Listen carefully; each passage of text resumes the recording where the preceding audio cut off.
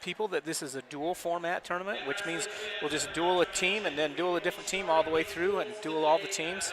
Makes it real easy for us to watch. We're excited to see it. We're excited to see the Braves this year and what they have to offer us. We've been told good things, excited for the season. I want to bring you up to date on just a couple of rule changes right as we get started, so you guys at home sitting there watching and all of a sudden we get a takedown and all of a sudden they award 3 points instead of 2 points, you know what's going on. That's a new change this year. So takedowns are going to be worth 3 points. We have back points where you get 2, count of 2, you get 2 points. Count of 3, you get 3 points. Count of 4 or 5, you get 4 back points. So you're going to see some scores wrap up in a hurry and just climb super fast. That's also going to make it really a lot harder for wrestlers in that last period to just cut a kid and kind of try to stay away from him, because if you're up by 1 or 2, you can get taken down for 3 and lose the match. So it's going to change some things a little bit. Another thing is you're going to see it a little bit more like college, where the supporting points, if we go out of bounds, a wrestler should be able to only have just like 1 toe in bounds and stay in bounds and still be getting points. It'll be a lot like college wrestling now. And I think that's one of the reasons they're doing that, is to make it line more with the college format. So there's just a couple of changes that you'll have to look for this wrestling season. A little bit of a change in coaching staff. We have Mr. Walker. I can't remember his first name. Can you? Boy, I Our can't new remember coach. his first name. I'm sorry. Coach Walker, I believe he comes from down in Kemmer, is where he's originally from down there. He was a stud down there. Excited to have him on our staff this year with Coach Clark and Coach Baker and Coach Perry. It looks like we are starting off this duel. The Braves will be wrestling Shelly Russets first round, and it looks like we're starting off at 190 pounds. But I don't think he has an opponent. Got a forfeit coming up, huh? Well, I hope they can find a wrestler. I'm a little bit biased on this one. This is Burgess wrestling at 190. This is my son. And he told me before the match that he was not going to have an opponent, but there is someone close to the tables, but that might just be the 215 or the 210. Excuse me, let's see here, the 215 weight class warming up, but we'll have to see if he's going to have an opponent here. Yeah, that's one of the things with the wrestling. You work so hard because you have to get so many practices in. You practice for like 2 or 3 weeks straight. You're finally excited to come out here and get a match, and then to get a forfeit. That's kind of a little bit of a letdown. Yeah, but at least we've got a dual format here this weekend that's going to allow for several different teams and opponents, and indeed it is going to be a forfeit. So that's going to put Star Valley up with the it counts as a pin. And yes. So therefore it's going to be 6 points.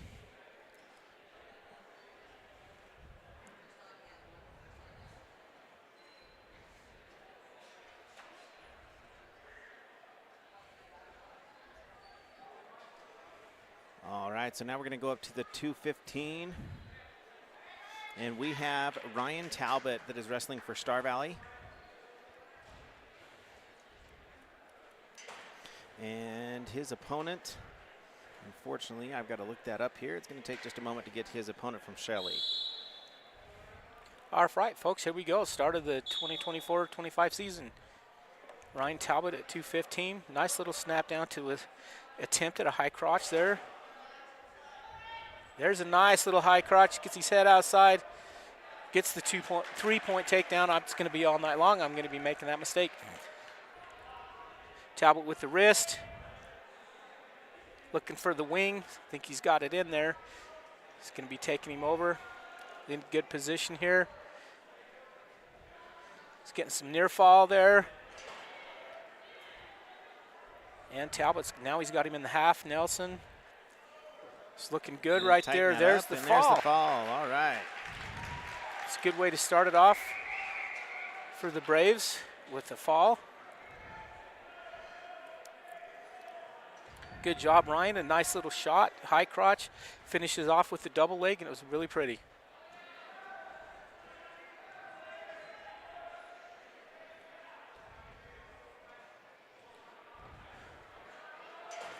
All right, now we're going to be moving into the 215 weight class, which is going to be Grant Thompson of Star Valley. And his opponent Got to keep track wrestler going here, especially with those quick pins that we've got going on. We are going to have Van Orden of Thunder, well, it says of Thunder Ridge, so this looks like this is just going to be an exhibition match, I would assume. That's what it looks like. They raised Grant's hand, so that means he'll get the 4-foot points, and then he'll go ahead and wrestle the exhibition against the Thunder Ridge kid.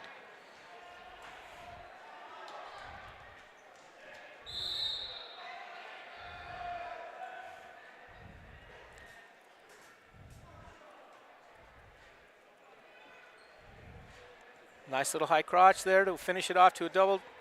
Looked just like last match. Schaub's looking for that far wrist. Now he's got the crossface on, looking for the barbed wire. He's got him over, he's getting his back points. In good position right here. That's pretty tight when he gets him up on top there, gets the head in the right position, and that's going to be a fall for Grant Thompson. Yeah. That barbed wire is not something that's fun to try to get out of, especially when you have someone as strong as Grant on top of you. So the Braves picking up 2 quick pins to start the duel off. Now we're going to jump down to 106.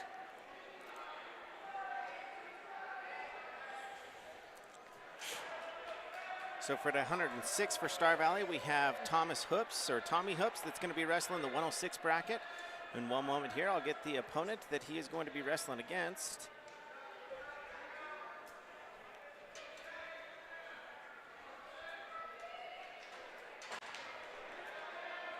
Looks like this is going to be an exhibition match as well as we've got a wrestler from Cokeville out there.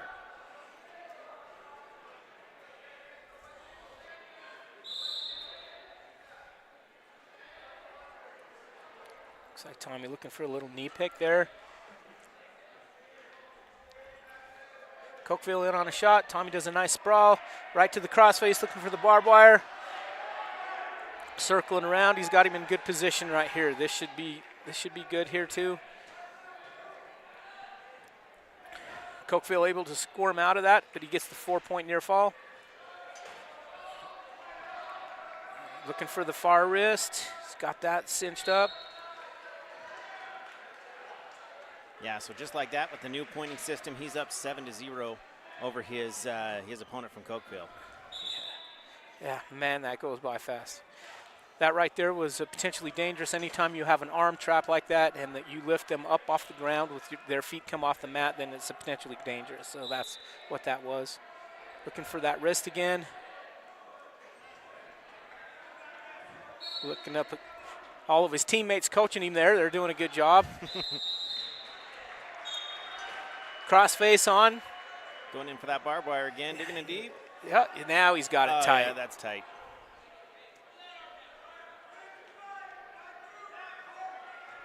So if he ends up with this fall here, we're going to have 3 pins all with barbed wires. That is true, yeah.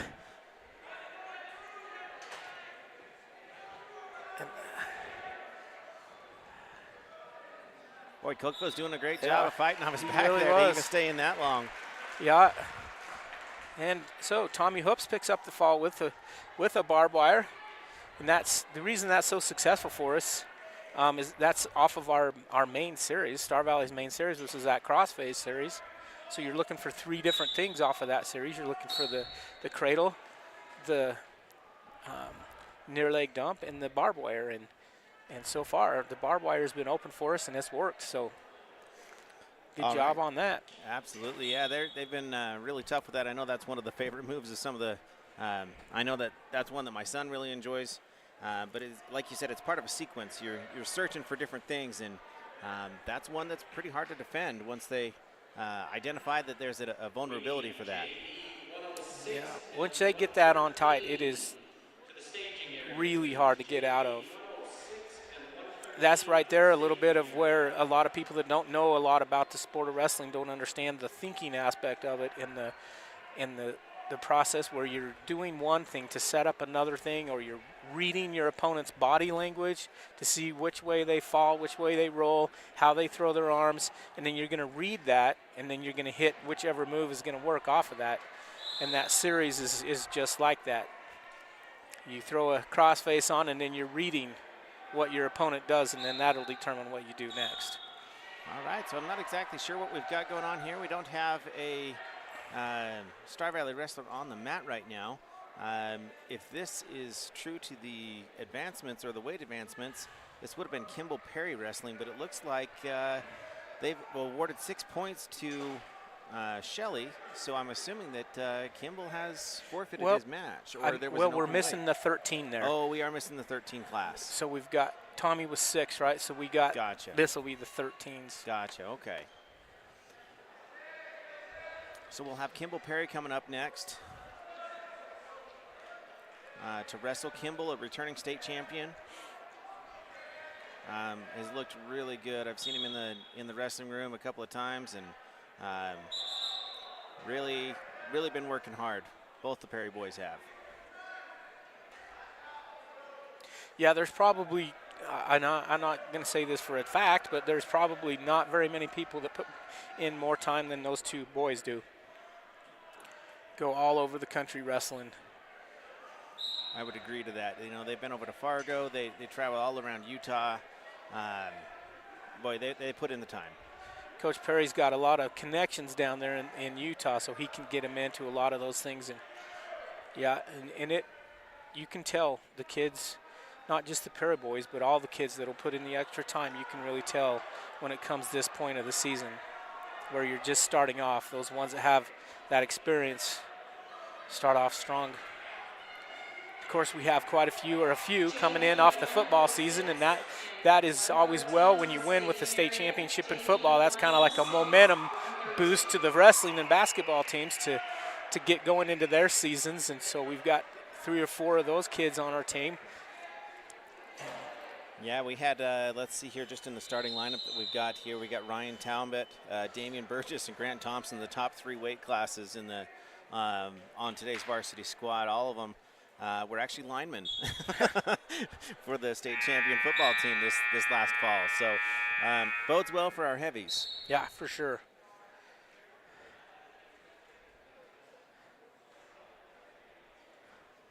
All right, looks like this Shelley match is going to go into second period here. Well, Shelley will get there. Maybe they'll get their wrestle-offs out of the way right here. Deciding for next weekend. Next weekend, Star Valley will be heading down to the, I believe they call it the Davis Tournament. It's going to be in Farmington, Utah. And a big tournament, a lot of teams down there that are going to be at that one. I believe over 20-plus teams. Should be a great tournament for Star Valley to kind of fill out their opponents and see where they're heading in their weight classes and where they're going to be for the season. Yeah, and it's good to get down there into Utah and over into Idaho and wrestle a few other kids, because otherwise you get stuck in Wyoming, you're wrestling the same kids over and over again. So it's nice to go down to those other tournaments. And that is one nice thing. You know, we're over on the secluded side of Wyoming here. We wrestle a lot of the eastern Idaho kids, some of the northern Utah kids. And we really don't see a lot of the Wyoming kids until we get closer to regionals, you know, Ron-Thon regionals and state. Of course, we have the great opportunity of hosting regionals this year, so they're going to have to come to us. But yeah, we typically don't see the Wyoming kids until a little bit later in the season. Yeah, and I'll be honest with you, it's going to be good to see those schools have to travel over here for once. You know, last year was a traveling year for Star Valley. We were over in Casper, I think 4 straight weeks over that side of the state, Casper area. And it's okay, but it's nice to stay home every once in a while and have a home meet here. For sure. I remember that first year we went 4A way back when I was still coaching. There was a year that we had, I think, 5 trips over Togety in a row, 5 weeks in a row. It was just like, oh my word. So it's good to see them come over here. All right, we're getting ready to go at 120 pounds now. Kimball Perry, his opponent from Shelley. And his opponent is going to be Blamforth from Shelley. And so this is, oh, yeah, this is not an exhibition match. I forgot who we were wrestling here. And this is a tall, lanky kid. Kimball with the snap down, puts his head in the well really, really well. Skirts around the backside, gets around, gets the 3-point takedown. Looking for the crossface, not there. Going back, trying to get the arm pry there. He's got the wrist up, I believe.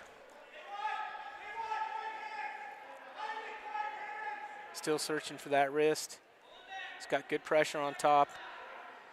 There's the crossface coming again. Doesn't quite get to that elbow. He's got to get down a little lower on that arm. Bottom opponent does a good job getting hand control and getting out. Well, he really does have Tell by a good 6 inches. That's a little bit more difficult for Tell to, to get to that elbow. Right.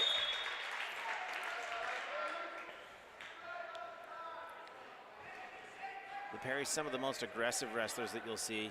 You're not going to see too much. Usually you don't see a lot of dancing around from the Perrys, but we got a little bit right now from Kimball. Looking to set up his shot here.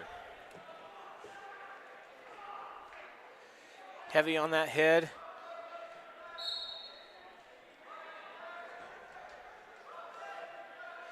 This his from what's the wrestler's name from Shelley again? I'm sorry. He's doing a really good job with hand fighting.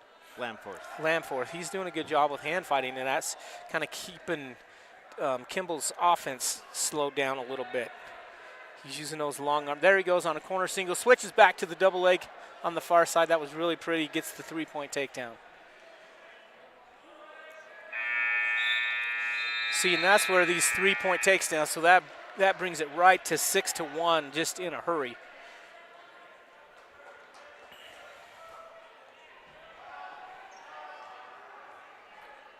That was a really pretty combination right there. Corner single, switch back to the double. That was pretty.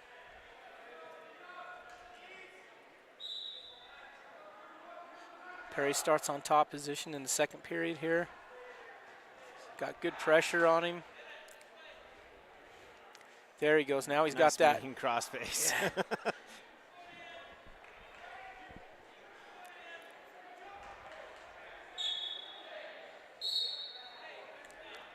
See how he's got those hips glued right in tight. That's really good top position. That makes it a lot harder. It makes that bottom wrestler have to work a lot harder to get up. Lamforth got that length where he can push back into him, but Kimball's got that really good pressure going forward. Now Lamforth with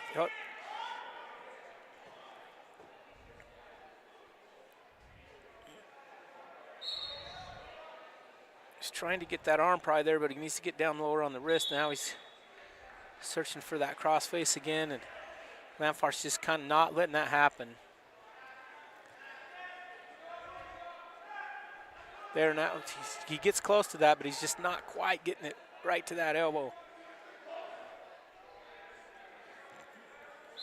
His opponent's doing a really good job every time Kimball goes for that hard crossface. He's kind of spreading out that base a little bit with his length and making that shoulder, that elbow a little bit inaccessible for Kimball. He's got that wrist now. He could be looking for a tilt on that, but ran out of bounds there. Looks like we got about 46 seconds left in this second period. Kimball's doing a really good job holding him down, but Lamforth's doing a really good job not letting Kimball get any points off the top position.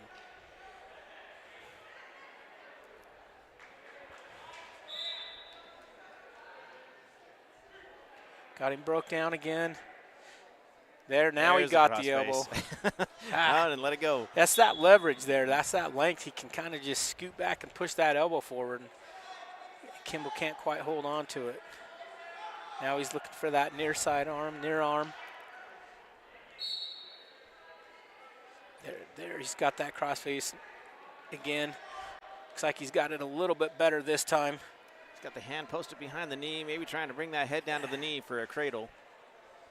But he's pretty long. That's going to be pretty hard to do. Really long. And he's got those hips right glued to the mat, so it makes it a little bit harder.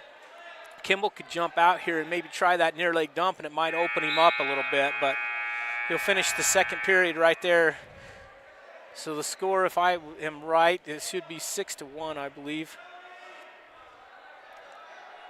Looks like Kimball's choosing neutral to start this third period.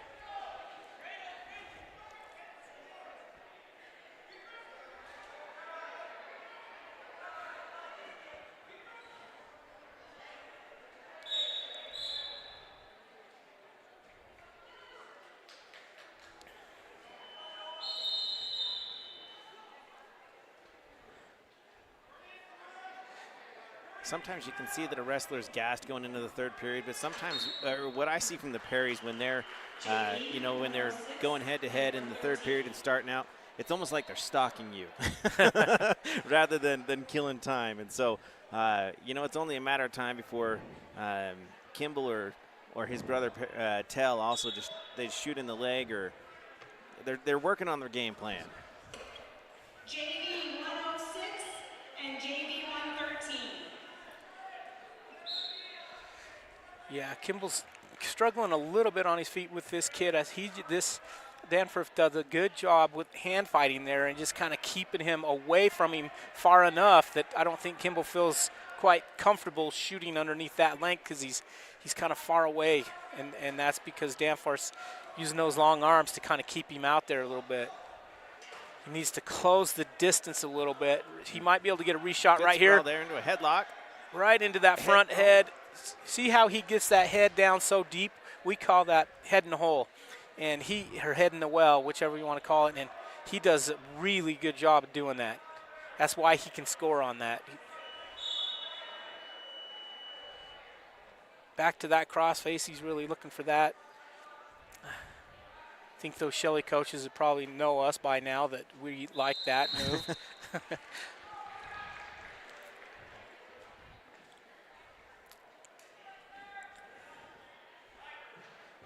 Danforth builds up to his base there. Tell's got the wrist, but he can't quite get it rolled underneath right there. I'd like to see a little bit more effort of that bottom kid to kind of get out a little bit. He kind of just, and that would open him up just a little bit, but he's probably pretty tired. Yeah, yep. Tell was on top that entire match. I don't think Baumforth got on top at all. Good match for Kimball Perry, picking up the. If I have the score right, I can't see a score. 9-1, I believe, is what we ended up on that match. It's a good match by Kimball.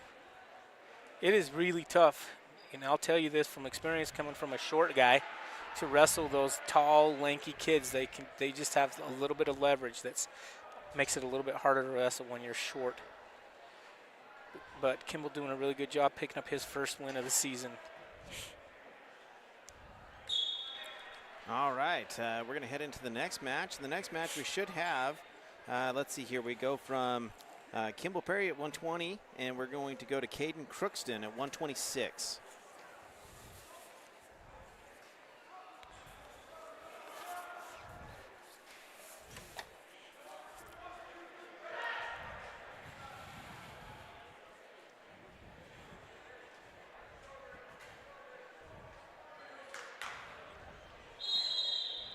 I think Caden's just a sophomore, isn't he? Is he same age as He is. Kimball? He is a sophomore.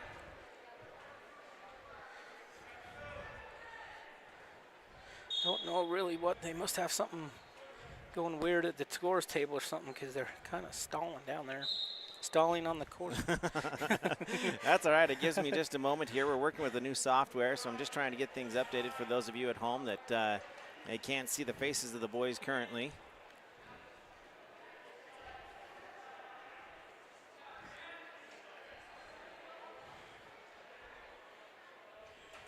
Looks like while we're taking this little time out for a second, I'll just take a second to congratulate the girls wrestling team yesterday once again for their win of the Braves Brawl they had yesterday. They had a lot of girls out again, had some good teams here. That one was at Thunder Ridge that had just quite a few girls here. Oh, they did. And had some really good competition for them, but I think our girls pulled it off by something like 45 points or something like that. So really good start to their season once again. Coach Waldron and staff has got a good start going there with them. Yeah, and I think we had 6 individual bracket champions. Oh, awesome. So, that's a great start for the Lady Braves. All right, we've got Crookston coming up here. And we're going to get his opponent here in just one moment as soon as we can get track wrestling to update here. His opponent is going to be Peterson from Shelley. In on a nice single leg there. See what he did. Good sprawl, and Shelley's got the head. 3/4 Nelson on, pops him over. Crookston back. That's good. He give up the takedown and not more points. That was good there. So Shelley will pick up the first 3 points of this match. Christian building back to his base. Shelly's throwing the legs in, riding those hips heavy on him. Crookston's doing a good job battling there, needs to keep those elbows in tight. If he keeps those elbows in tight by his side there, he can avoid getting scored on there. But as soon as that kid gets his hands underneath those, there'll be a unsportsmanlike conduct probably right there. Yeah, he's getting a little bit aggressive in there. Crookston did a really good job doing exactly what he should do by keeping his elbows tight, and the Shelley wrestler was not liking that. So he was being a little bit aggressive there with Crookston's head, and the referee did not like it, so he called the call on there. So it'll be 7, let's see. 1-3, 1-3. I see that other scoreboard over there. It throws us off. Continue wrestling here in the first period. Shelley's got his legs in once again, trying to do that hip flip. He's trying to get Crookston's hips over right now. Crookston's doing a really good job defending it. Yeah, maintaining his hand control underneath and that not kid, allowing too much leverage. Yeah, he did get under that on arm, and that's usually all it takes to get him over, and he's got that half on. Yeah, got the scissors in the half. Ball. That's tough to get out of there. Yeah, that was a good job by that Shelley wrestler using his legs, getting underneath the arm, getting that half on, and Shelley will pick up the fall. Crookston was doing a decent job down there battling.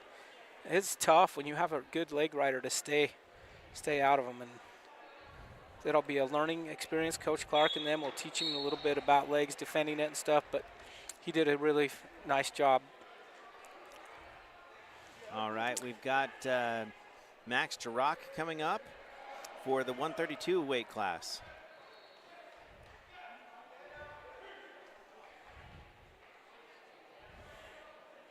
Got some good athleticism in this family. He's got a sister running track up at Duke, I think. Somewhere like that. A super good track athlete. He looks well put together. I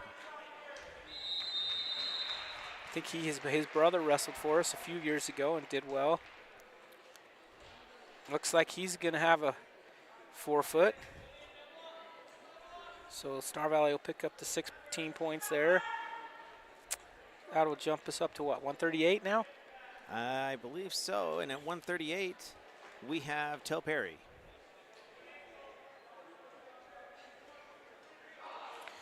Tel Perry, this is the brother of Kimball that just wrestled. Kimball's a one-time state champ. Tel is a two-time state champion. He's a junior, heading into his junior year. And so we'll get to see Tel for the first time this season. And here we go. Kid's got nice heavy hands, looking for a high cross on Tel. Tel does a good job sprawling, getting to that front head. This is where the Perrys love to be, right here. This is their favorite position to be. He's cranking on that head. See how low he gets that head in those ribs? And that's just like perfect position. Then he'll be searching for that leg, which he gets to. Almost got to. Shelley does a good job countering. Almost gets back out around. Almost back to his feet, but Tel's doing a really good job holding him down with that front head. Ref's going to call a stalemate on that.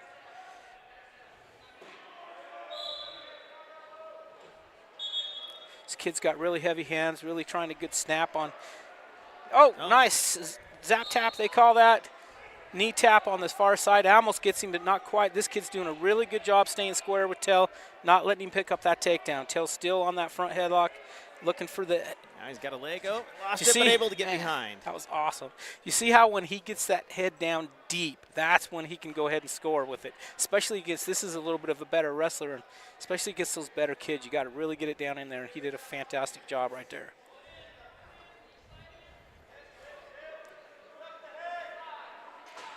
Once again, folks, I will remind you, if you see wrestlers getting a little bit tired, just remember it's the very first match of the season.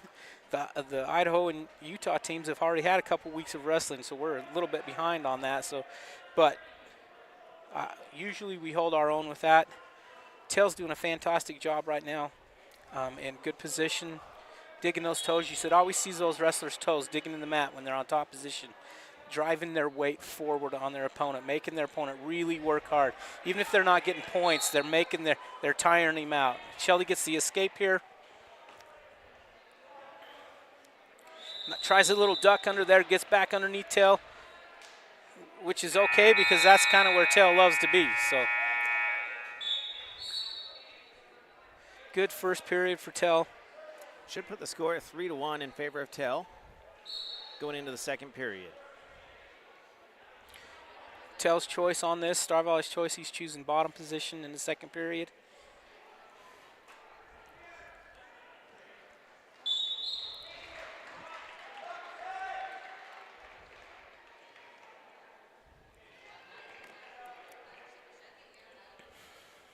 So Peterson is his opponent from Shelley, Clark Peterson. I think this is the second Peterson we've had here. So it is. Nice switch right there by Tell. yeah, Peterson got a little bit loose, and Tell took advantage of it and got the switch. Now for the point system, the switch or the reverse did not change, right? It is still it's 2 points. It's the same, yeah. Nice job there. Gonna get some near falls. Peterson gets to his feet, tail switched off down to a single leg, lifted him up, and then tried to get on the Turk on the way down. Didn't quite get to it, but now he's got the crossface on, looking for that barbed wire. He's got both hands on it. He's got it good and tight. Now Peterson's doing a good job. That's exactly what you want to do defensively, is you want to get up to your knees. Yep. If you stay down there on your belly, you're in trouble. But he did a good job getting back up to his base. And now Tell with the blanket right on. Peterson's got a really good tripod stand-up, if you see that. I wouldn't be surprised to see Tell cut him loose here. Yeah. There we go. It's probably the #1 stand-up in college wrestling is that tripod stand-up, and he did a really good job. Now he's in on a double leg. Tell's sprawling. He's got the ankle on the far side. Peterson's in a good position, but Tell's still on that ankle. No points awarded yet. And this is where the parries are impressive, because they wrestle through these difficult positions here and don't give up points, but he just did.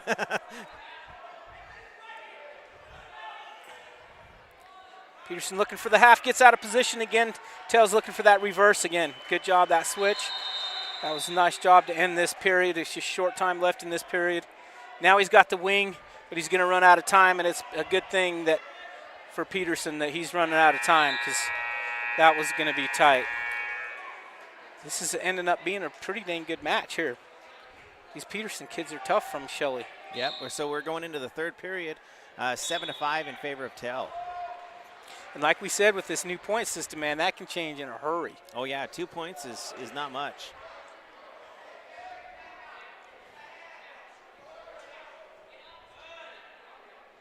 They're looking at the score table here, seeing if they may have missed something in the point system.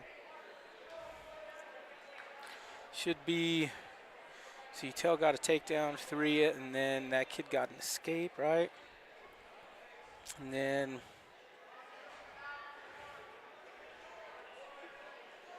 maybe it Tell should be got 7-4. He got 2 reversals, so we should have 7 at least. I think Tell's score is correct, but Peterson, so he had, he's had 2 stand-ups. 2 stand-ups and a takedown, so he should be 5. He So should be 5. I believe the score is good.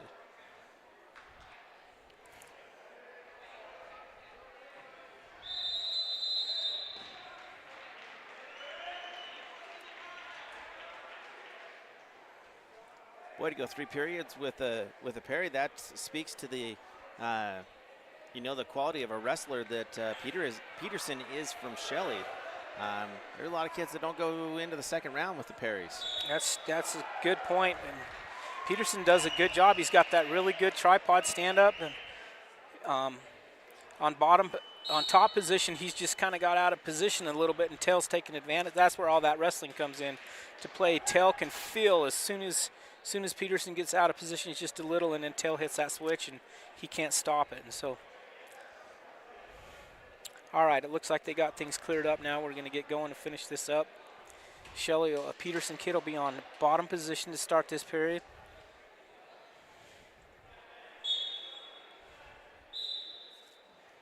trying for the, he's right back into that tripod stand up again and gets the one escape. We need JV 132 and JV 138 to the And that brings the stage. score really close to 6 Peterson to tries a 7. little shot there. Tell counters, gets back on the front head, gets around, almost has his nice little hips up and go there.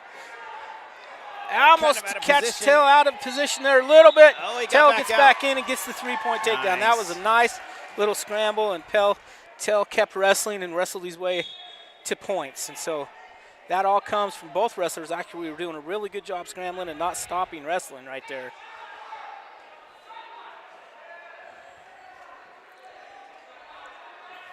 Once again, Peterson from Shelley getting that tripod up. And with a little bit of added height, it makes it a little bit difficult for Till to maintain that top position. Tell's got him broke back down now, working top, keeping his weight on him. Like I said, one of the victories here is not necessarily points, is tiring your opponent out. He's down there trying to get up, and you got all that weight on him, and it's tiring him out. Tell's doing a good job with that blanket ride right here. Coming up on 35 seconds left in the third period. Tell's currently leading now 10-6 over Peterson from Shelley.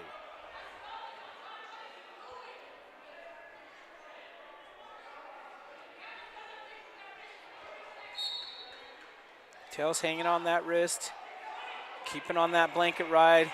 It's making it a little bit harder for Peterson to get that tripod stand up. He's still going for there. He goes again, tries the hips up and go, but didn't get his leg cleared that time.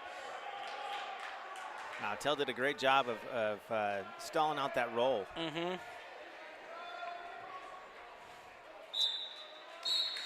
All right. Good win for Tell Perry.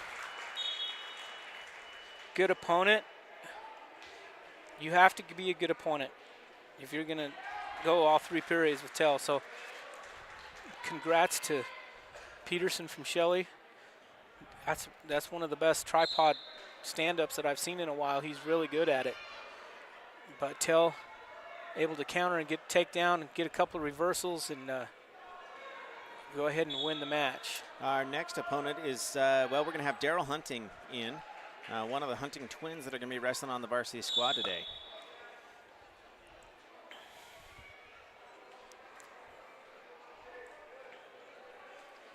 And Daryl's going to be wrestling in the 144 weight class. Shelley must have some tall genetics down there because this kid's another 6 inches taller than Daryl is too.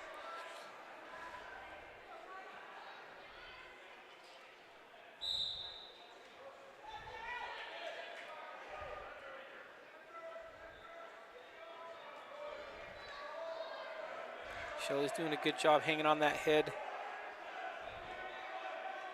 Daryl's working that head, trying to set up a shot. Just hand fighting right now. Both wrestlers doing a decent job.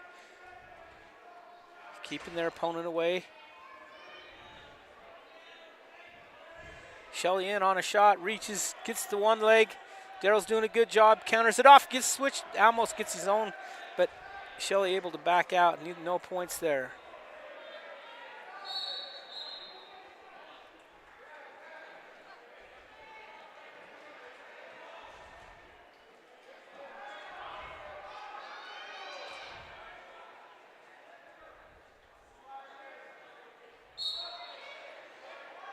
Neither wrestler right now they're trying, but neither one of them can kind of get the setup right to really get a good shot. They're both trying pretty hard hand fighting, but nothing's opening up. They're staying tight.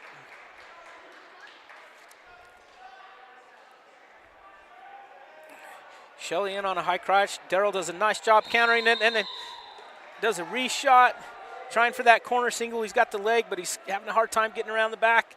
He's still circling. So now he's back. He's got it picked up. We'll see if he can go ahead and score here. Does the trip, gets around, should have the, The ref does award it. Maybe a Yeah, little bit there he early, does. but there he But he goes. does get it. Good cover there.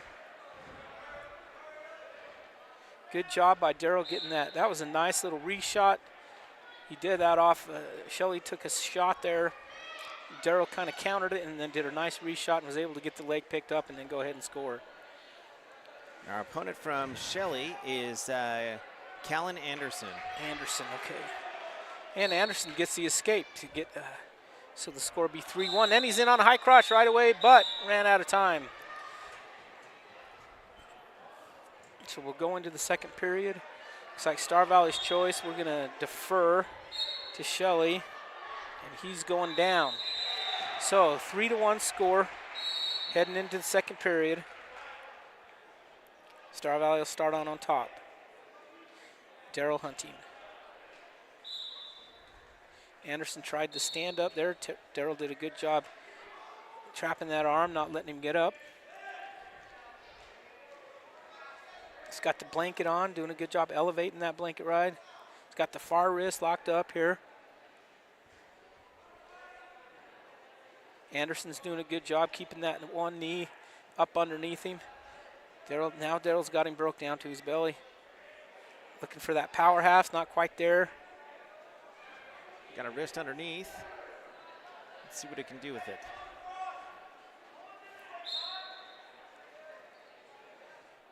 Anderson looking for hand control.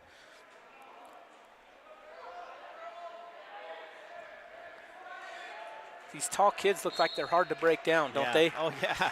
And hard to turn the hips. They glued right to the mat.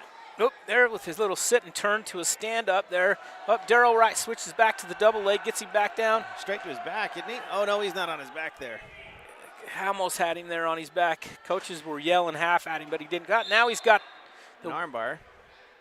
And gets stopped for, he's given 1 point to red.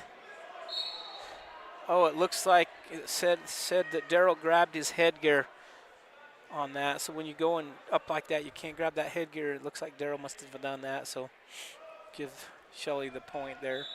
Brings the match pretty tight. Daryl leading the match currently 3-2 over Anderson of Shelley. Looking for that crossface. Got the elbow now on it.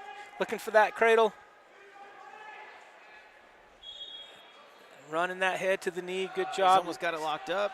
It's close. Oh, he's got it locked. There he goes. Scoots his hips out. There, he got the fall. There we go. Great match by Daryl. We'll see his brother Lane here in just a few weight classes. Nice job, Daryl. Way to start the season off. A good old Star Valley crossface cradle. Did a good job scooting his hips back away from the opponent and getting the knee in the ribs there to finish it off with the fall.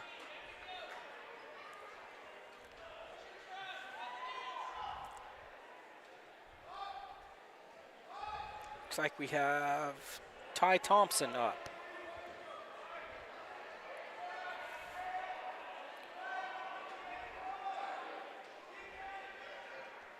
What weight class we at now?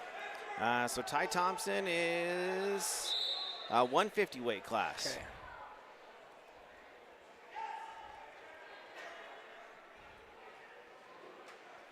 Ty Thompson looking for that low level, gets in there, gets it, gets onto the double, and gets him taken down for 3. Nice job there. Now he's got the Turk on if he can use that. Now he's switching to a cradle. Man, he's got that kid in like a double stack kind of cradle, something. I don't know, but it was tight. He rolled right over both shoulders and was there just long enough for Ty to get the fall. But that's, geez, I don't even know if I've ever seen that before. It was like a double, had both legs in the cradle, and then he did a stack with it. So, and it was tight. So, nice job for Ty opening up his senior season. All right, and now we're going to see a Lane Hunting, twin brother to Daryl that we just saw on the mat.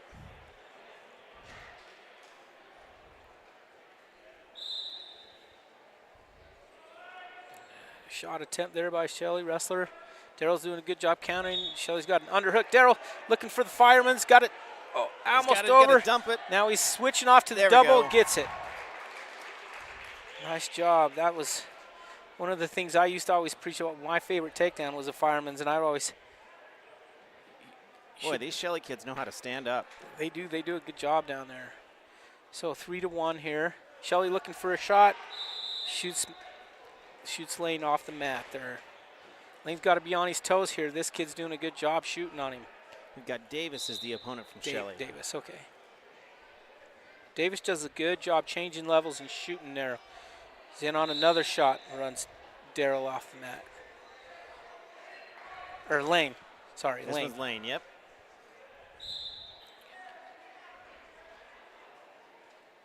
Nice little attempt at a drag right there to a double by Darrell. Davis doing a good job countering. He switches to a single leg himself. Now he's around behind him. There he gets the takedown.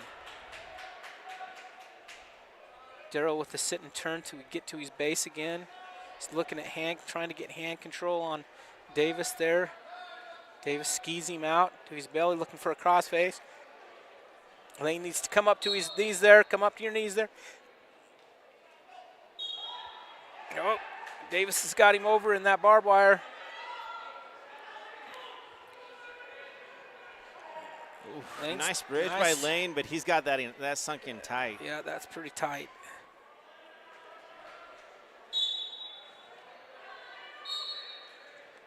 Davis is in a really good position here, and there's the fall. So there,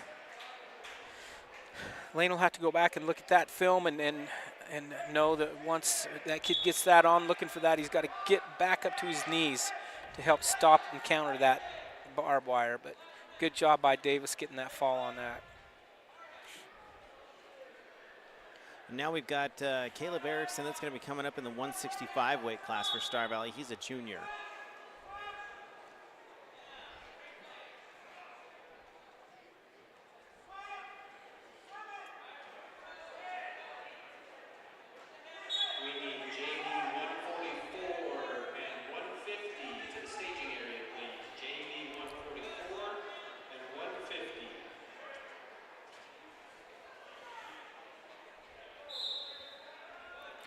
Erickson with a quick shot in on the single leg, gets the takedown right away on his Shelley opponent.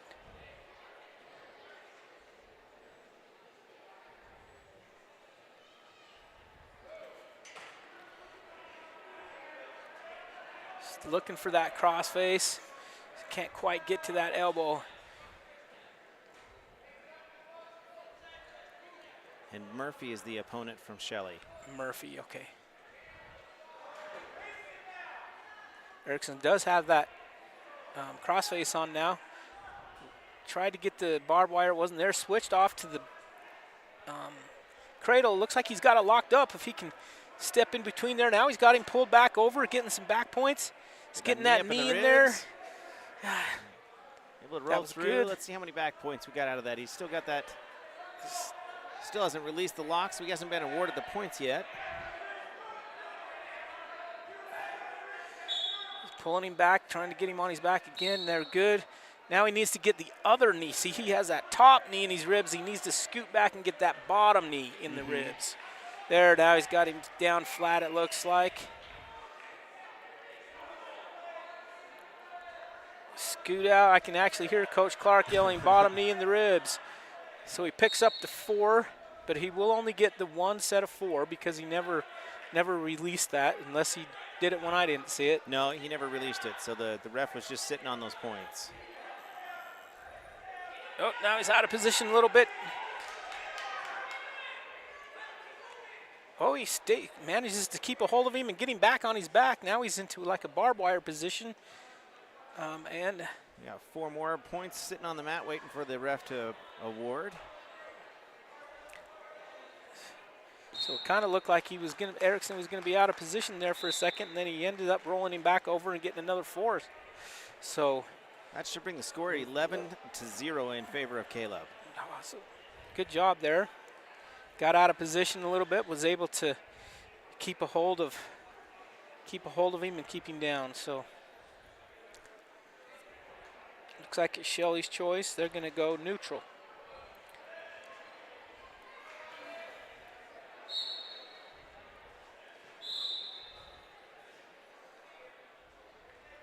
Looking for a high crotch there. Ooh. That was Erickson. A little bit of kind of a sloppy one. The leg disappeared as he went to reach for it there. There, now he's in on a double leg again. Is able to get him taken down. Picks up another 3. So just like that, he's up to, what, 14 now, right? Yes, 14-0. So 1 more point will make it a tech fall. He's looking for that. Now he's looking for the half on this side over here on the right-hand side here. Looking for that power half. It looks like he's getting close. He's got the half in tight now, switched off. Almost got him over. Chest to chest there, pushes him over with his chest. That's a good job. That should do it. And he'll win one way or the other. If he doesn't get him pinned here, then he'll win by tech fall. So, but he's got it pretty tight right here. So a lot of time left in the period too. We got just under a minute left. And there's the fall. So Erickson picking up the fall for the Braves.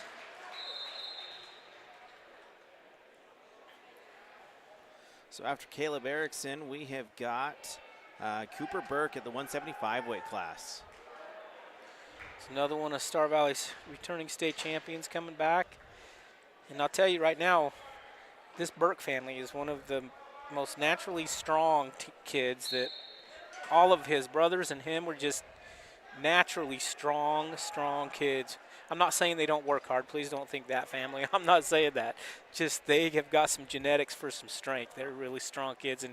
And I refer to them, and I talked to their mom the other day, and I said I refer to them as Hurricane Burke because, man, when they get going, they do not stop. Looking for that Russian tie here early off. Now he's into a double underhook. Nice little jab fake there. Looks like he's looking for that underhook, wants to work from there. Now he's got the Russian back on, looking for the fireman's out of it. Nice job, takes him right. Looks like he's gonna cut him here, get a couple takedowns maybe.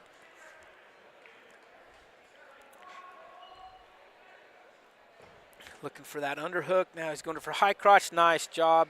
Gets another takedown.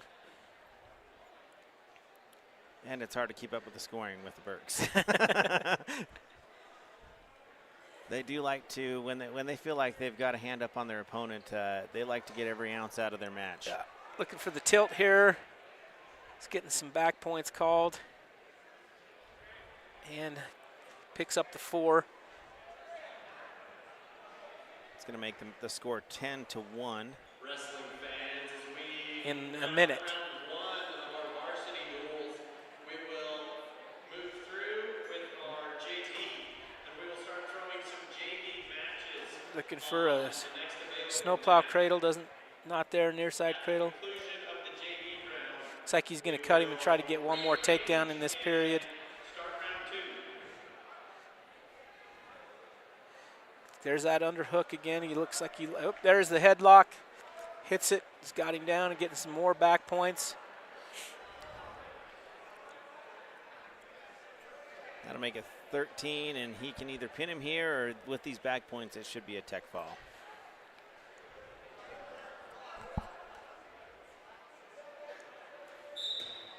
And picks up the fall. So Cooper Burke I think that's the last match, right? To end out close the duel up. It does. Picking up a fall.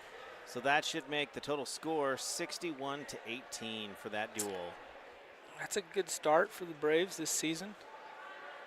So far, the first duel, I telling you, they looking pretty good. We've got some talented wrestlers this year. A lot of experience on the team this year. So we've got, let's see here, 1, 2, 3, 4, 5 seniors, all wrestling above the 144 mark. And then we've got 2 juniors in there, and then the lower weight classes, we've got 4 sophomores. So, a lot of experience out there. We've got 3 returning state champions, and a good portion of this varsity squad qualified and placed at state last year. So, yep, so it should be a good, fun season for the Braves. We can keep them healthy and 165 and 175 to the staging area, please. so that'll bring it into the first round. And looking good. I think Coach Clark's got to feel happy with that first duel. Kids looked good, fought hard. That's usually what you see out of the Braves. You see kids that don't give up. They get out there, and even if they do lose, they're fighting and trying the best that they can, and that duel certainly showed that. So if we started at the 190 weight class on the last duel, that means that this coming duel we should be starting at the 215 weight class. Yeah, and that's always good for you, Dad, when you have your kid has to go last. The last guy. Especially if it's really close. No, I'm just hoping that he'll get a match in this one. You know, you get up into those upper weights, and some of these teams just have a hard time filling a full 14 weight classes. You know, I don't think that Sugar Salem or Thunder Ridge will have issues filling that weight class. Shelley sometimes struggles with those higher weights. But I think that was the only forfeit of the whole.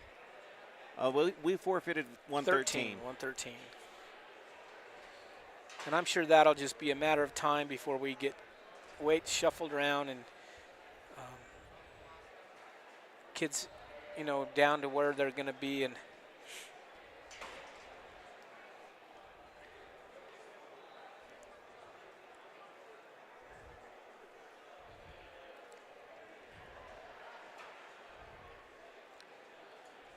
it's good to see. It's kind of, these coaches are never not coaching almost.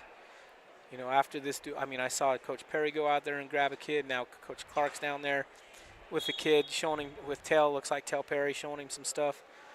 And that's one thing that has made this Coach Clark's staff really good in their program, is that they're always coaching the kids individually.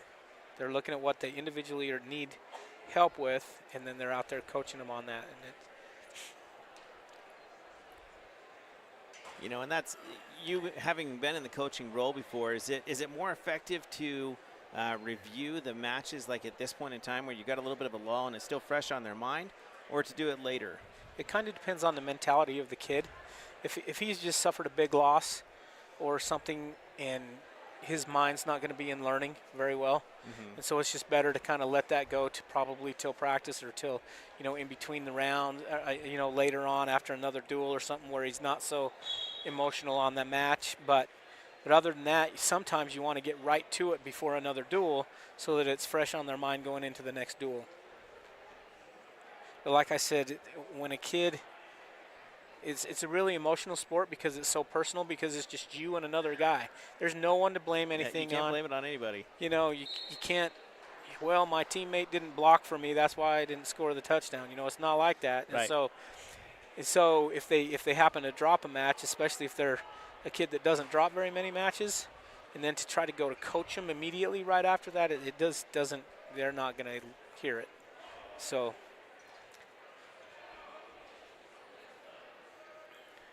You know, and it's such our coaching staff, they have such a great finesse in that they can offer correction, a little bit of coaching without, you know, the last thing you want to do, especially in this situation, is demoralize the kid to the point where, you know, he's got 3 more matches today.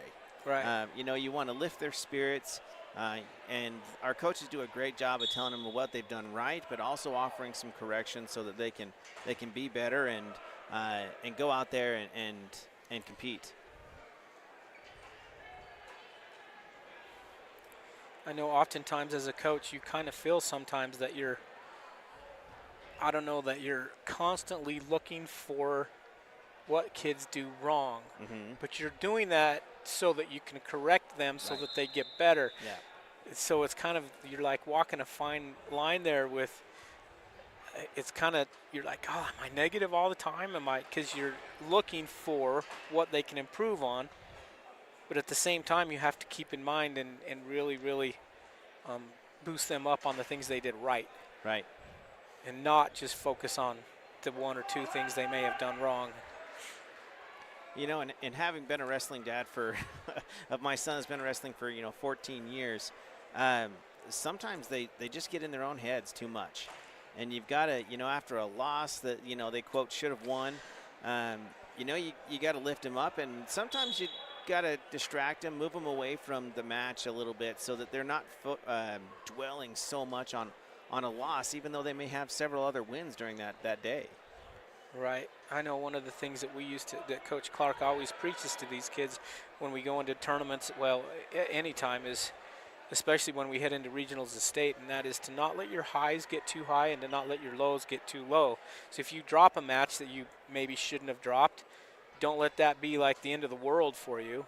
And then if you happen to maybe win a match you weren't expected to win, don't let that be like you won the world championship. Right. So just kind of stay right in the middle, and that way your emotions don't hammer you as hard as they can if you get too high or you get too low. Looks like they're going to wait to finish up these few JV matches down there on that far mat before they start up the next round. Do you know who will be dueling in this next round? I don't, but judging by who's kind of filling in on that far bench on the left-hand side there, I'm assuming it's going to be Skyview. Okay. Looks like I see our old head football coach down there, Coach Chris Howell, down there talking to Coach Perry. He won a few state titles here as the head coach. That's one thing that I think successful schools figure out. I mean, you look at the top football teams in the 3A and the top football teams in the 4A. You got Sheridan and us, and both of those teams have really strong wrestling programs as well. Oh, yeah. And how those two programs can feed off of each other and help each other. And I think Star Valley does a good job of that. Those kids come in, in good shape from football, having had success, having had good, awesome coaching from Coach Young and staff, and then they come in here and Coach Clark and staff just continue that. And it really is a good opportunity for these kids to be part of these programs. It really is. In football, we've got Cody that I think Cody makes Star Valley better. For and sure. I think the Star Valley makes Cody better. And at the same time, there's an immense amount of respect there, even though the rivalry, if you will, helps you become better. And we have some of those in the wrestling here. You mentioned Sheridan. Over the years, I know that we've had with Cody and Douglas and Powell and whoever rises to the occasion. But having these good teams in mind and understanding what they're doing and planning for that makes you a better wrestling team going at it. And what a great wrestling tradition we have just in the state of Wyoming in general. Let alone with some of these schools that really have that, being Gillette and, the Gillette schools had their reign for quite some time. Sheridan lost a lot of guys this year, but they're still going to be a strong team. Green River, man, they've got a couple of returning state champions, and they're going to be moving up to the 4A class this year. It's going to be a whole different 4A tournament, I feel like, this year with 3 more schools moving up. Yeah, I got looking at our regional tournament and the teams that are coming to our region, and our region is going to be a good tournament. Yeah. They call it the Western region, but I think we have like 2 of the Casper schools. I think we have the Casper schools in our region. Yeah, both Casper. And then Green River coming up here. Uh-huh. And yeah, it's going to be a good Riverton and then Rock Springs.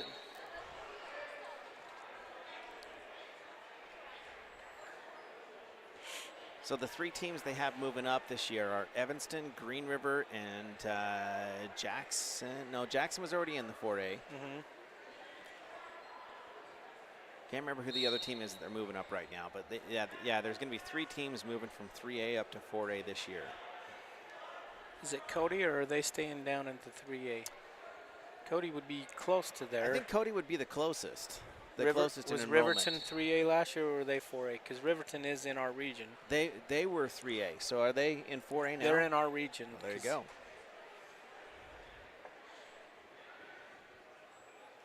Yeah, they had me doing some designing for the regional shirts, and that's the only reason why I know what I saw. The teams that was coming up. Yeah, I do feel like it hurts the 3A weight class, but at the same time, I wouldn't want to be on the board that decides on which teams go up or down based on enrollment and to 3 and 4A. Because you have schools that are they're kind of in the void, and that's where Star Valley's at. Is they're kind of the smallest school in 4A, but yet by far the largest school in 3A. And so where do you put them? And right. I think now with the growth of the Valley I think 4A, we're going to be in 4A to stay. Yeah, it would surprise me if we're not. In fact, I was listening to the radio broadcast the other day, and sounds like there's a good chance that they will be moving football, which is the only remaining sport in Star Valley, in 3A. And the only reason they kept it that way is because they had an even number. But this year they're going to be moving up, or it sounds like they're proposing to move up 2 more teams up to the 4A region, or 4A bracket, which would put Star Valley up in that 4A. We do have a couple of wrestlers here. Since we've got a little bit of a void on mat 1, I'm going to swing over to mat 2 here on the bottom right of your screen. See if we can just get a little bit of some of these other Star Valley wrestlers. We got some JV wrestlers filling the time right now, allowing the varsity squads to rest for just a moment in between duels.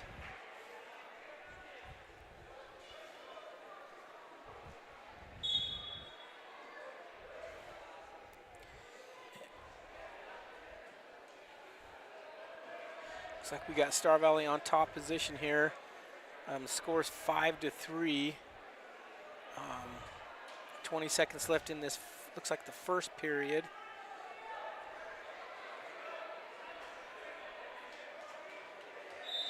And I apologize if we don't get the names of all these kids. I don't have a list in front of us of all these JV kids. So if we know them, we'll start calling their name, but we might not recognize all of them, and we apologize.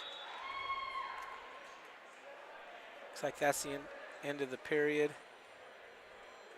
Shelly's choice. And what's great about the Star Valley team is they're deep. We've got, they had wrestle-offs, and when you have to wrestle off 7 or 8 weight classes, that's a lot of wrestle-offs, isn't it, Coach? It is.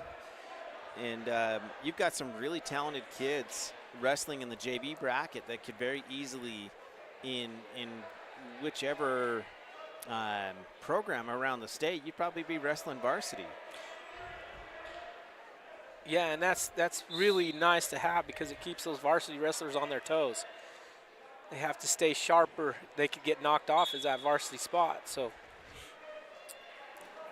looks like Star Valley's. I'm going to swing back to mat number 1. I believe that is Philby down here. He's got his guy in a barbed wire, it looks like. He does. He's got him wrapped up pretty tight there. Get up off those knees and put that pressure right into the chest. There he goes. Just like he was listening to you.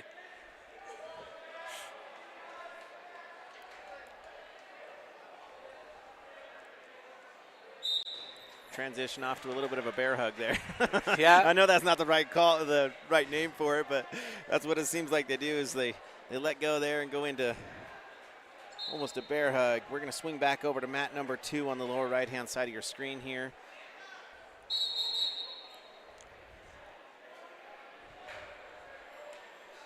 Looks like Star Valley just got that over there just in time to see Star Valley hit a full Nelson. I'm not.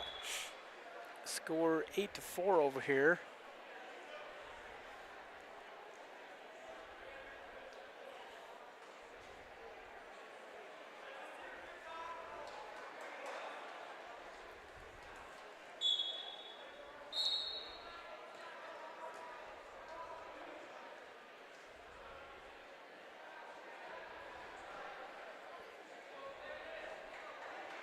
This is one of those tough times as a coach. You got 4 mats and you got 4 kids going. Oh, yeah. At the same time.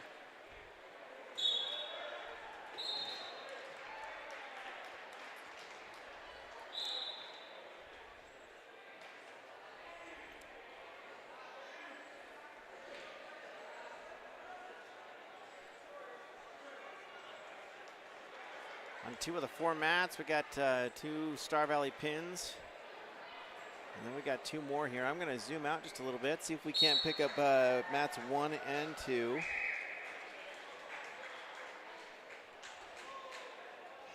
Both have Star Valley JV wrestlers out there. Looks like mat 2 just ended with a Star Valley victory. So we're going to zoom back in and come back down to mat number 1.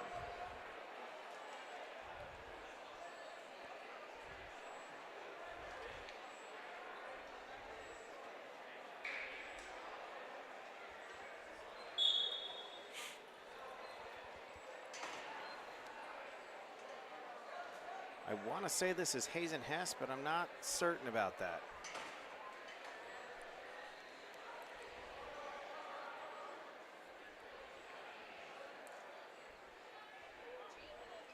Looking to hook up the cradle. There we go, running around the head to the knee. Getting some back points out of the cradle and a fall. Nice job. Now we're gonna swing back over here to mat number 2. We've got another wrestler coming up.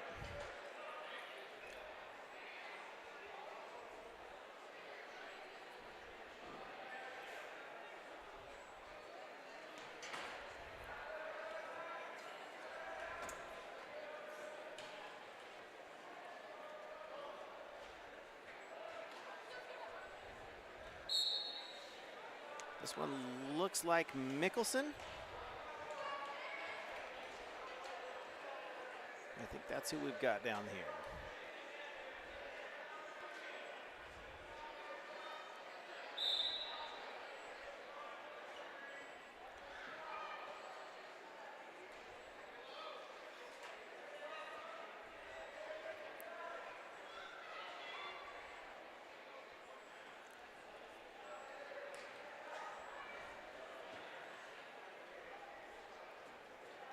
Nice little high cross shot right there to the single leg. Circling back now, gets his takedown. Nice little series right there. Good job. He's got that far wrist pulled up now. Now if he, oh man, that half is right there, but now he's going for the crossface, but his opponent gets back to his base. Now he's looking for that crossface again. Got it locked up, looking for that cradle, running the head. Looks like he's got it on. He's getting, too much momentum. Oh, he's able to stay with it and come out and without getting up any points. That was good there. He was swinging back just a little too hard that time. Nice trip return there.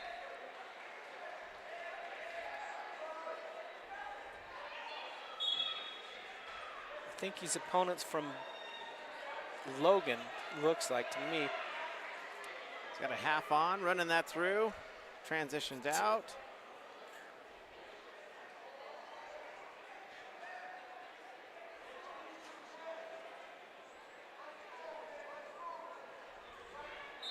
Got that wrist locked up. Ran out of time. So it looks like it's 3-0 currently, and I do believe that is Mickelson for Star Valley and his opponent from Logan, it appears. Going into the second period here. Star Valley's going to defer. Well, nope, changed his mind. He's going to go down.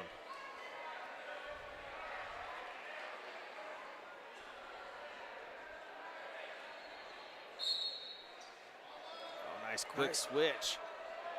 Yeah, gets the 2-point reversal.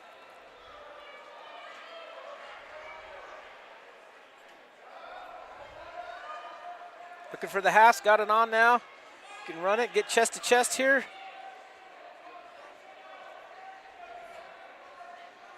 Kid's a little fighter down there on the bottom. Yeah, he is. He's trying to control the arms. There I think he's got the head, but the arms are still kind of flailing a little bit. There, I think he's looking in better position right there now. He should be close here. Got a lot of time to work with here. Just, there he goes.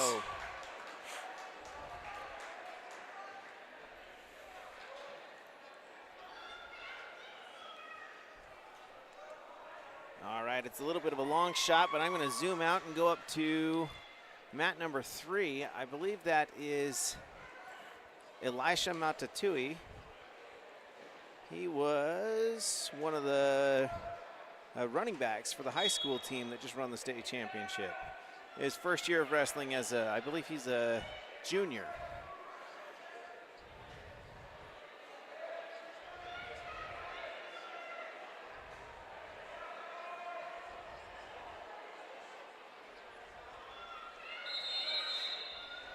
Those are really good kids to get and recruit onto your team.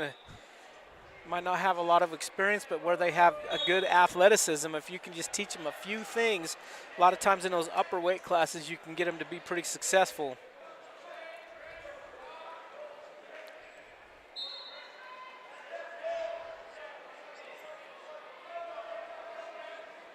Could be wrong if that's who it appears to be, but it is quite a ways over there. So I'm not. Forgive me if that is not who who we're watching here.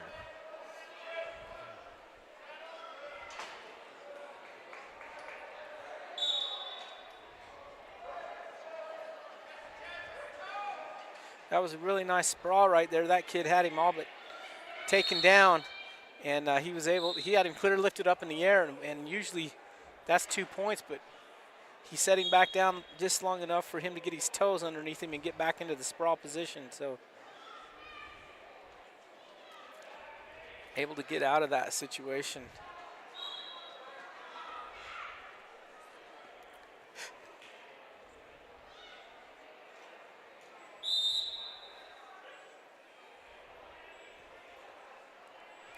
He's on that front headlock. If he could get him up, it lets him out on that.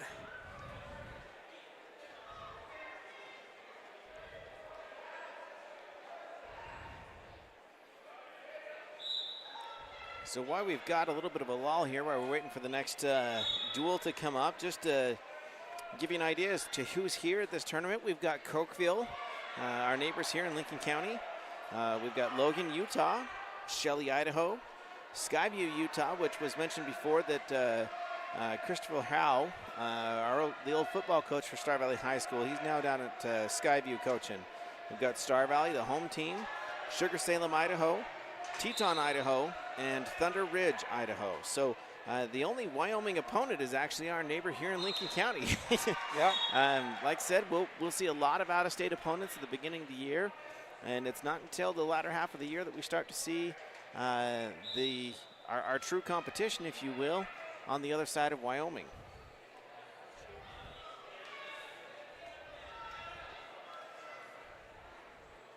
All right, we're going to zoom out here, see if we might be able to catch that far mat. It is too far over there for me to be able to see who that is, but he just came up with a pin.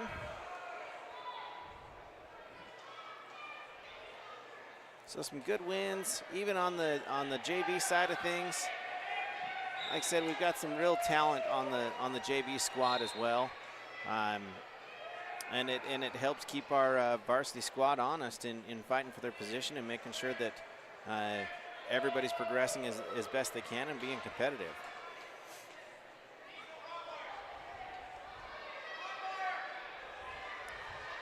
Yeah, that's super important. You can't say enough for your JV kids being there and having a lot of them, not only to push wrestle off wise, but also just you have people to practice with.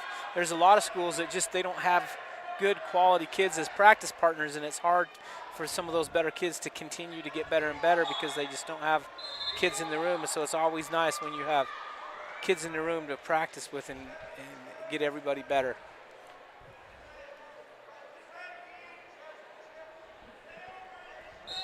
One thing that I do love about Star Valley is we have some, because of the tradition here, some of the old wrestlers, state champions, collegiate wrestlers from Star Valley come back and wrestle in the workroom and work out with these guys.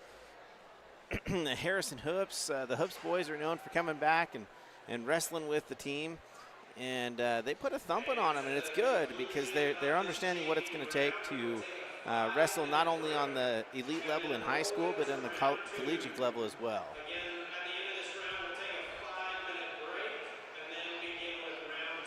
Looks like we're going to take a 5-minute break here now that we've finished up with some of the JV matches, and then we will head into the next duel. It looks like Star Valley will be dueling off against either Sugar Salem or Skyview. I would go and find out, but we're going to take just a quick break here.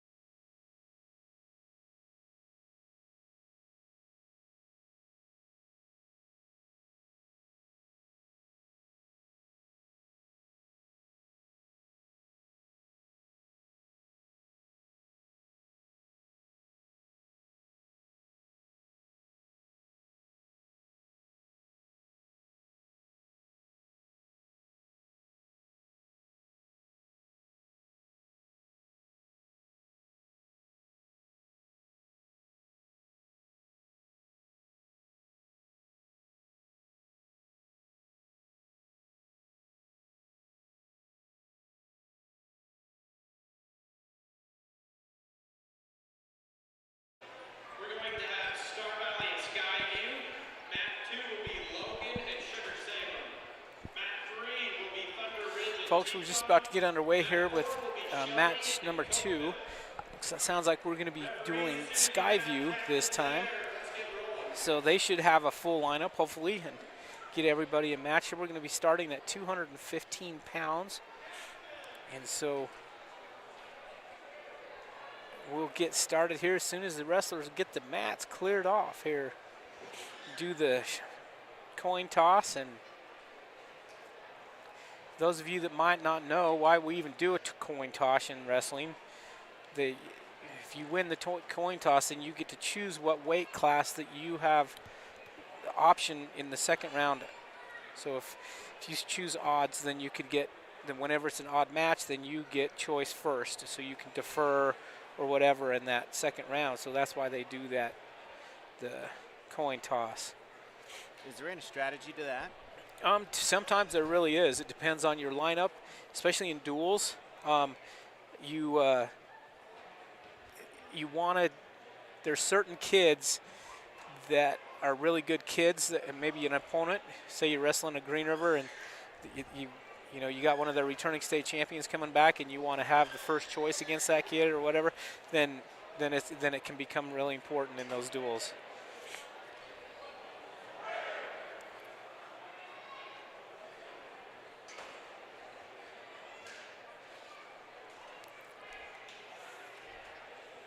Taking them just a second here to get track wrestling up and going. We'll find out who the individual opponent is going to be.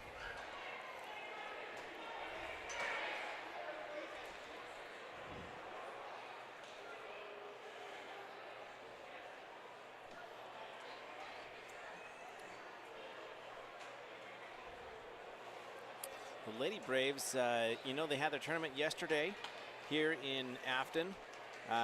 Ended up winning that tournament pretty handily with some great competition, and then headed straight over to Marsh Valley. So they're going to be competing over there for the next 2 days. Looks like we got Ryan out on the mat, and that's why we can't find a competitor, is because he doesn't have one. Well, as soon as I opened my mouth and said hopefully they'll have a full lineup, they don't. So that'll bump us up to, and Skyview's got a kid here, and he's a big kid. This ought to, two big, good-looking athletes going after it here. So we've got Grant Thompson from Star Valley, and his opponent is going to be Pocock from, oh no, that's not our mat. They don't have us up yet. Running, so I'm sorry we don't have the opponents currently.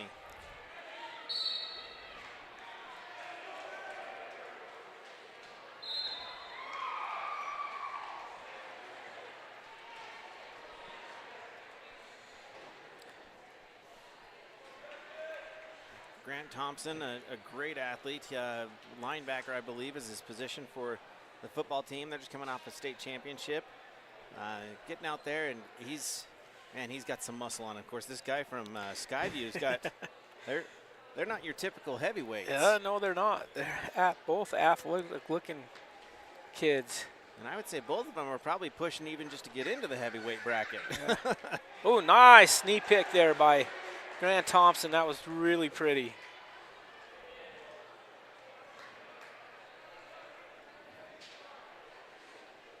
Grant looking for that crossface there. His opponent doing a good job staying out of it. Now Grant's moving to the wrist, trying to dig that. Not quite. This is going to be one where it might be tough to get them over because they both look really strong. Yeah, both broad shoulders. Grant's right now got a crossface on, but he's got the wrist, so. Grant says, give me my wrist back. I'll try something else.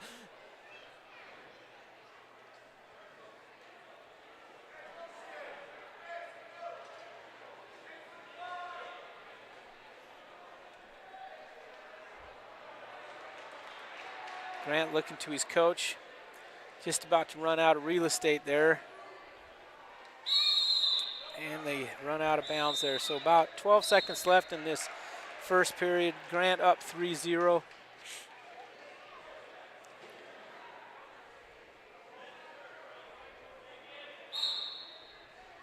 Grant going to an ankle pick right off the bat. Gets him broke back down.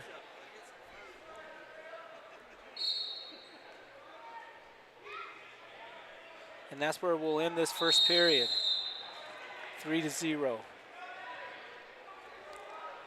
Looks like it's Skyview's choice in this first weight class. Second weight class, I guess. He defers over to Grant. Grant chooses bottom position. Grant did a good job of holding him down. We'll see how Grant does here off bottom.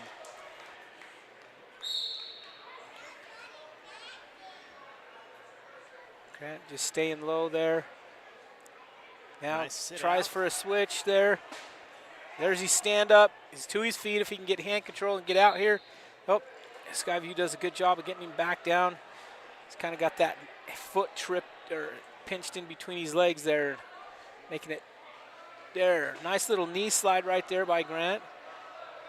Now he's doing the tripod. Almost up to his feet there. Now if he can get hand control here and get out, we get doing a good job getting those hips out. Nice job. Nice job right there by Grant. That makes the score 4-0 in favor of Grant. Grant's looking for that knee pick again. You can see he's getting on that head, trying to get him set up. Something that a lot of people don't understand either that haven't been around wrestling a long time is the setups that go into these moves. It's not just hitting a knee pick. It's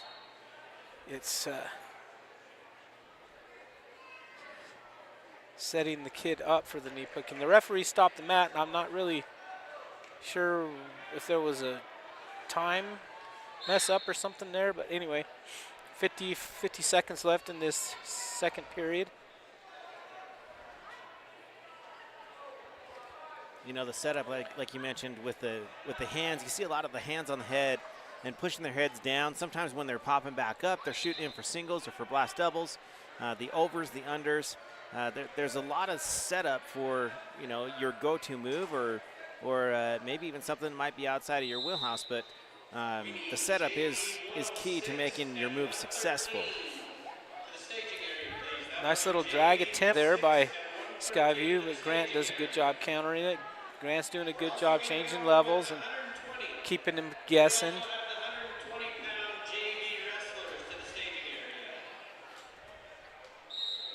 Looks like we're going to end this period with a score of 4-0 in favor of Thompson from Star Valley over his opponent from Skyview.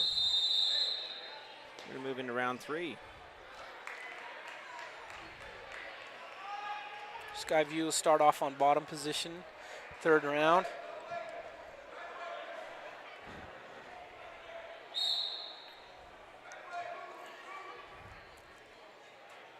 Grant does a good job of chopping the arm there, getting his hips into him, driving with his toes, getting his opponent broke down. Going to that crossface. That was a good one, getting that shoulder down. Looking for that barbed wire. His opponent staying flat, so he's got him over. Now if he can keep that arm. Oh, his opponent did a good job fighting off there. We got the 4-3, where he's going to get 3.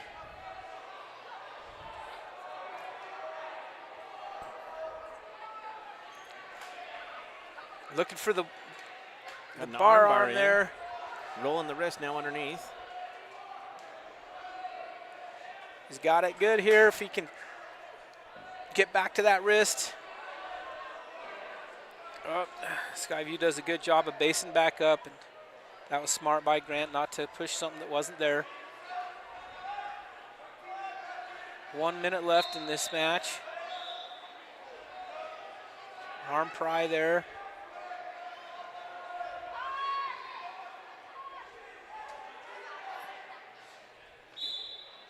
It's one thing too that unless you've wrestled, and you don't really understand how much energy that takes out of you.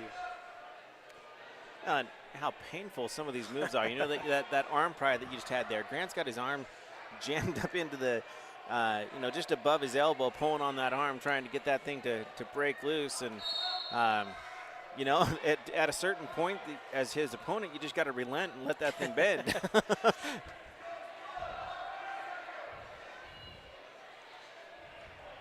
Nice cross face again there by Grant.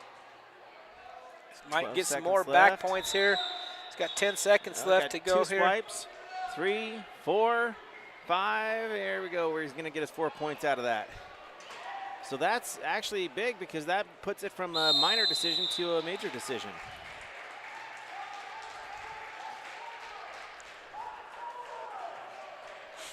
So what that does is the difference between a minor decision and a major decision is 1 point difference in the team scoring.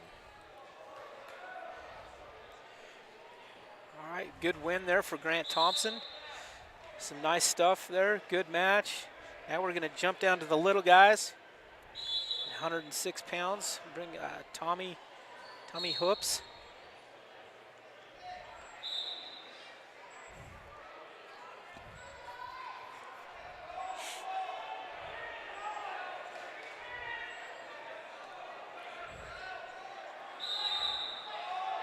Tommy comes from a big wrestling family.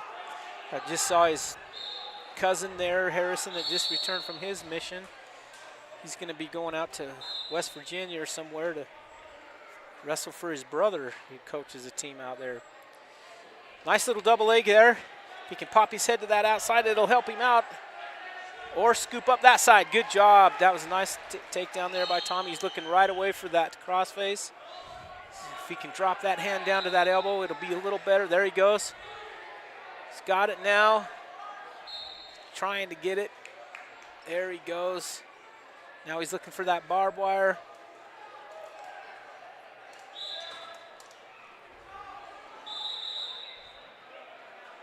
Nope, there's the cradle. Cradle. Looks like he's got it locked up. If he can push back now. Nope. Skyview does a good job of battling out of that. Tommy really likes that crossface. Good old Star Valley crossface. Sometimes when we get down to Utah and Idaho, we have to take the heat off of them a little bit. The Wyoming refs let us throw it a little harder than the other refs do. Yeah, they do. Got that crossface back on now. Looking for the barbed wire. Circling the head there. Real close to getting him over, but doesn't quite have it yet. There he goes. There's some points out of it, some near fall. He's got his 4 near fall. Tommy looking to settle it in for the pin now. Got 14 seconds here, so he's going to have to get his weight on him there. He's got his head down there a little low. Probably going to run. Oh, and he picks up the fall with 0.8 seconds left on the clock. That's cutting it close. Yeah, it is. Nice pick, nice win there by Tommy. Picking up the crossface barbed wire win over his opponent from Skyview. Now we're up to that 113-pound weight class where we don't have one. So far the Braves looking good, starting out against Skyview.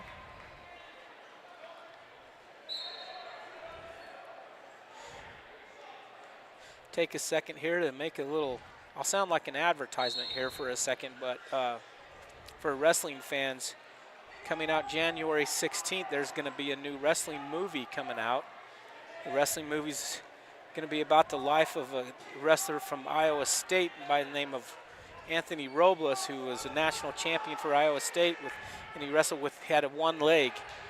I was lucky enough to be there with Coach Clark and staff at the championship, at the national championships when he won it. So I got to see that match, and it was pretty unreal. And they've got some good actors. Jennifer Lopez plays his mom in the movie, and so they got some really good actors in this movie, and I think it's going to be really good. So wrestling fans can look for that movie coming out on January 16th. I'm not sure. I'm not an advertisement for the network, so I don't know where it's going to be. Hopefully they'll bring it here. You'd think with the wrestling community that we have. That yeah. I'm really excited to see it. A lot of times when they come out with a wrestling movie, they have a hard time getting good actors, but this time they've got some really high-quality actors. I think it's going to be a really good movie. He had quite the life and challenges to, I mean, can you imagine wrestling at that level with one leg? With one leg. I think the title of that movie is Unstoppable. We'll have to look forward to that. It's going to be good. I think I tell Sounds you, like it. he was something else. He had a roll through tilt that was basically unstoppable. No one could stop it. It was unreal. All right, here we go. 120-pound weight class now. Look, back to Kimball Perry.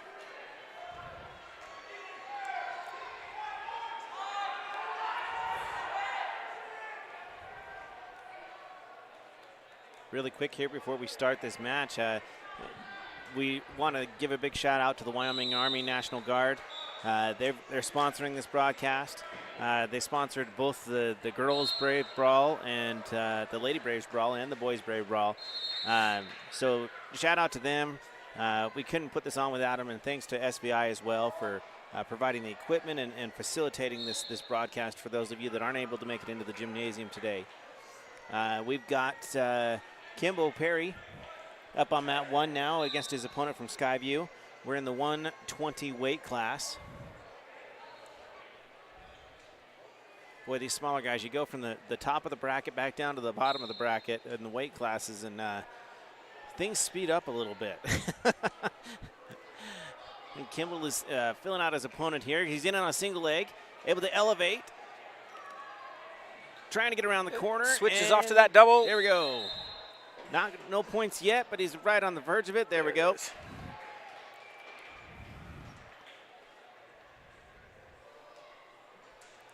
Got that arm trapped, got the wrist.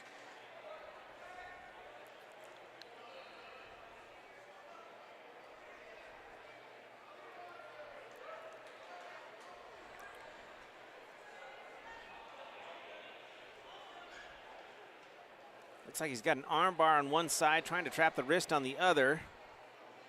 Getting out to the side there. Putting on some leverage there, able to get him back to his back. We got some near fall swipes coming up. He's got that double arm bar on there. He's going to sit out with it now, and that's another one that's not very fun to be in. I was going to say, that does not look comfortable. So Kimball's going to get the fall there against his opponent from Skyview.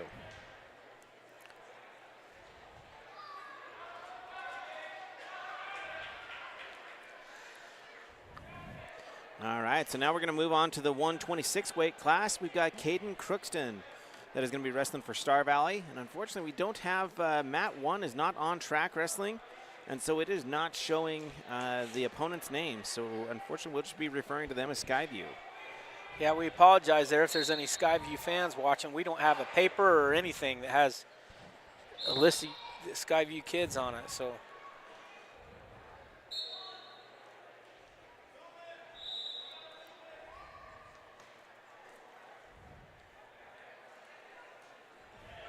Both wrestlers attempting shots, and both wrestlers countering so far, nothing going. Crookston in on a shot. Skyview's doing a good job sprawling out of it, and then he switches off to a front headlock, looking through the row fill. Alligator row. Got it, almost, not quite. Crookston did a good job staying out of it and turning around and facing him. Now he's trying to switch into, and then by going up like that, he was trying to get to the fireman's carry, I believe, and then he kind of stepped up there with the wrong leg, and Skyview able to pull a cradle off on him. So he's got the 2-point, or he's got the takedown, and it looks like he's got a 2 back count right now.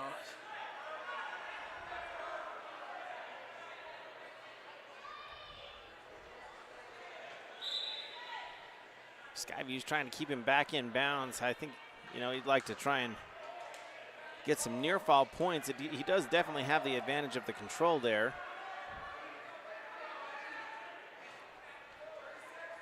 Crookston's doing a good job not letting him get him over. Staying kind of flat there on his belly and wide.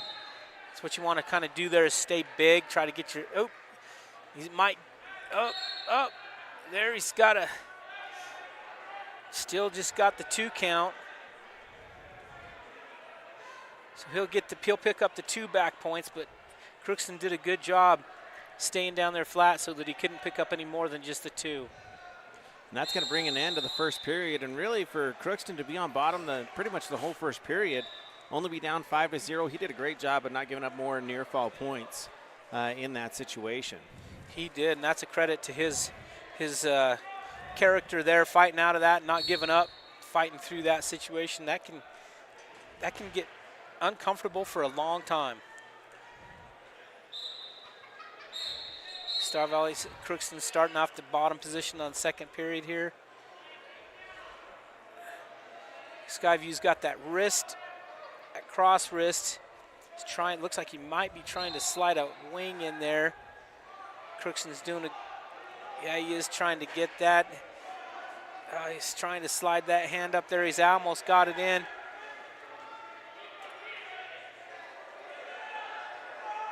He does have it, but so far, Crookston's doing a good job battling with it.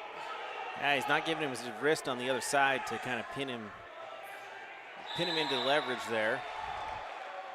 Kid's gonna circle around and try to get the tilt out of that on the far side, and then but Crookston's doing a really good job right now, battling, not allowing him to have any back points. Now the Skyview kid's got the wing and the half. And Crookston does a good job winging down. It looks like he got out of the half part of it. Oh, Skyview's looking to get him over in the wing. He's got him stacked up. He's still fighting really well, though, off at the bottom there.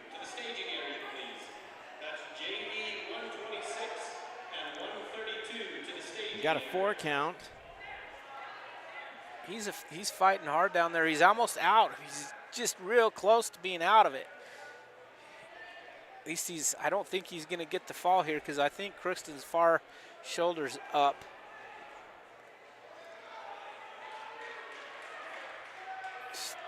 Running into short time here. If Crookston can just hang on here, about 15 seconds left. Nice bridge.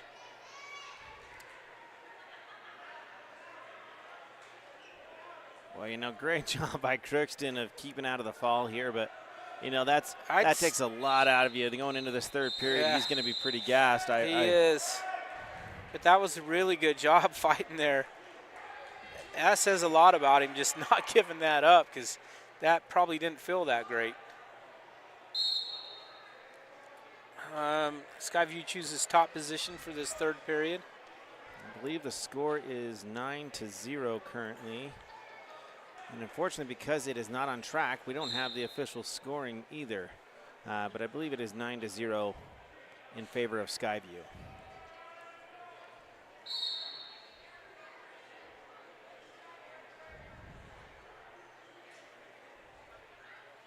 This Skyview kid does a really good job of keeping Crookston broke clear down to his belly. He's looking for that wing again. Looks like he's got it in again.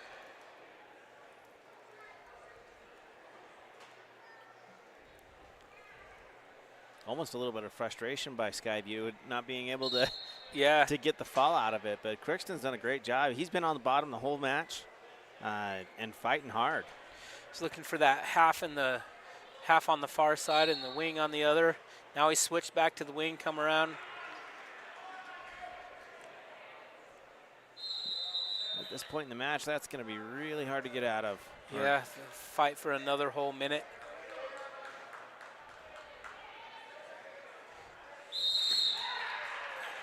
And Crookston is going to fall to pin, but what a hard-fought match by Crookston, fighting off bottom the entire match. Yeah, he did a really good job. He showed a lot of heart battling out of that first chicken wing. He fought for a long time. And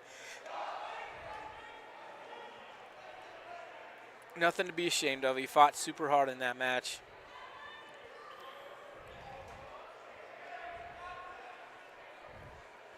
All right, so our next wrestler for Star Valley is going to be Max Jarrah, and that is going to be in the 132 weight class.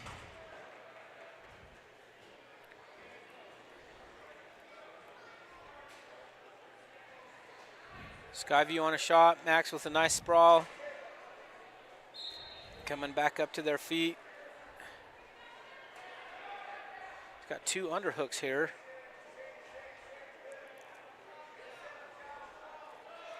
Max Nice in on a shot now. getting reach into that single leg, scooting around the side. Now if he can lift it up, he did a good job coming to his feet there. Now he's just got to finish it and score. Well, I got to watch for that dump back here.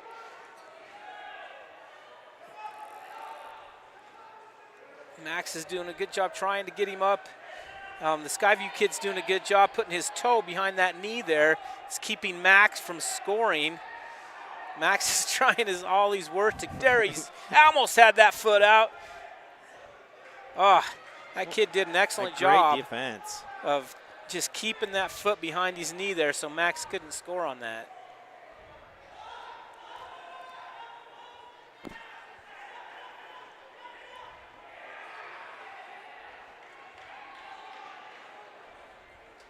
Max looking for a double leg. Skyview sprawling. Max is in, almost in deep enough to come up with it. Skyview's doing it. Oh, and Max does get around and get the 2-point takedown. Nice job to not panic and stay in good position and able to, now he's looking for the roll through tilt. He's got it. He's getting some back points there. Looks like he got at least a 3 count, maybe a 4. He got the 4. Yep. Good. That was a nice little roll through tilt.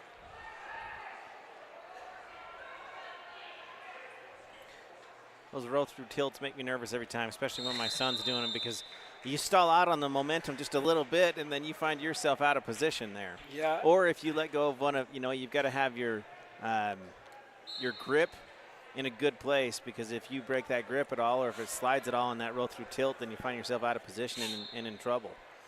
Starting the second period in neutral position.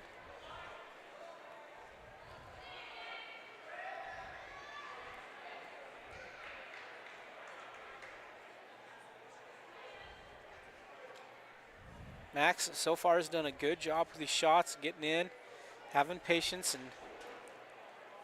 able to score off that one. Skyview with the shot. Max does a good job blocking and sprawling on that. Skyview again in on the shot, looking for the high crotch. Oh, and he kind of gets Max sitting on his hind end there, and Max is trying to scoot up around with the legs. Coach Clark is yelling bail out, I think. Max is holding on. It looks almost like a stalemate here, kind of.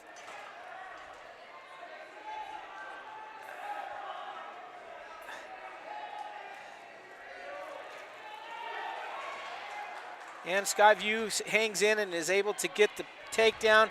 I know he got a 1 count on the back points. Just got 2 1 counts, so I don't think there's going to be any back points. But Skyview did pick up the reversal.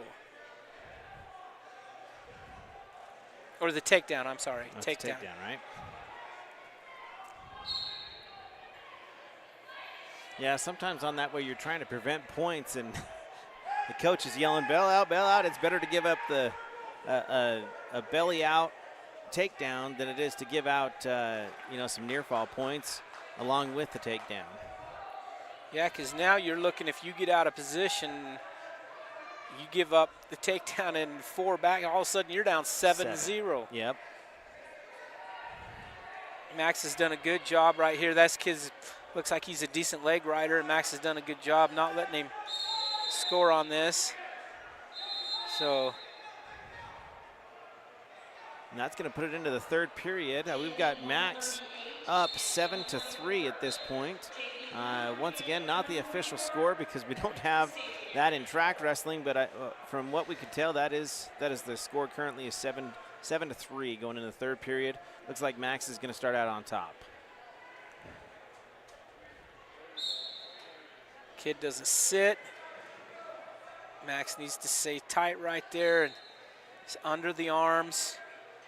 Don't reach over. Nice job returning him back to the mat there. If he can keep him broke down here and start working something on top.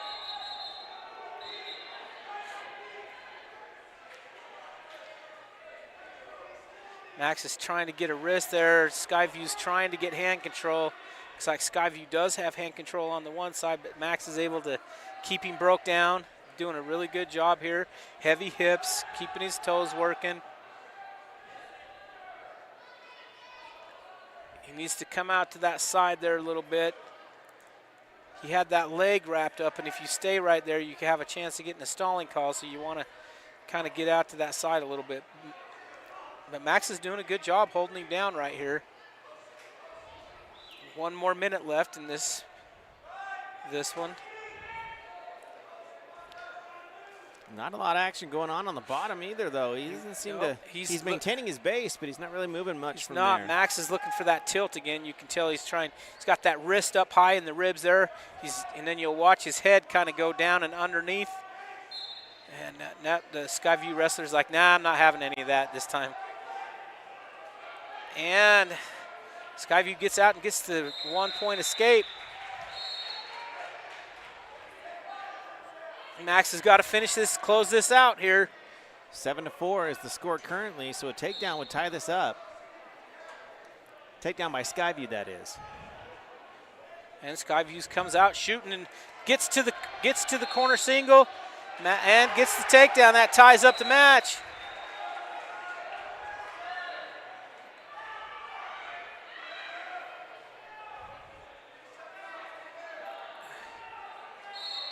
Max is kind of on his hip there. I'd like to see him belly out a little bit more and prevent any. Yeah, there we go to the end of the match.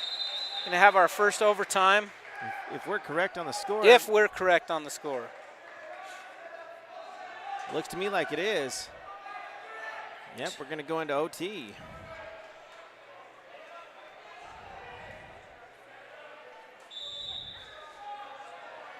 This is where that conditioning comes into play that I was talking about earlier, where Skyview wrestlers have got 2 weeks on us.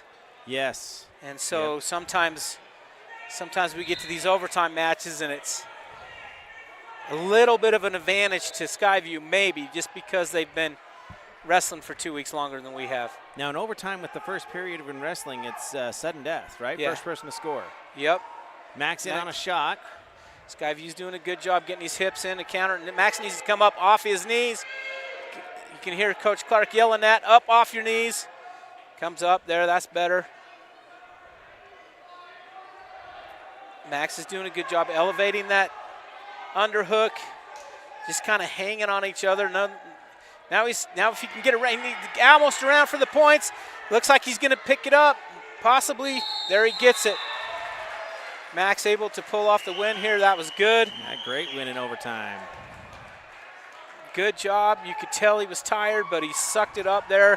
Good character there. Good heart to come out and finish that match the way he did. That was a really good job by Max right there.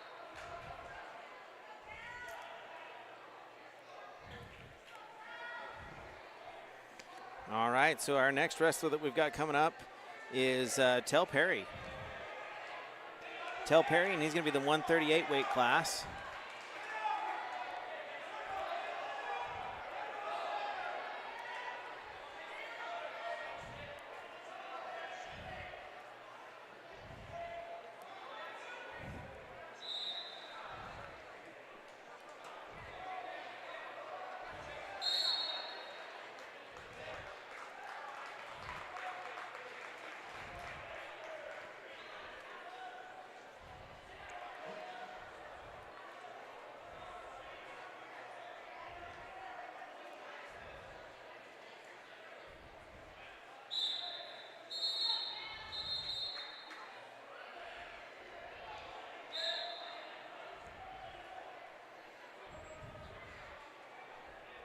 And here we go with 138 pounds.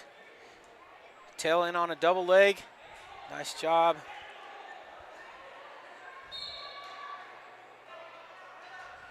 It's going to cut him here. In on another double leg for the another 2 takedown or 3. I gotta get used to that. He's got the wrist there, looking for the tilt. Oh, yeah. Skyview put a headlock on him momentarily until it says, nope. Yeah. We're going to keep on rolling through this. He's got that far wrist now.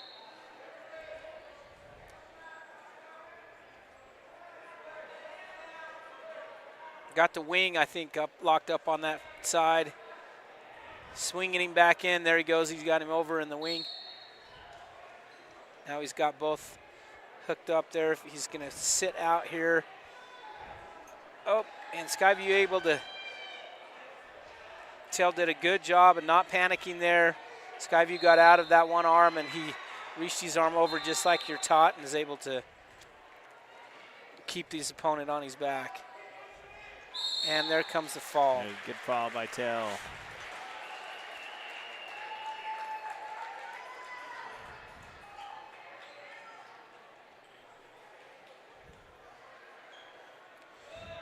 And looks like we've got Daryl Hunting coming up. I think this is what, 144? Yep, 144.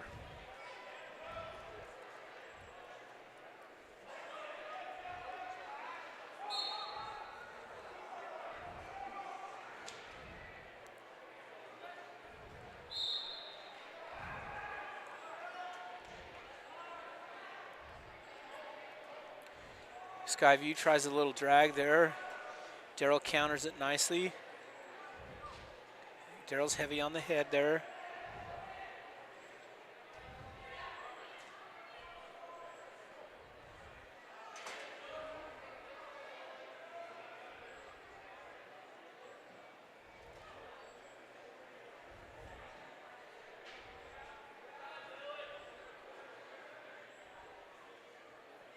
You know, it's funny that the Huntings are separated by 2 weight classes now. Last year they were right in the same area, but Daryl has grown a couple of inches, and Lane hasn't. I still can't tell the two of them Other way apart. around. Lane Lane grew, Daryl didn't. Yeah. I can't even tell them apart from up here.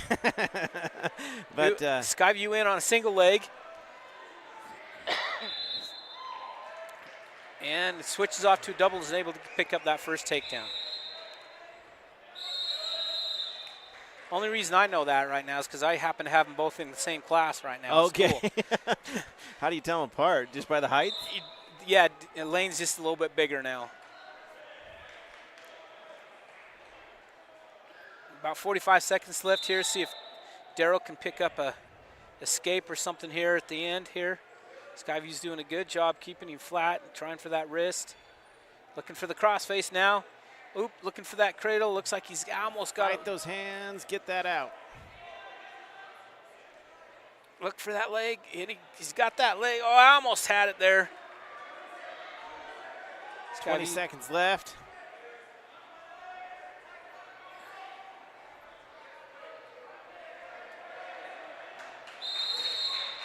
And Skyview picks up the fall at 144.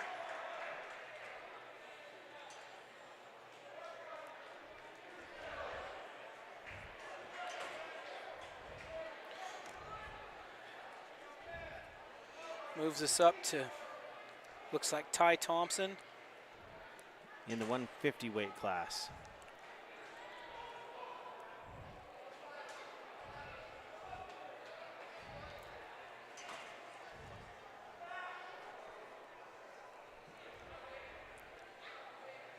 And with that pin, that should put Skyview at 18 and Star Valley at 30.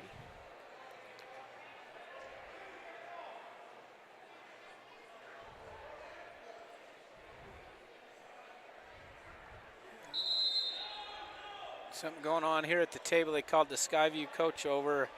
I don't know whether they replaced the wrestler or something with a different kid or something, but they're trying to figure out what's going on at the table.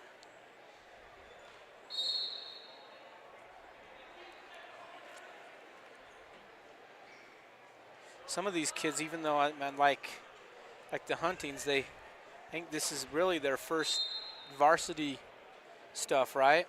Yeah, I mean, the Huntings have always been right there on the cusp. You know, they're great wrestlers. And they easily could have been varsity in previous years. You know, Damien, I know, going out and wrestling, even though he's 20 pounds heavier, he loves to spar with the Huntings in the wrestling room because the Huntings go 100% the whole time.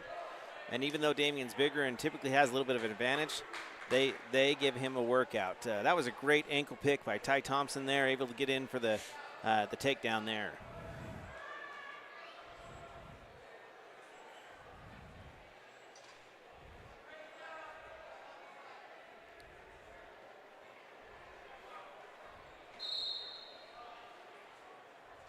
Nice little snap back right there.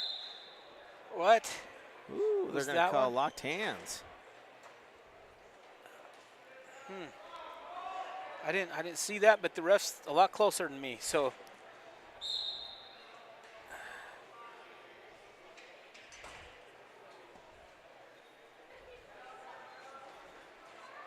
looking for the Turk here. He's got him over. Nice job elevating that leg. Now he's got the reverse half on. Got the fall. There we go. Now on that locked hand, so Ty didn't necessarily like lock his hands together, but even if the hands touch from underneath in that situation, isn't that the locked hands? Yep.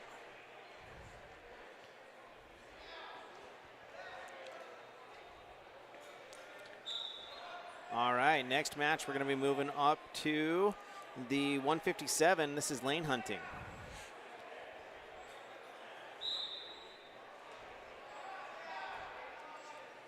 Looks like Lane's going to pick up a forfeit. Okay.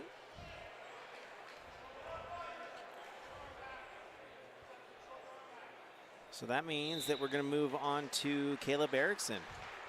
And he is going to be in the 165 weight class.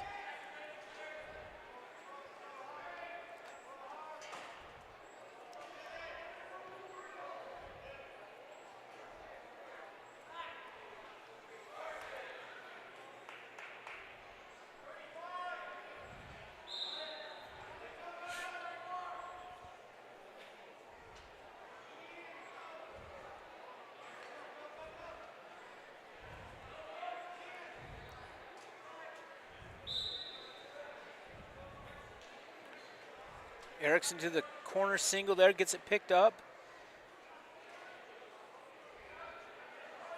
See if he can score there. We saw one of our earlier wrestlers with that picked up. Oh, and Skyview does a good job hipping into him, and that was awarded a little too early, I think. I agree. I don't think there was too much control there.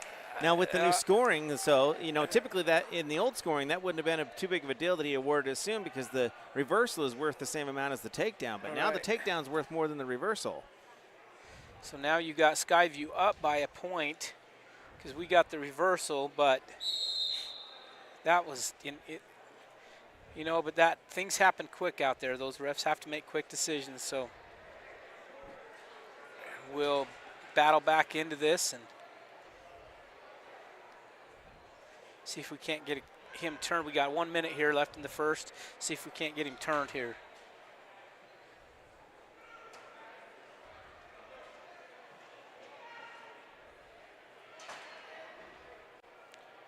They were talking about something. I'm not sure what they're, unless they had the score wrong. Maybe they had it wrong and they're correcting it. It's 3-2. It's really hard not having that score somewhere. Caution on Caleb.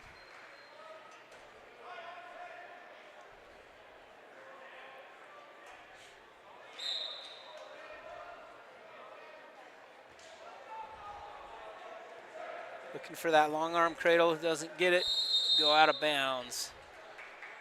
Skyview did a good job coming to his feet right there. Caleb doing a good job pursuing him out of bounds, though, to make sure that he didn't get that 1 point for stand-up. There's that little tripod stand-up we've been seeing.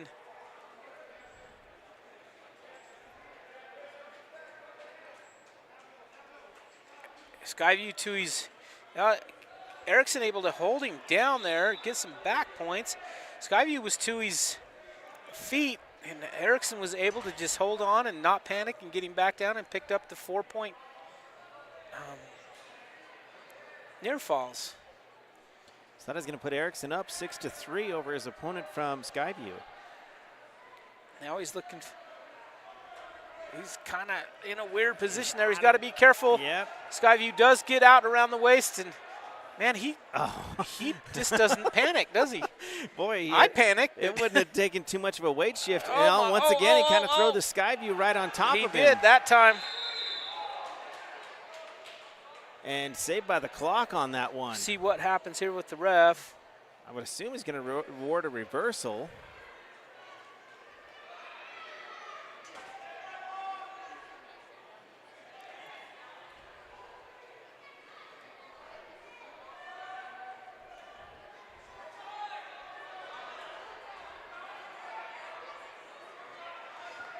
So now I'm kind of lost on the score here there for a second. I'm going to sneak over. It's on the other side of the quad. Okay.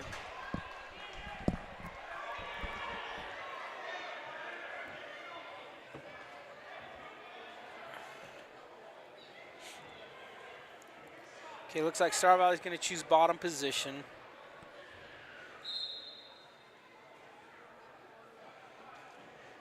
Starting the second round.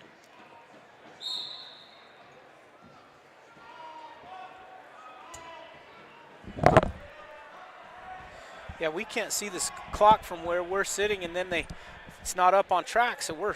So the score is 7-5 in favor of Erickson. Okay.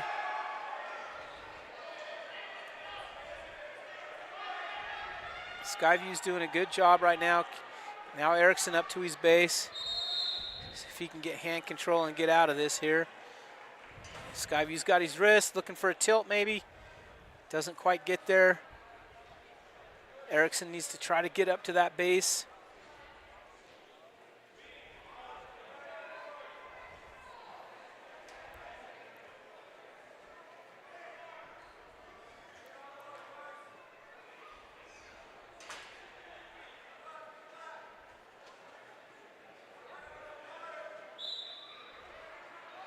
Skyview's doing a good job of keeping his hips glued down to the mat there. It's been kind of hard for Erickson to build his base back up there. Looking for the half on the far side. That gives Erickson just a little breathing room to get up, but kind of hips down there.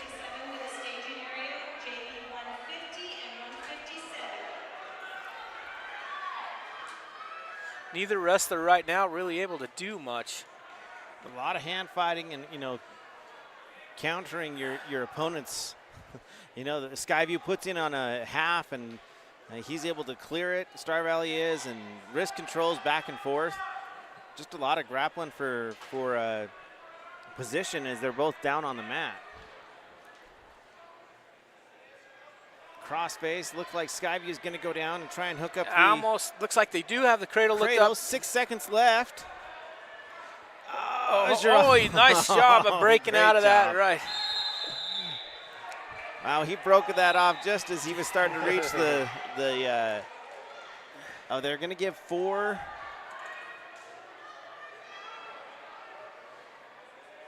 points to red.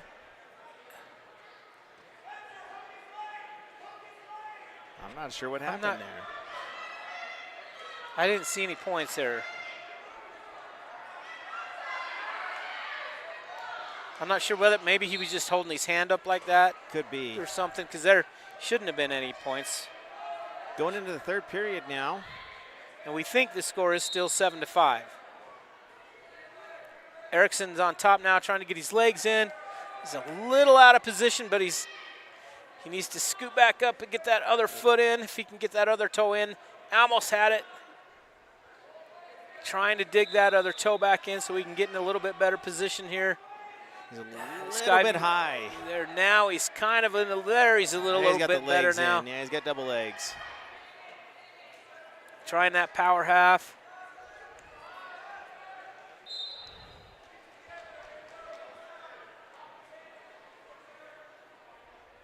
Skyview's doing a good job, not allowing Erickson to turn him right here. Erickson's in a little better position now. He's still a little higher than I'd like to see him, but at least now he's scooting back. There we go. Now we're back to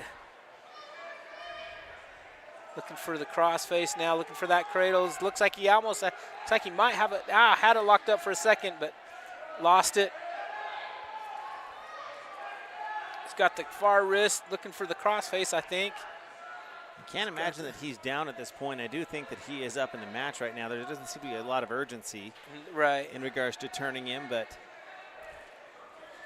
he does have that crossface on pretty good right now. If he can, it looks like he's digging under, trying to go for that barbed wire. Well, it's saying right here now. 5-5. 5-5.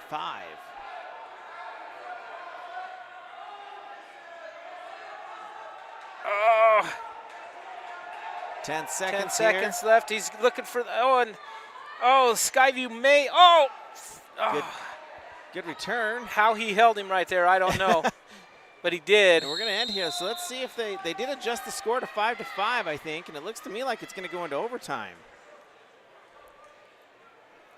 No, he's raising the hands. Oh, so no, he's raising the hands. that score's not right that we see. All right. We got like 3 sources, and none of them are good. So Erickson able to pick up the win there. We're sorry, folks. We don't know what the score was because we saw 3 different scores. And I believe our score was correct, 7-5. 7-5 is what we think it was. So good good win there. Skyview almost got out there in the air. Erickson's able to hold on and pick up the win.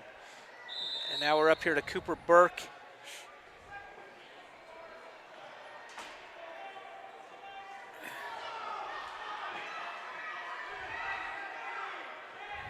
Ooh, nice takedown there with Cooper. Looks like he's going to cut his opponent here. See if he can pick up another takedown.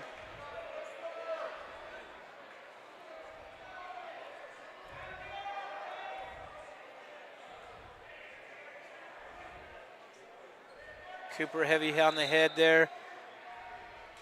Looking for the Russian, able to get it. Gets his opponent down. Now all he has to do is come around back and gets the 3 points. That should bring the score to 6-1.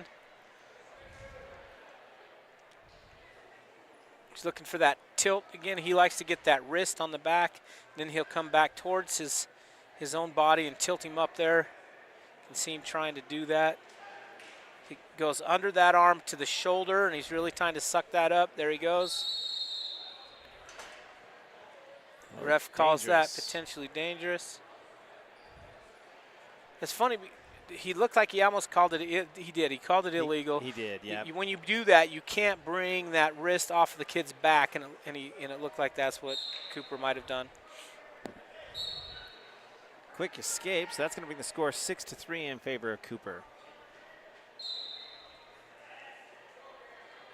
Cooper on that Russian again, able to score with it again.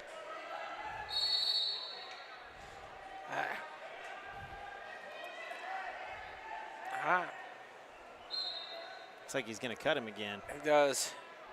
Oh. Or make him think that he's going to get cut.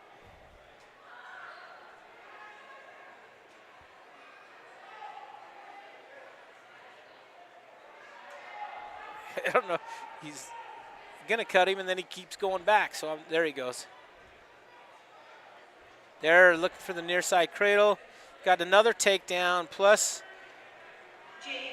a leg cradle. 175 and 190 to the staging area, please.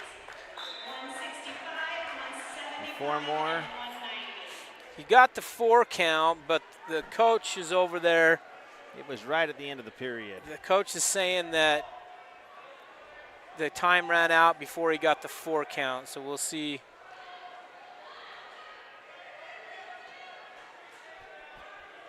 Good to see Damien over there battling for his right. battling for his teammate. You had all the strokes there. Cole's like, I know you and I like you, but not right now.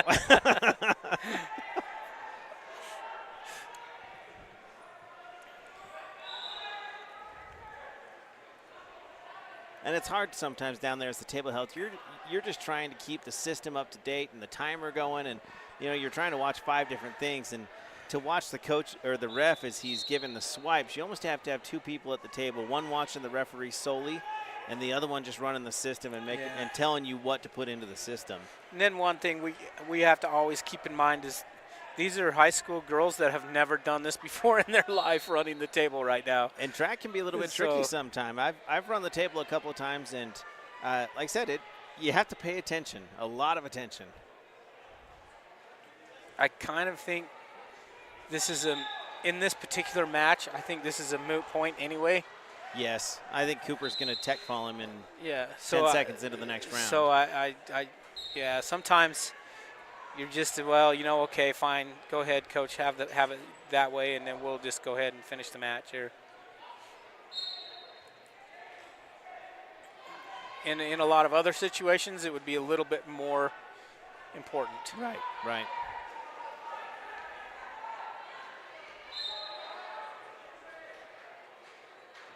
You know, and having run the table before also, like track wrestling is not as forgiving as taking points away and adding them. Like it has to make sense to the track wrestling system where it's built specifically for the sport of wrestling. So it keeps track of the takedowns and how you're scoring. And so if it doesn't make sense to the in the match as to, hey, well, you're giving him 2 points, but what are you giving him 2 points for? Right. Or what are you taking these points Why you away? taking Did he them get away? a penalty? Or so you have to go back and correct two or three different things to get it to reflect appropriately in the system. And that's probably what they did, is confuse the system, because now they're trying to figure out how to, they've got Brian over there,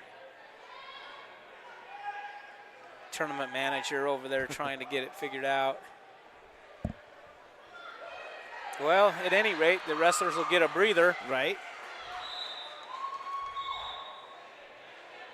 And I think that's probably a little bit more to the benefit of the Skyview than to Cooper Burke. Yeah. Because Skyview's kind of been fighting for his life on the mat there. I wouldn't be surprised if they adjust that down to be a 2 or a 3 back point. Unfortunately, they don't. He's not going to give us a signal to tell us, so we're not going to know what the score is.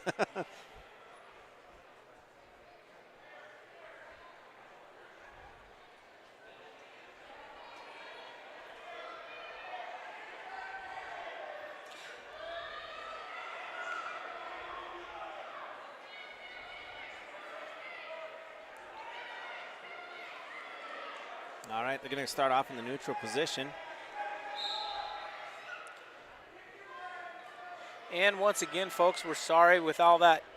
We don't have any idea, although I don't think it's going to matter what the score is, but he picks up another 3-point takedown right there. And looking for, got the arm, going to scoop the head, or switching off to a wing, it looks like. I think as soon as he gets a near fall point, I think he's only 1 point away from a tech. And he's going for that tilt. He likes those tilts coming back towards him. And that switches off to a half here.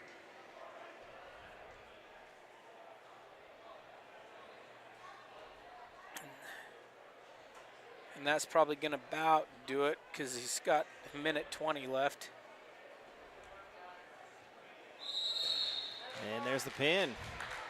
So Cooper's going to land a pin for his match. All right, now we got Damian Burgess coming up in the 190 weight class. This will be the first time we've got to see him wrestle today, because he had a forfeit that first round. So hopefully he doesn't have I'm not seeing another wrestler getting warmed up over there. I'm hoping he doesn't have another forfeit. Oh, if he does, he's not going to be happy. I don't see. Do you see another kid? I don't know. He's like, send me anybody. I just want to wrestle. No kidding. Well, dang it. Damian Burgess picks up another forfeit. So not the way you want to really go undefeated. No. You'd much rather wrestle. So that is going to end the match. That's going to put Star Valley close to, let's see here, 54 to 18 is going to end the duel there. So Star Valley Braves starting off the day looking good, looking sharp. Some good matches, but overall, Star Valley Braves being pretty dominant today so far.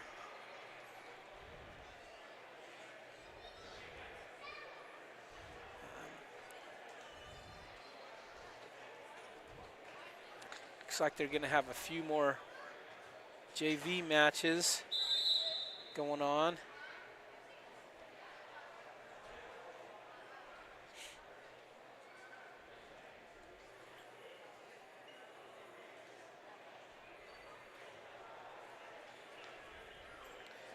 See Coach Clark over there kind of wanting an explanation on that illegal move that was called over here. And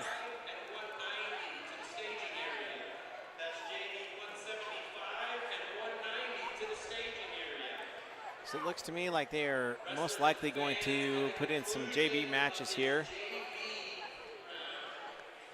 in between. Why they try to make sure that all of the duels, each mat started at the same time. And that way your next opponent is clear and ready to go and not one team getting way ahead of the other one. So There's probably going to be some JV matches here. And then they did say they're going to do a 30-minute break. Oh, are they? Okay. Yep.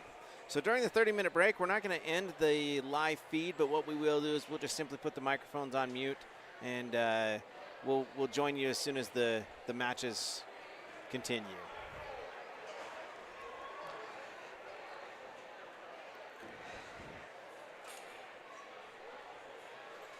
Do have a match going on Star back Valley on the far mat. far mat. Let's see if we can pan over there and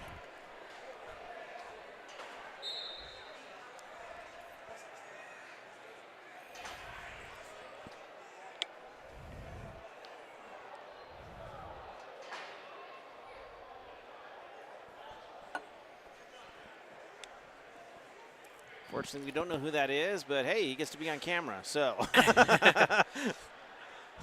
Shooting for a single leg. He's got the leg elevated.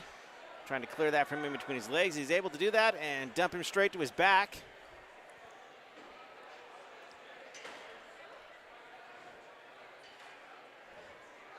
He's getting a Picked count on it, and two looks like backs. it's going to end the period. Looks like that match is currently scored 17-4, so that's going to be with those points. Well, nope, they're going to put him into the next period. 17-4 in favor of the Star Valley wrestler. We've got another wrestler down here on mat 2. We'll zoom out just a little bit, see if we can't get them both in there. Getting a reversal on the far mat down there. That'd be 19-4. That'd be tech fall down there.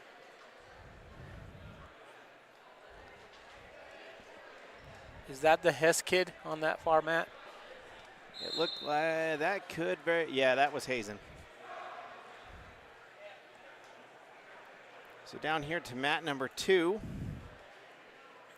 Yeah, Thunder Ridge with a leg up, almost ready to get a takedown, and almost does, but Star Valley hanging on to a leg there. Does get it. Does get the takedown.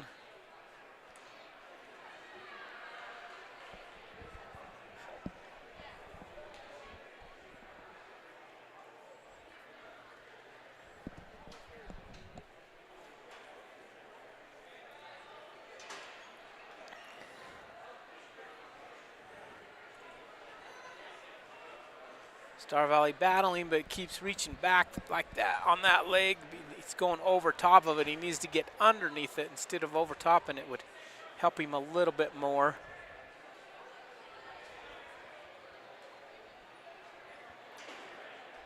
Got a couple of more matches going on here, so I'm going to zoom out to all 4 matches. We've got 3 Star Valley guys wrestling right now. Mat 1 on the lower left, mat 2 on the lower right, and mat 4 on the upper left.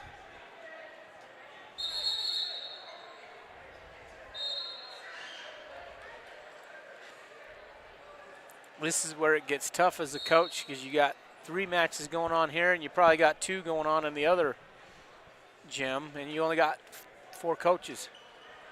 So, kid on the far mat, which, sorry folks, we don't know who all these. They're far enough away that we can't really tell who they are, but he's got a cradle locked up, getting some back points. We'll zoom in on that on mat 4. Brings him over. There's comes some back points. Get that knee in the side there. Slow down that kicking. Picked up 2, it looks like. Now we got, on mat 1 over here, we got a kid on his back.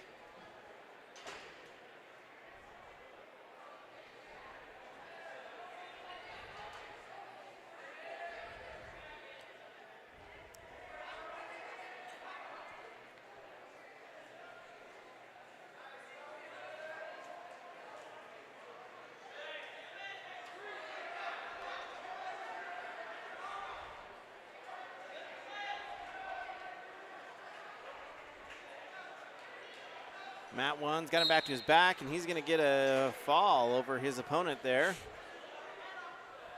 Once again, we're going to zoom back out. We've got a wrestler on both mat 4 on your upper left and mat 2 on your lower right.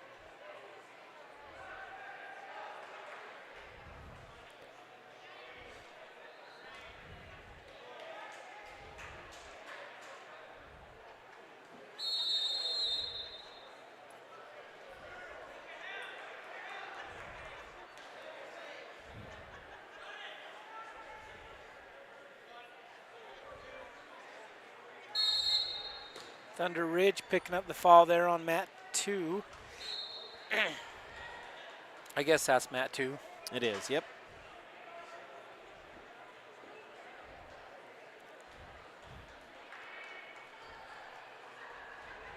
Wrestlers on 1 and 4.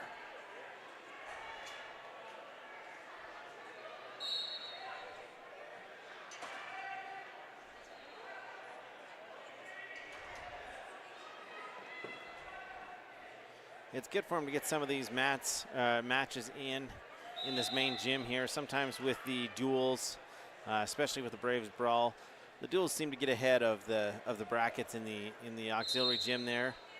So to bring him out here and kind of catch him up while the varsity teams are waiting for the duels and recuperating a little bit. We were told that there is going to be a 30-minute break here shortly after these JV matches. We'll probably see 2 or 3 more JV matches on each mat before we go into that break. Looks like Star Valley's almost got a cradle again locked up down there on, did get the reversal. Now he's looking like he's getting some back points down there on mat 4 and picks up the fall. Yeah, he does. It's great. We got some. We got a front headlock here on the mat 1. See what happens here. Skyview's kind of stepping up out of it, gets out of it.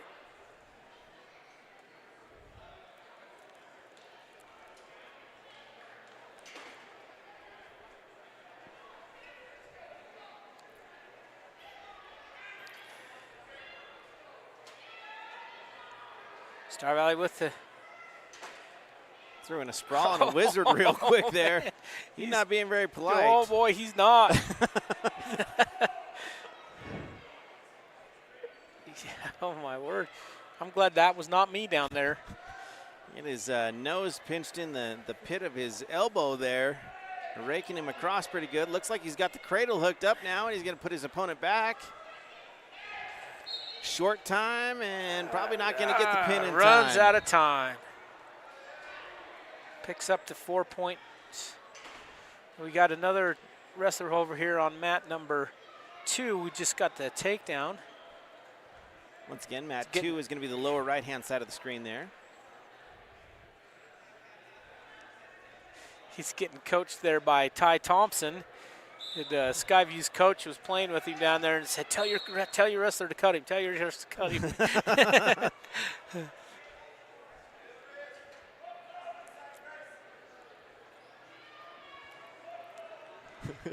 Ty really is in there. Yeah, keep going. Keep pushing on him. You know, that's really good to see teammates, you know, these varsity wrestlers helping out these JV guys and hopefully seeing some good leadership there with some of your senior wrestlers. Got 3 or 4 of them up there helping coach now. That is funny. They're all air wrestling, trying to coach.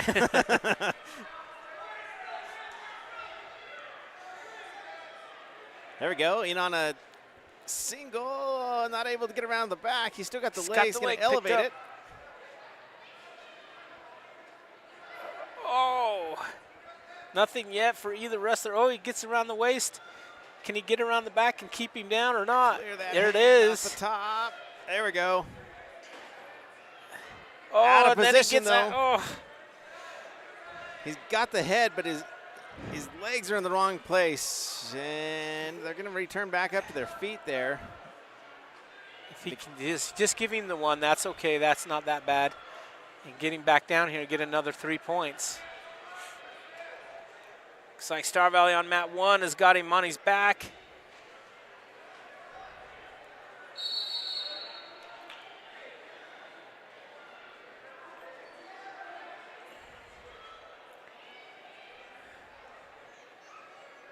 Down here on mat 1, he's getting some swipes. Looks like that's going to settle in for a fall. If he could reverse the half there, he'd have it. He's going to run out of time again, though. He's got 5 seconds left.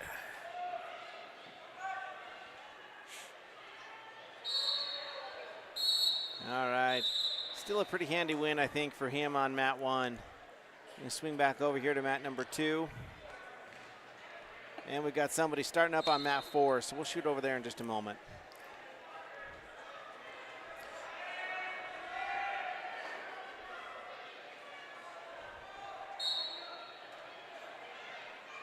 Over on mat 4, he had his legs elevated.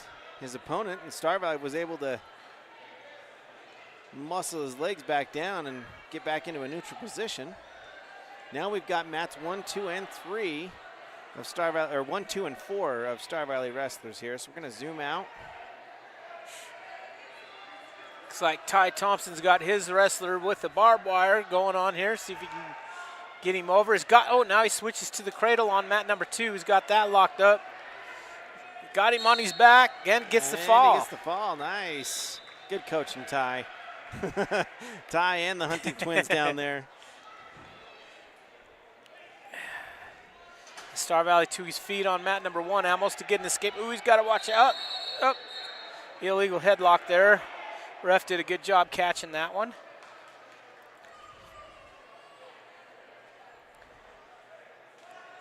Oops, Star Valley kind of in a bad way over there on mat 4.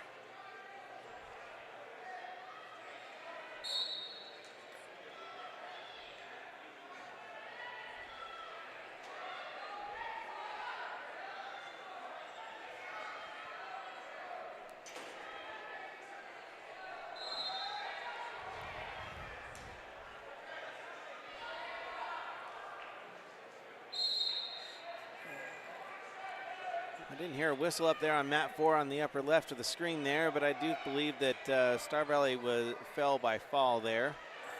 So we've just got one wrestler going on right now on mat number 1. We'll get a little closer here. And I believe we're winning in this match. We've been keeping track of everything, so we're not quite sure of the score, but I think we are ahead. It's the third period, 20 seconds left. So if we can hang on and not give up any points, I think we'll have this one.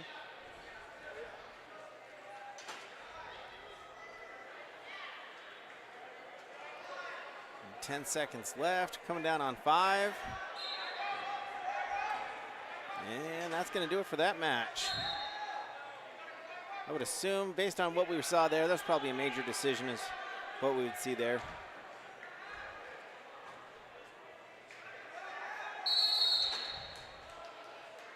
We don't have any more Star Valley wrestlers up right now. Fans, again, at the end of this round of JV, we will take a 30-minute dinner break. We do have one more coming up here on mat number 1. In 30 minutes. Again, 30 minutes for dinner.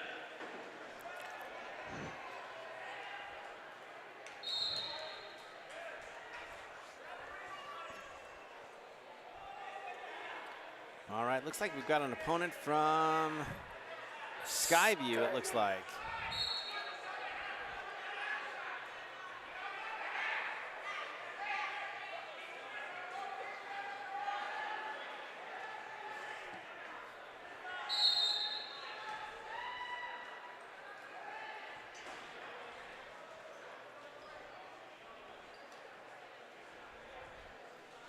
A lot of dancing out there.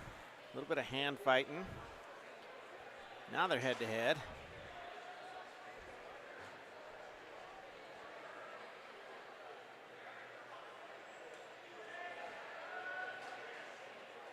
Skyview on a single leg. Star Valley able to sprawl.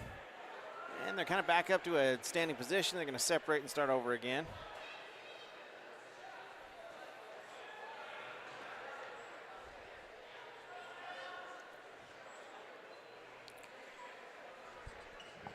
One minute left in this first period.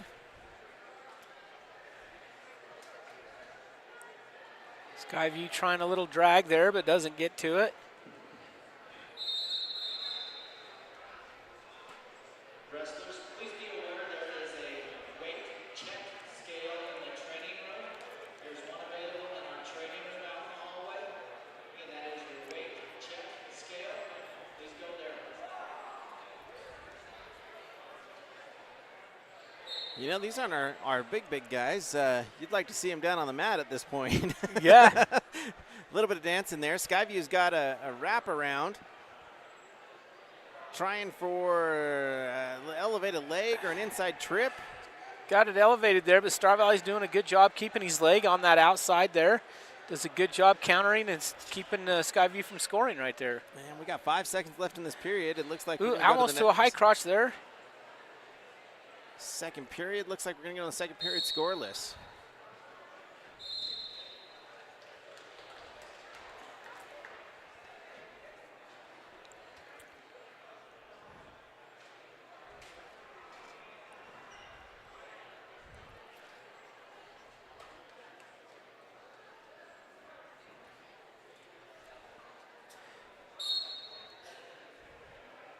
Star Valley's going to start out on top.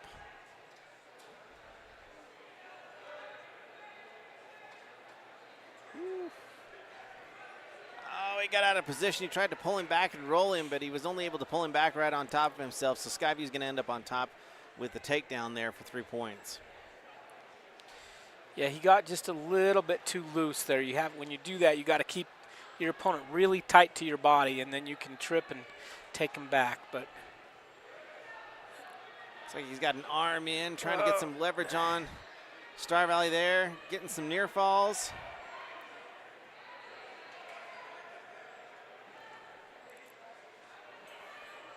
Good rollback by Star Valley to get off his back, but Skyview, oh, he does relent the arm bar there. picks up the Reset. 4. Now he's going for a barbed wire. Not very tight though. Star Valley able to roll all the way through without giving up any more back points.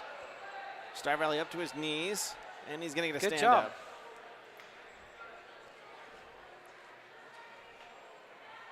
You know, right there it would have been just as easy to give up. Yes. And he Oh, did yeah. a good job fighting off his back and right back up to his feet.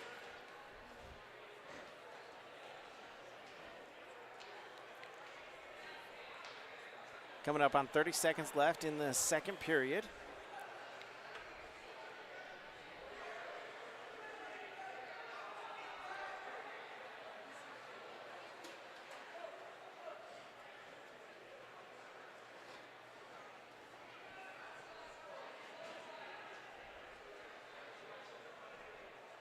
All right, not much going to happen before the end of the period, I don't think.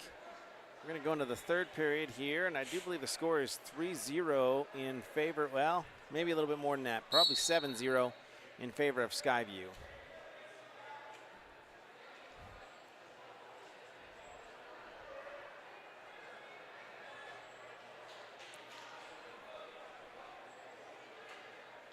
Star Valley's going bottom position. Start this third period. I think this is the final match of the round.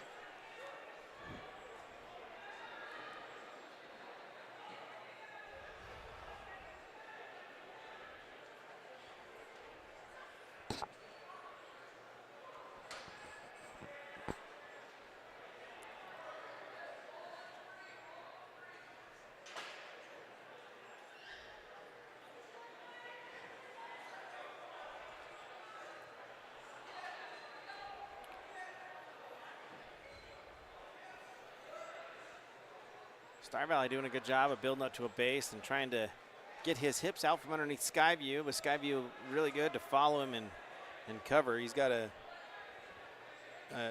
tight waist on him, and he's able to keep following him around as he's going around. Star Valley, it did get up to his feet now. All he's got to do is clear those hands and turn.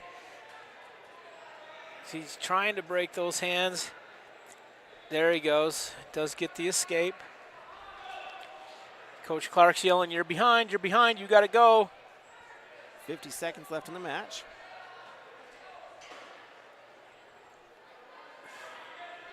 You got to be aggressive and shoot at this point. He needs a takedown and some near fall. Got about 40 seconds to make something happen here.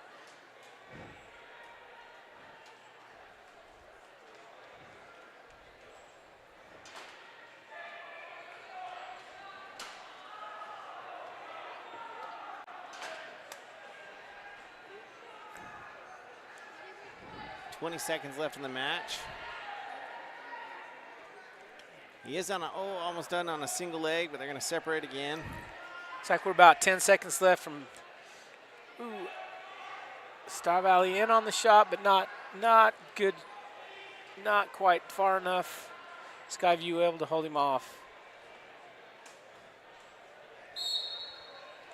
I think that'll do it for the JV matches that we have for right now. So we're going to go ahead and cut for a dinner break. We'll leave the camera on. We're going to go ahead and mute the audio.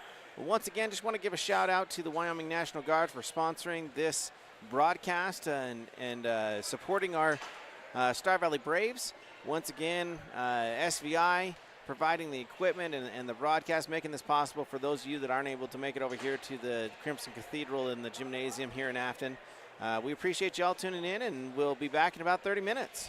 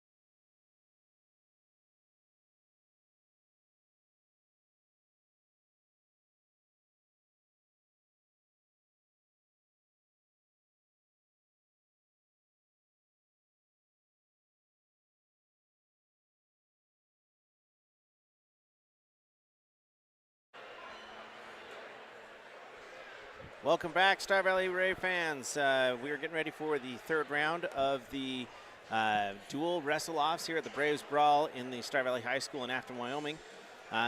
We are going to be going up against Sugar Salem for this third round. Coach was able to visit with some of the coaches currently regarding this, and you said that it sounds like they've got a couple of tough kids coming up.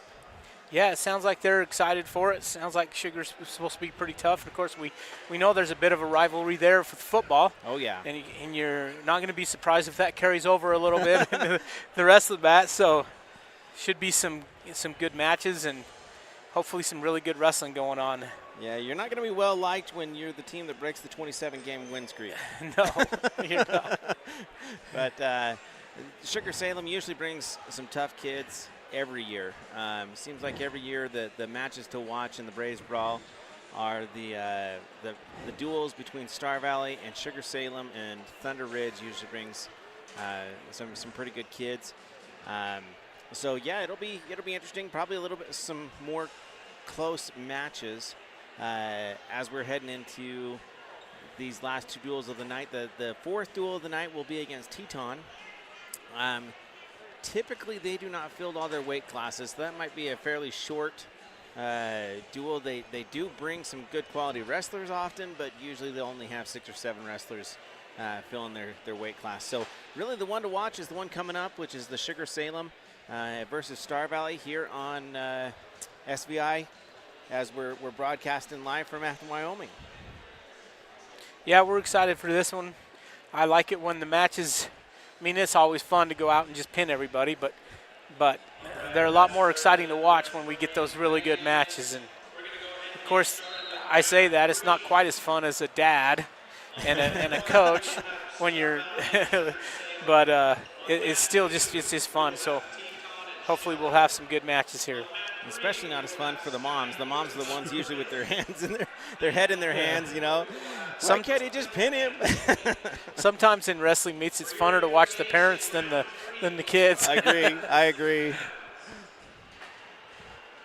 You remember back when your kid was really, really little, and some of those parents would get so intense just during Pee-wee wrestling, and you're like, this is, it's not like the World Championships here. Well, and in that case, when they're little, you're the coach and the parents. Yeah. And so usually you find one parent holding the other parent back a little bit. Oh, the Pee-wee wrestling days, those were great. You're right down on the mat, and usually a lot of tears, but a lot of good times, and those are the lessons they learn as they grow up to be on the high school team and the junior high teams. It's experience that they need, and really those turn out to be some of our best wrestlers, are those ones that started young and have put in the effort to really learn the techniques. All right, looks like we've got a coin toss going on again. Coach Guild explained to us what that, the significance of that. It's really just the choosing in between, like, second and third periods, isn't it? Yep, that's what it's for. You'll either get odd or even matches, and then it'll be your choice, and then the next match it's Sugar Salem's choice, and then it just goes back and forth like that for your choice during the. And so, in really close matches, that's important, because if you can defer to that third period, a lot of times it's an advantage, because then you know exactly what you have to accomplish in that third period. And so looks like we're starting off at the heavyweight now? Yeah, so we're going to start off with Grant Thompson at 285.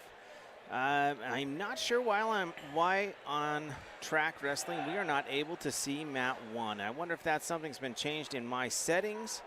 Let's see if we can just force it to show us mat 1. It doesn't look like it's online, so it's a little bit difficult for us to get our opponents' names and the correct score. Obviously we do our best as we're watching from up here, but our apologies that we don't have exact information on some of this. We'll try to keep track of the score as it goes along, as long as it doesn't move too fast. I used to be able to do that really well, but now I'm a little old now, so sometimes it's hard to keep up with it. Well, in the new system they've got here, push K to add a point and L to take off a point. And so Forgive me if you see him points going in the negatives and coming back, and we'll get there eventually. But, you know, the opponent for Grant Thompson down here, he's got probably 4 or 5 inches on Grant, and that's not an easy task. And he's probably carrying a good, what'd you say, 20, 30 pounds more than what Grant's got. Yeah, he's a big boy. All right, here we go, starting off.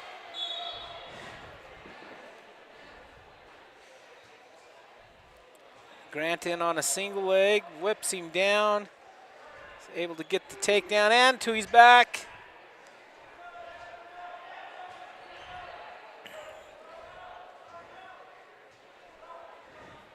Doesn't look like he gave him any back points. You know what's funny is you hear the crowd saying 2, 2. That's going to get changed into 3, 3. Yeah. Picked up 2 back points there. That puts the score at 5-0 in favor of Grant Thompson from Star Valley. You know, the kid being quite a bit taller and also having the weight advantage on him, I would assume that Grant's going to try and stay off to the side, now from underneath him as best he can. He's got a barbed wire tied up right now, though. Yeah, even better, just pin him, and then you don't have to worry about it. Boy, Grant looks almost small down there compared to him. He does. Grant's really torquing him over there, trying to get them to flip his hips, and once he does, he'll center up and put his head right on top.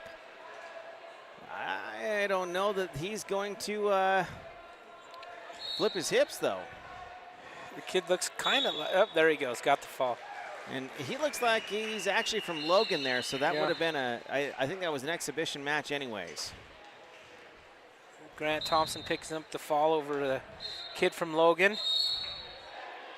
All right, and then we're going to jump right back down to the lightweights here. We're going to have Tommy Hoops, excuse me. It's going to be coming up here. Let's see if we can get the scoreboard reset for you.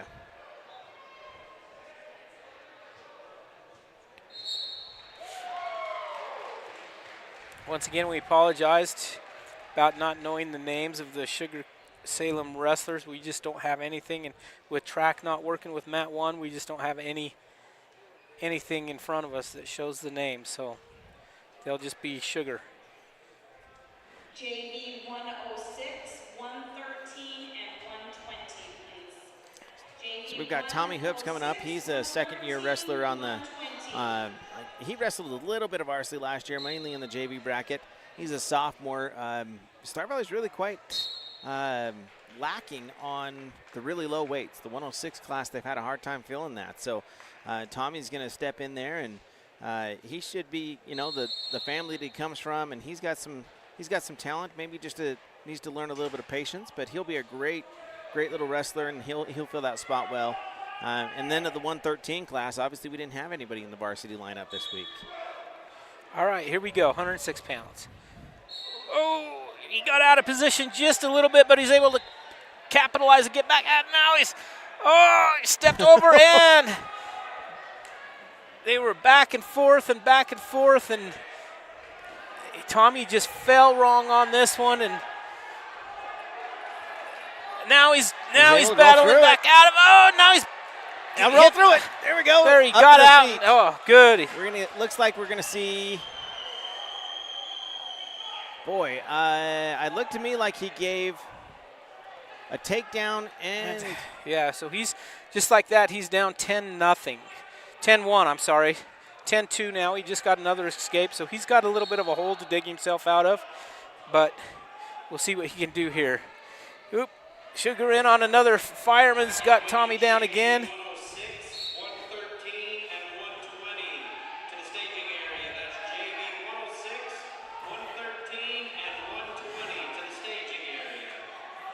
Boy, for the smallest weight class, they really go after it. They really getting after it there for a minute. You know, we're a minute and 15 seconds into the match. Tommy just fell by pin there, but I mean, we're talking 17 points probably is what was scored before the pin was announced. So that's kind of a little example of how this new scoring system can rack up the points in a hurry. Fast and furious. Less than a minute there. Well, a little over a minute, and it was about 17 points scored. All right, so the 113 weight class, Star Valley's empty, so it looks like there's going to be an exhibition match. Looks like, well, nope. They had a Shelly guy out there to to wrestle the match, but I think they are just going to straight up forfeit it, and we're going to move on to the next weight class. Looks like we're going to 120. So at 120, we've got Kimball Perry. And with this forfeit, that would put team scores at 12-6. With that last fall and then this forfeit, that gives Sugar the 12 and then Star Valley 6 on the Star Valley 6. Okay. Grant Thompson's pin.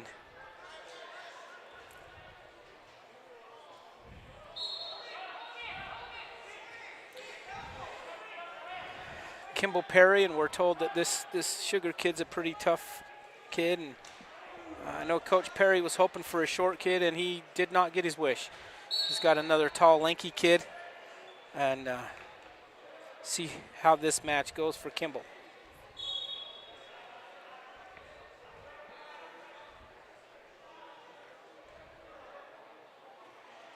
Kimball in on the high crotch single.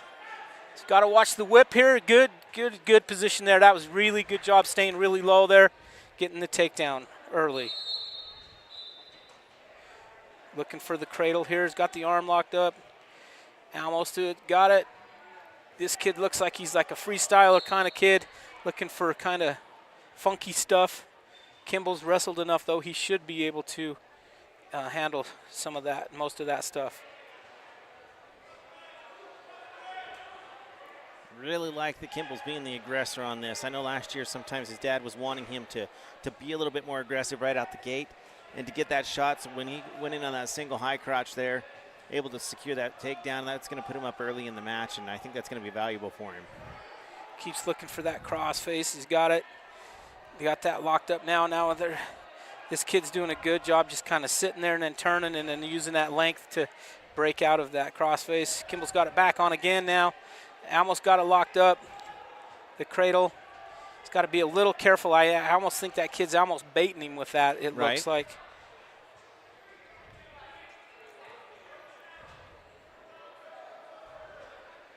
They'll go out of bounds with about 30 seconds left. Good start here so far, though.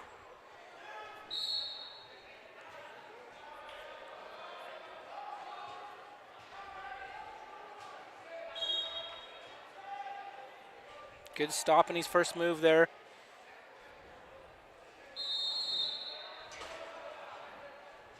Trying for that arm pry there on that. Sugar doing a good job of keeping those hands up and out of reach of Kimball. Kimball able to secure an arm underneath. Kimball's really doing a good job. He's got just short time here if he could possibly. This kid just does a really good job of staying out of that. Yeah, he does. Kimball gets it locked up, and then he just does a good job of getting in position where Kimball doesn't really feel comfortable going with it. But on the other side of that, Kimball's being smart by not forcing something that's not there. So like you said, he looks like he's got some freestyle experience. It looks like he wants to roll almost. He does. When Kimball's got him locked up in that cradle, like he wants to roll through it. And those are the kind of kids that make you nervous. Yes. You can think you got something locked up tight, and all of a sudden they hit one of those rolls, and so you got to be just in solid fundamentals.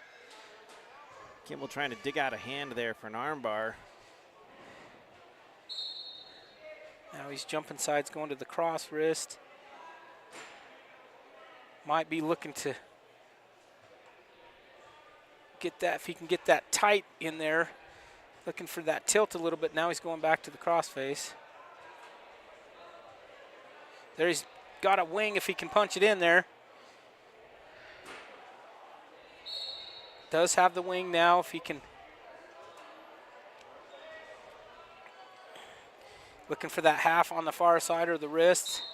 There he goes. The side with the momentum. There he goes. Man, he's not giving a near fall yet. There we go. There he goes.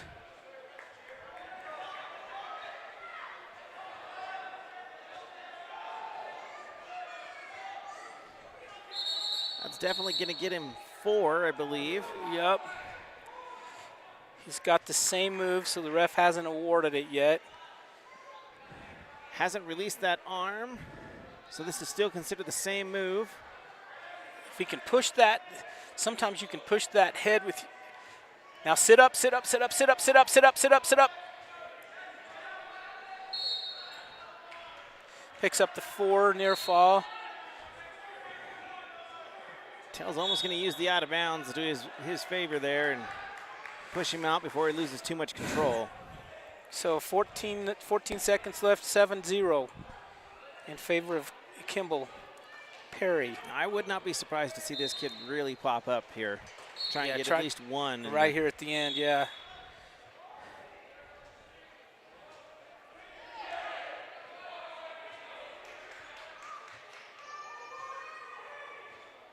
Well, instead he buckles down. Yeah. That's going to bring us to the end of the first, let's see here, that was the second period. We're going to head into the third period. Now, with Tell up 7-0 over his opponent from Sugar Salem.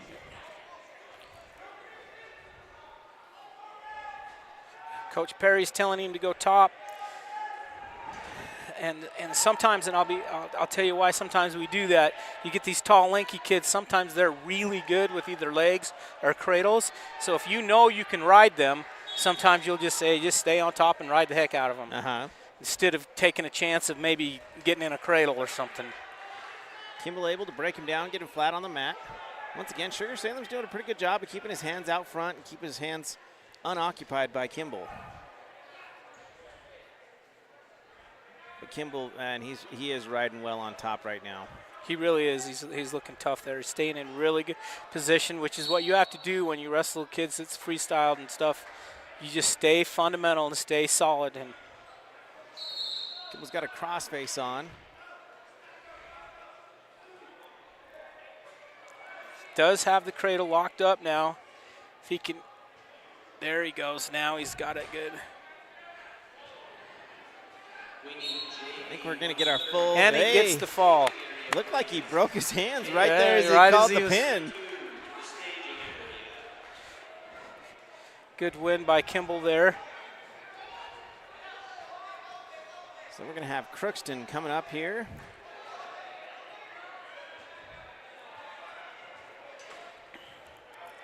So that'll tie the team scores, 12-12.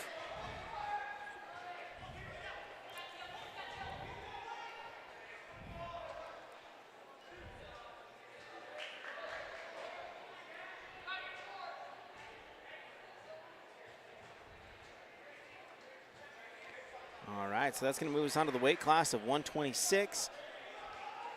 And Caden is a sophomore for the Star Valley team.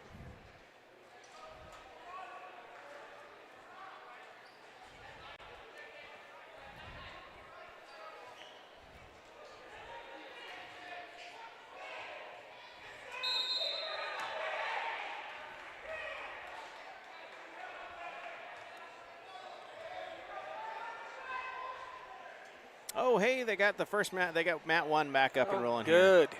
So let's do a refresh. Let's see if we can get an opponent here.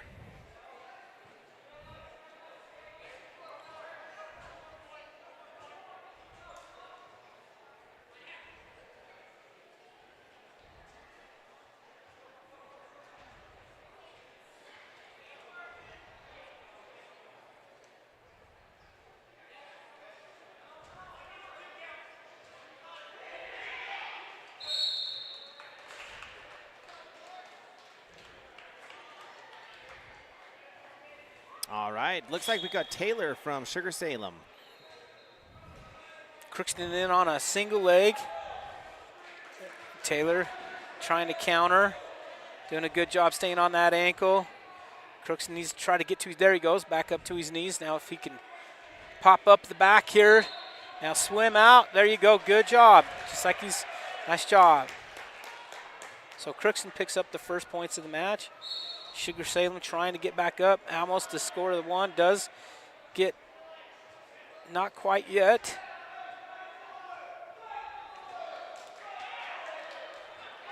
Coach Perry telling him to drive forward there.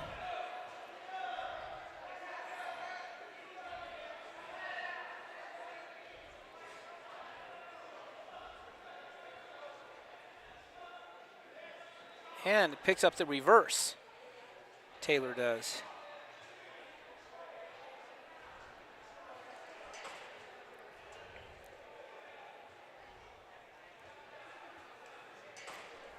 Makes the score 3-2 in favor of Crookston.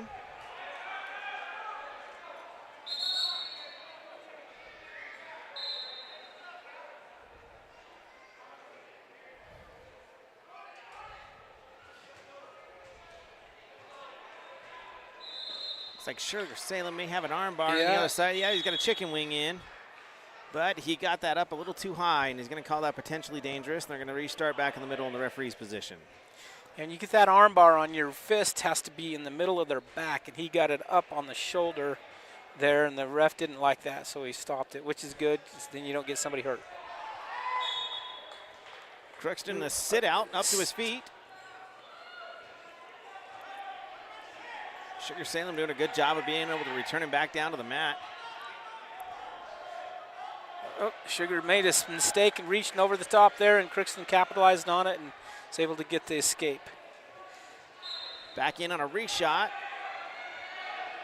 Missed the legs. Finds himself in a short front time headlock. here. Be good here just to come out equal here. Yeah. Good. Good. All right, so that's going to bring the score 4-2 going into the second period.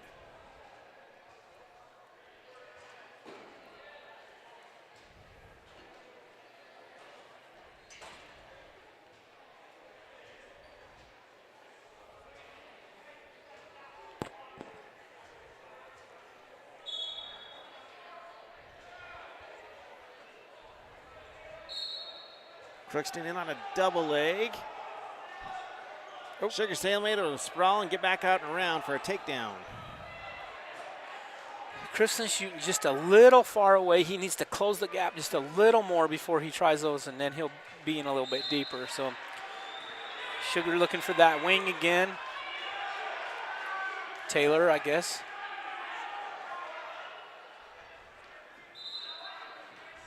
Got it on. He kind of puts it up there high. Yeah, he's got it up in between his shoulder blades. Even He's above up his there shoulder high blades. again. Yeah, that should be potentially dangerous at that point.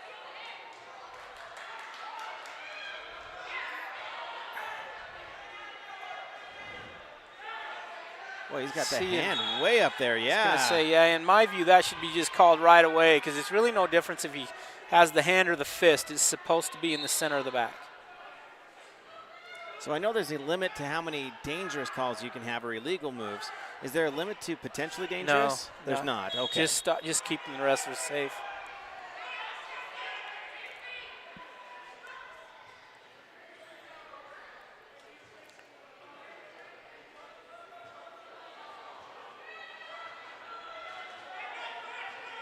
Looking for the half now.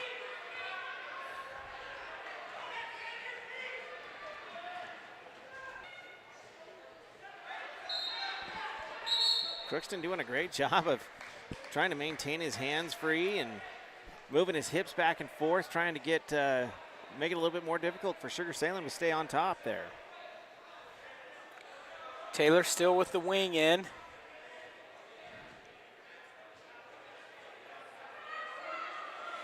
Oh, looks like he got him over. And a fall. Good match by Crookston, though. Some tough wrestling out there.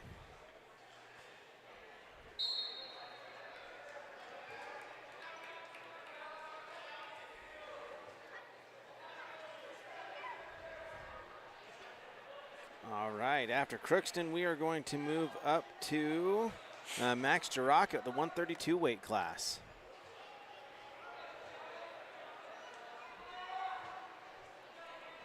Looks like Max is going to have a forfeit. Okay. So from 132, then we're going to go up to 138, and that's going to be Tel Perry.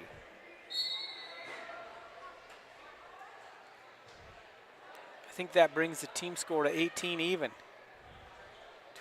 Yeah.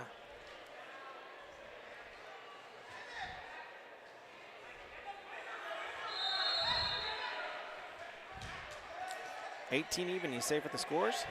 I think that's what I've we've had nothing but pins or forfeits, and so I think we've had 3 each. So tail in on that front headlock. Oh, drags the kid down flat and then it's dragging. Ooh, Bixby has, and then tries a little pancake, and the kid comes out of it, and tail able to pick up the takedown anyway. Good job there. Good movement there by tail.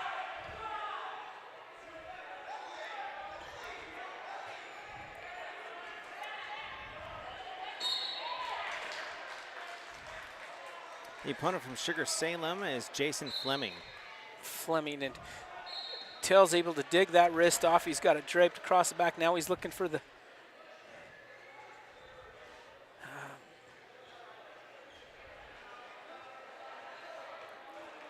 got the half on. He's got that pretty. I don't see him counting yet, do you?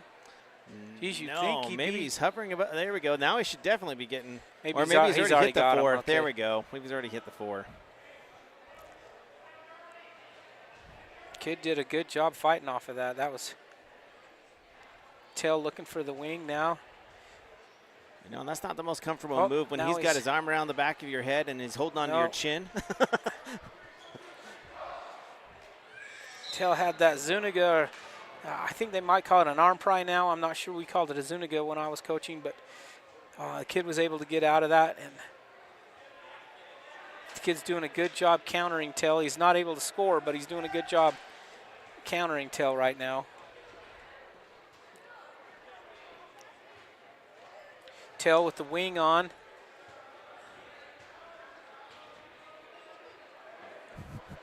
Still trying to pull him back in bounds there. Oh, out of bounds. We'll reset. Tail up 7-0 over Fleming of Sugar Salem. We got 5 seconds left in this first period, and we'll be heading into the second.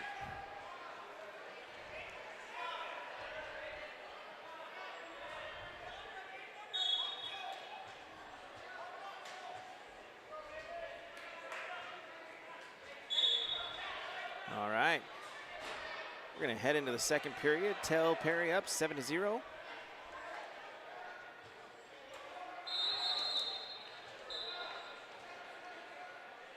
Sugar Salem defers. Tail's going to take down.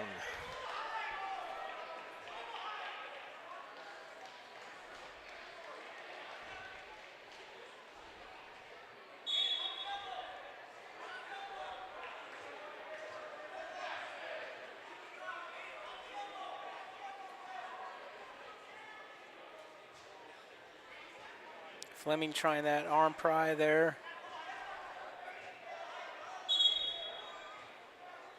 Another potentially dangerous. I'm going to start and or stop that and reset again.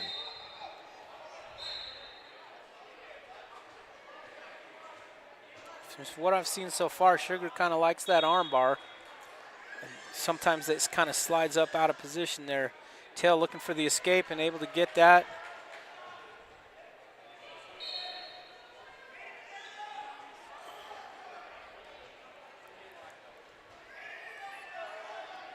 Fleming in on a shot. Tail saw it coming, was able to block and get it back around, and gets another 3-point takedown.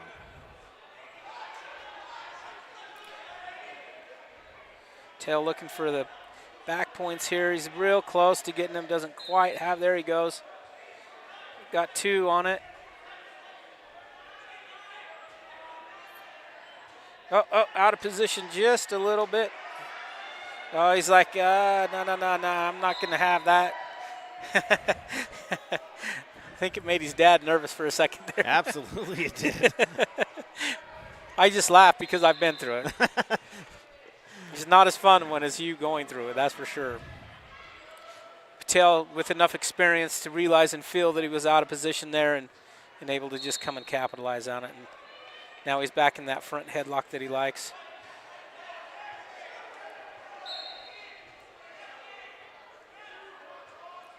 Kind of looking for that zap tap there. The kid flattens out. Now he can get around if he can get that. There he goes. And that should be a tech fall. So Tail Kimball picking up the tech fall. against Fleming from Sugar Salem.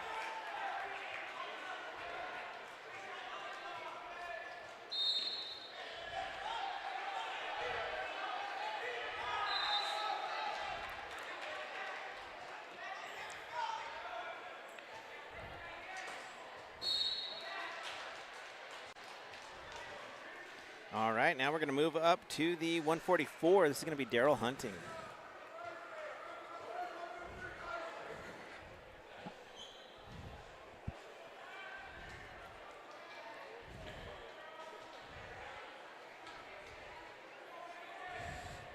Daryl's 1-1 on the day so far.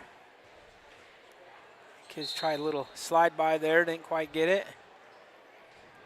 And his opponent is Pierce from Sugar Salem.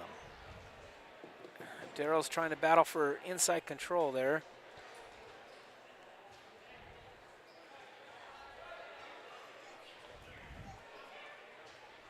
Sugar in on a little high cross, then Daryl counters with a high cross, neither able to get to the leg. Some good battling on the head going on over there. Really heavy hands, being physical.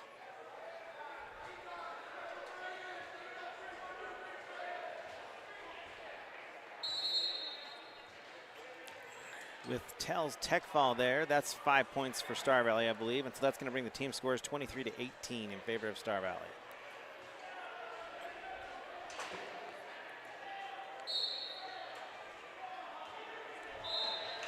Daryl doing a great job of keeping his legs back on those attempted shots.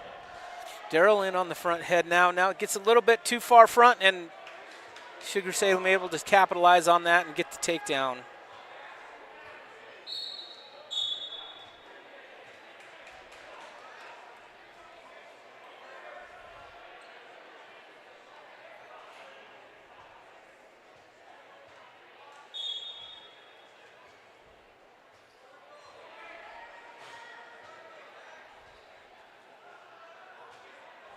Daryl working up to his feet. There we go. Almost out.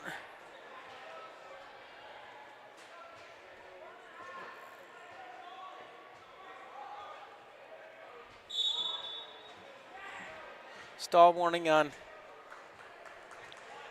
Sugar Salem there. It's always a hard one when you're up on your feet ready to get out and they grab your ankle and it's like Yep. kicking them off, but it just doesn't happen. Daryl back up to his feet. Once again, the Sugar Kid bounces down to his. Boy, if he can, he's almost. Oh, there we go. There we go. He gets the reverse, gets him to his back. Does he get a 2 count there? I think he just got the reversal. We need JB 138 and 144 to the staging area. Ref said no back points, so he does get the reversal points, but no back points. So we're going to roll into round 2, 2-3 in favor of Pierce from Sugar Salem. Daryl Hunting is his opponent right now. He's going to start in the top position. Here we go for the second period.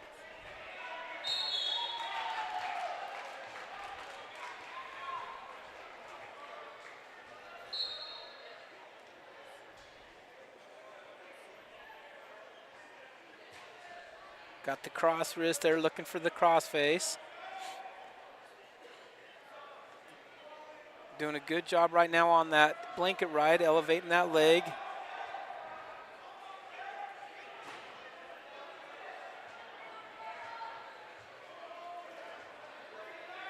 Looks like he's got a wing in. Now if he can get to that far wrist, He's kind of got it. There there we he go. goes. Now careful, not too much. There we go. Settled backing in, and that's in pretty tight.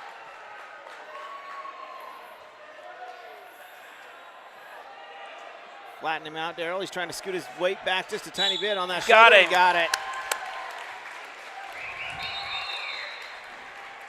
Good job. Daryl Hunting picking up the fall.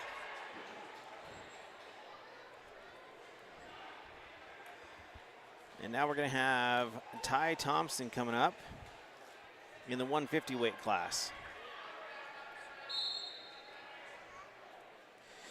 That was a good match, and Darrell able to pull off the fall right there towards the last minute. You know, here we were talking about how there was going to be a lot of close matches, and so far everyone's been a fall or a forfeit or a tech fall. So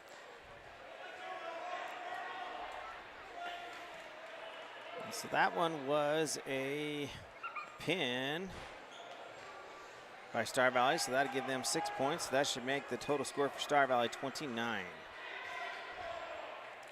all right, we have Ty Thompson up now.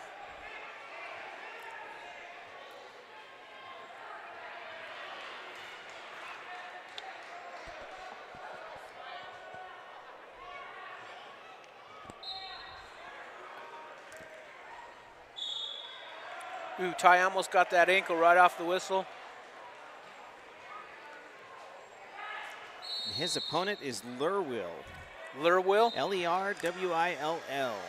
Ty on the single and the lift, high crotch lift, that was just really pretty. Looking for the spiral ride here.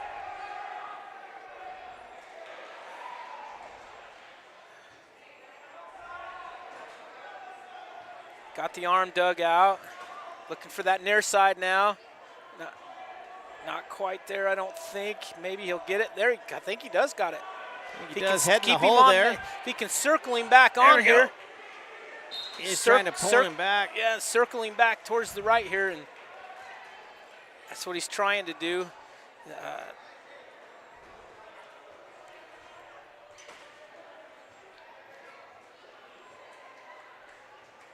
Still in bounds at this point. Under the old rules, that would have been out. Yeah. Sugar Salem's able to capture that leg of his, and I think that's the only thing that's saving him. Ty just can't quite get the right angle to get back points on that. I almost think he would be better to come around back and just get a fresh start on this. There he goes. Sometimes you can hold on to a bad position and just you can't get anything out of it. Just, you know, go back behind and then start fresh. But have to give the Sugar Salem wrestler credit there for he battled hard. I thought Ty was going to pick up some back points there, but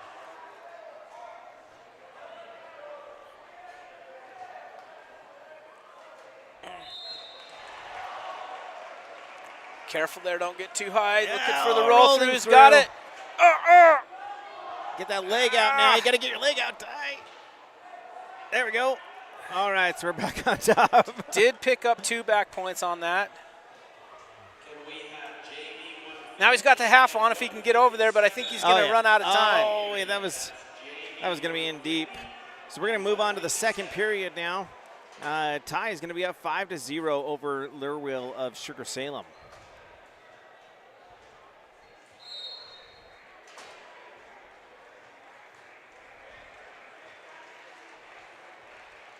Thank you to whoever was listening to our broadcast here in the gym and switched the scoreboard to the one that we can actually see. Yeah.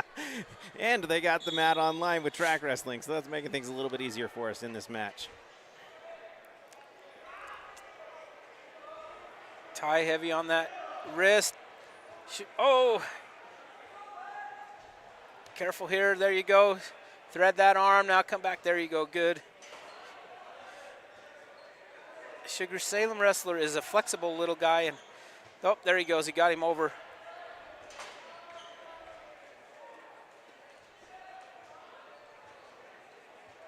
I mean, that's in deep, but like you said, Sugar Salem is flexible, doing a good job keeping the shoulders out the mat. There he goes. Good job. Picks up the fall.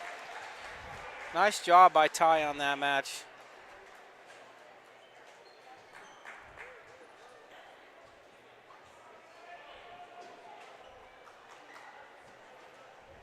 I've been impressed with Ty Thompson so far this tournament. He's hungry this year. You can see it. You can see that he looks a lot better and a lot more confident. Looks like he's enjoying it more. You can tell that when they're out there coaching their teammates and stuff, and hope that continues throughout the season where he just enjoys it and has a good senior year. I wonder if his brother Jake's been working with him. Some of those moves he was doing out there during this match reminded me of Jake a lot. All right, we're lane hunting now. And his Lane in opponent- on the single, corner single, gets his opponent down, gets the first takedown of the match, dragging him back on so we can go to work.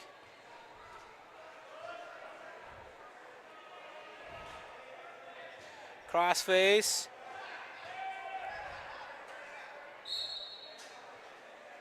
Zollinger is his opponent from Sugar Salem. Hanging on to that arm. Lane looking for the barbed wire now. Circle, get your head up on top, get your head up on top. Oh, His opponent's able to roll through Does because Lane pick up- didn't get that. Sorry, how many points did he pick does up there? pick up 2. 2 points. When you come around on that barbed wire, as you come around, you have to get your head up on top of your opponent's body. If you don't do that, it makes it easier for them to roll through like he did there. Nice. Back to the crossface again. Now he's looking for the cradle, it looks like. Looks like he's it got locked up. Good. Step in between the legs, and then you push back towards yourself. Don't get too high, because then they can grab you. Switches to the There, near good. side cradle. Good. Oh, and then he's going to get some swipes out of that. Scoot I think he can there you settle that go. in. There we Good. go. Good win for Lane over Zollinger of Sugar Salem with a fall.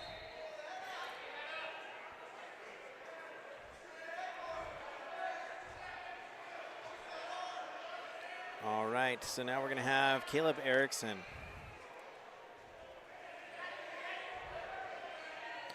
And he is our weight class 165.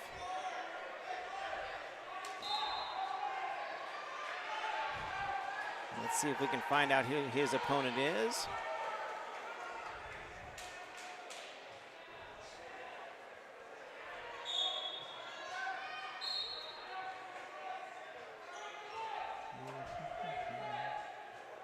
Erickson looking for that knee pick, not quite there. Now he's on a front head, gets around, gets the first takedown.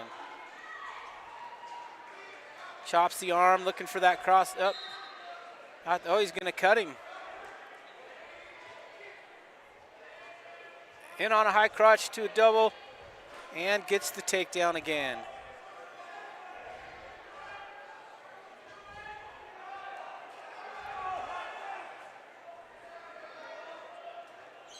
Gonna cut him again here.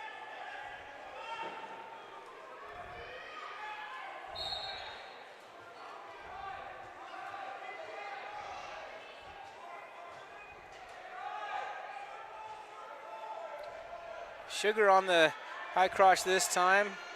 Erickson able to do the, does this really, really, really sweet knee tap and able to get him over to his back. Zap tap, we call that. Got him on his back now and gets the fall. Nice job. That was a nice little series there.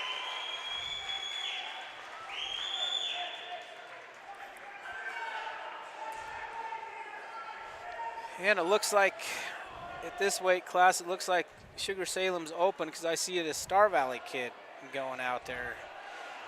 And so this will be Cooper Burke. And he'll be facing off one of his teammates.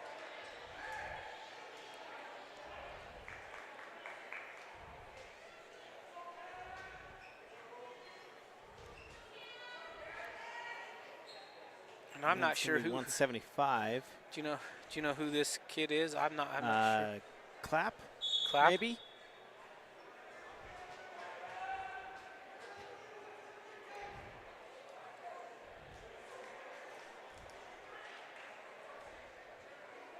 Clap looking for a single. Cooper on the front head here. Gets around, almost around back for the points. Not quite there yet. It's either Clap or There he goes. Mickelson, one of the two. And I'm almost thinking that it's Mickelson now that I've had a chance to look at him.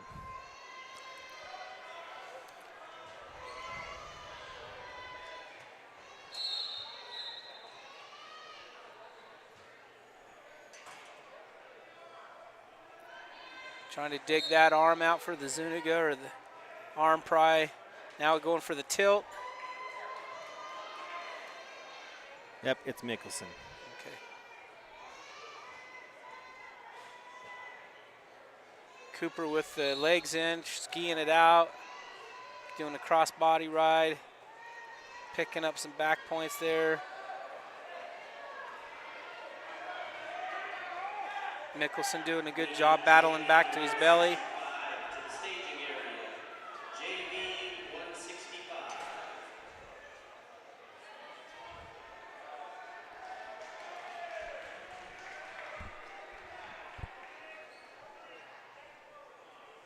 Cooper taking him back over now.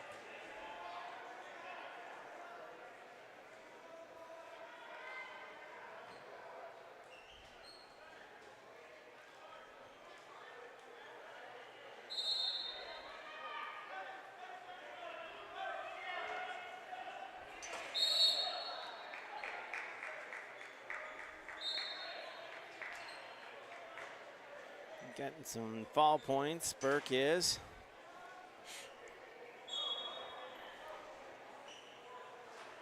It's going to give us 4 near fall points as we move into the second period. That's what, 11? That'll put him 11, right? I think it's only 7 at this point. I thought that was his third. Let's see what tracks. Oh, it is 11. The scoreboard is wrong, but track is correct.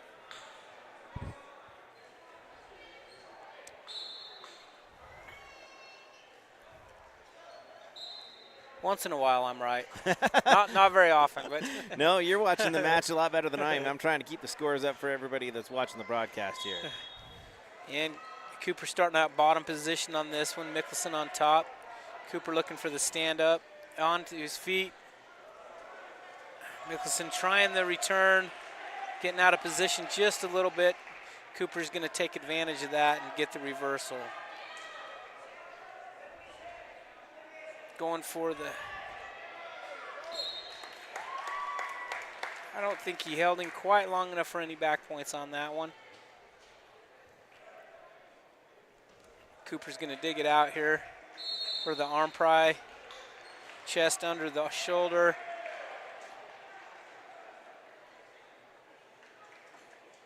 And all it needs is 2 swipes, and that'll give it a tech fall. So that should do it there. It's always tough when you're wrestling your teammate, but good for Mickelson to go out there and put in some good effort against a tough teammate. Yeah. I believe Coach Young always says iron sharpens iron. All right, let's see if Damien's actually going to get a match tonight. Looks like he is. Hey. So we got Damien Burgess, and we'll try to find this Sugars kid's name here in a second.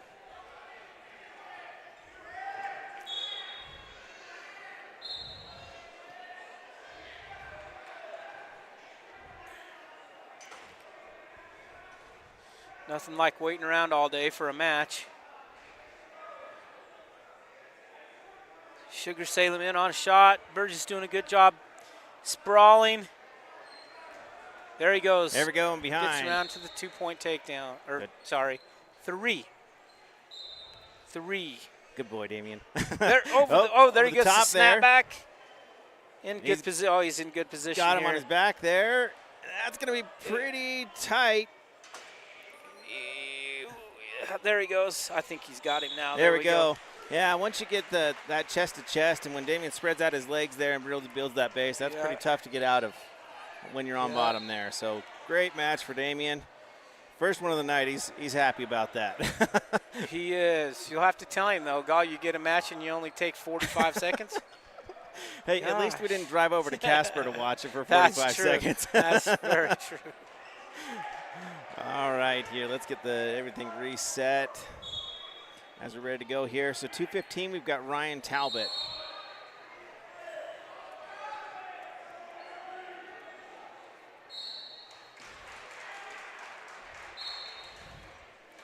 Sugar in on the shot. Talbot with the sprawl.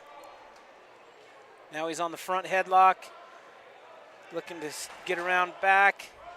Milking him back down to the mat. opponent from Sugar Salem. Last name is Pocock. Pocock. Okay. Pocock's in there. Talbot's still on that front head, trying to get around to the back. Can he get to that ankle? He did get to the ankle and gets the takedown. Good job having patience there and not pushing it, rushing it, and comes around and gets the points.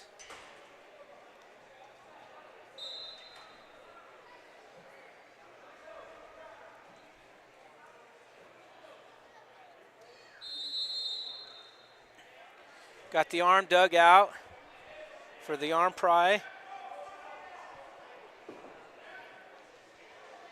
Now he's switching off to a wing.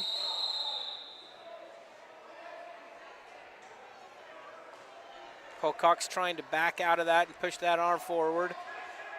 And he's successful doing that. Talbot switches right off to a crossface though and is able to get him over, get some back points here. He's got him in a good spot. If he can hang on right there, he's still got 25 seconds if he can keep his weight on him here. And there it is. There it is. So Ryan Talbot picks up the fall. 19 seconds left in the first period, and I think that's the last match, right? That is, because we started with the heavyweight division tonight. So that should bring the final score with 6 there. That's going to bring it to 64-18 in favor of Star Valley in that duel. So a great duel. Really, that score doesn't reflect how tough some of the Sugar Salem wrestlers are. Star Valley's got a strong top half there and was able to really stack on the points in the end. Yeah, that was a good match. As an old ex-coach, that doesn't mean anything, but I really am impressed with what I'm seeing so far. Some really, even our young sophomores are looking good. And in my opinion, some of these kids are looking a lot better right now than they did last year. And so that's exactly what we want, and they're looking good, and they're fighting hard. And I think coaching staff needs to be proud of what they're seeing right now from these kids. I think that leaves us with just one duel left, and I believe that's Teton. And so I wouldn't be surprised if we have just a little bit of a rest here as we went through a lot of pins, and those pins make the duel go just a little bit faster there. Yeah, it really does.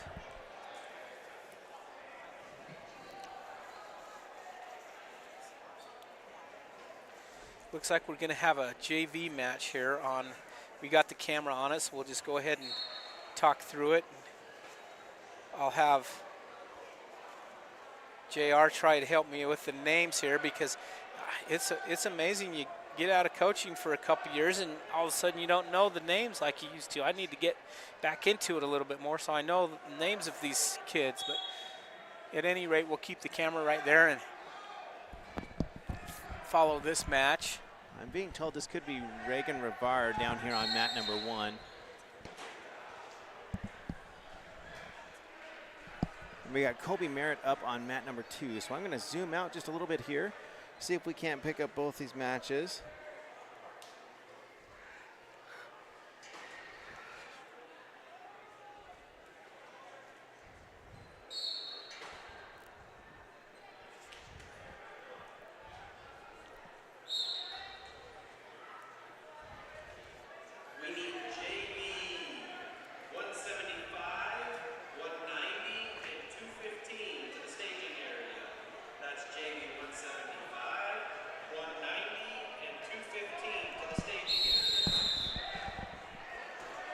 Got these matches going on. I know we have Kobe Merritt on mat number 2.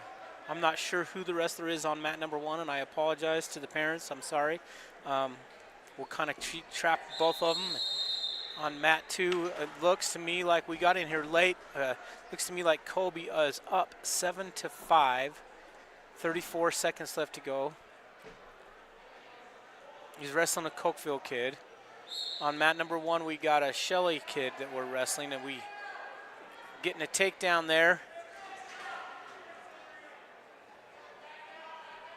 Colby up to his feet looking for an escape, and does end up getting the escape there.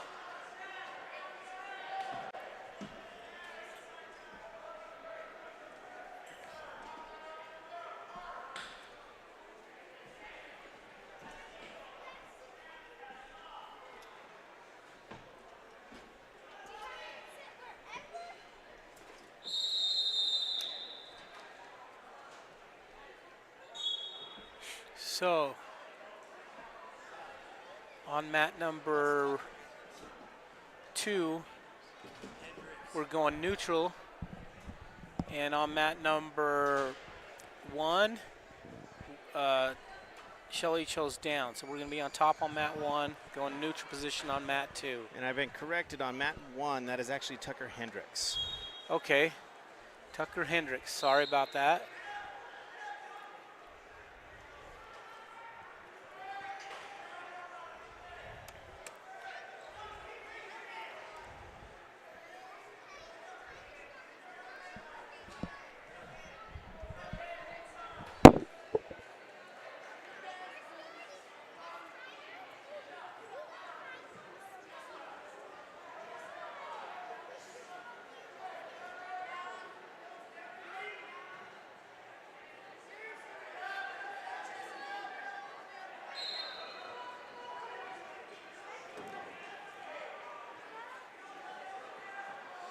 It is the third period on mat number 2, and Tucker is up by 3 points. Oh, and he gets the throw. That was nice timing. You see the Cokeville kid push into him. Tucker hits the throw and catches him. Nice job there. Looks like we got a crossface on, looking for a cradle on the mat number 1. Picking up the fall on mat number 2 with a really, really nice throw.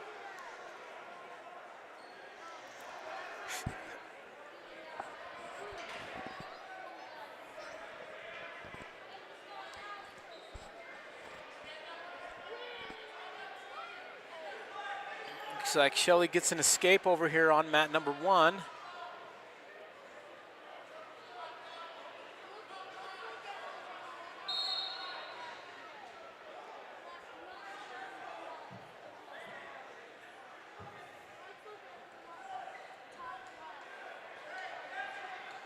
Star Valley in on a high crotch here.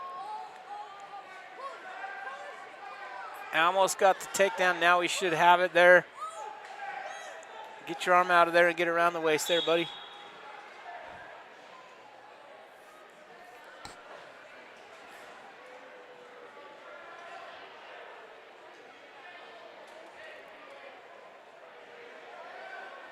Looks like Star Valley's got the lead here, 3-1. Star Valley's going bottom position. This is the third period.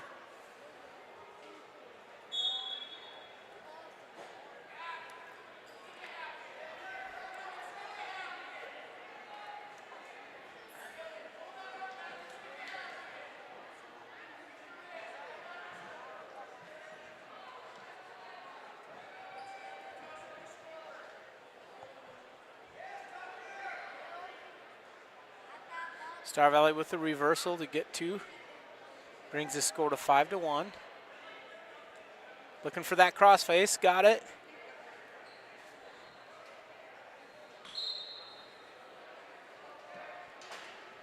Reaches under, got the barbed wire now. If he's got a little ahead of himself, but now he's right back on a crossface again, looking for the cradle.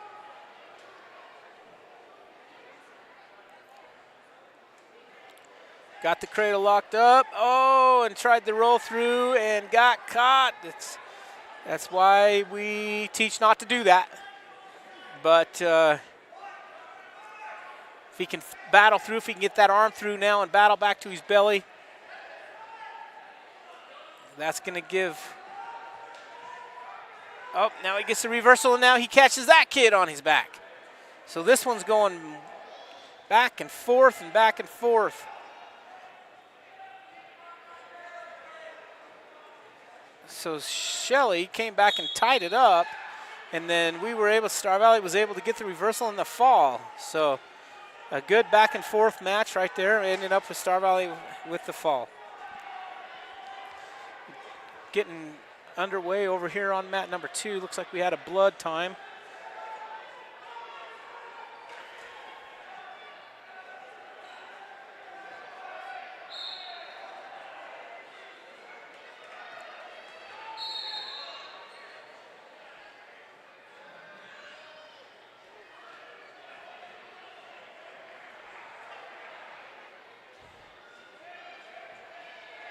Looks like we have a Star Valley wrestler picking up a fall over on mat number 3.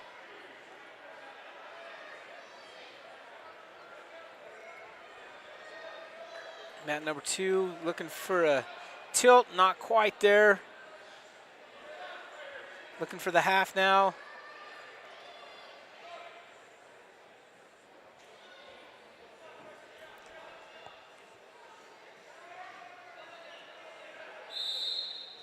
There, he's got the half on now. He's got him over.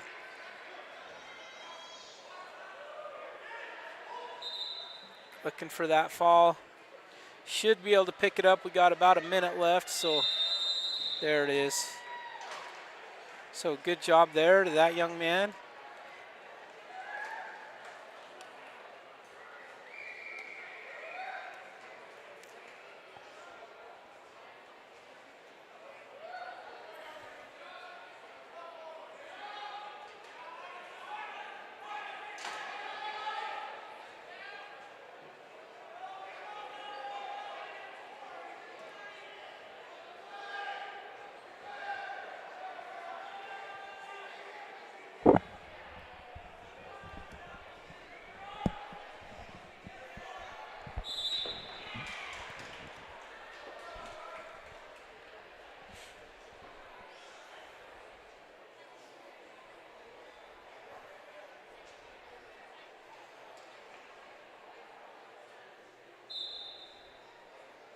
Looks like we have another Star Valley wrestler starting on mat number 2 right now.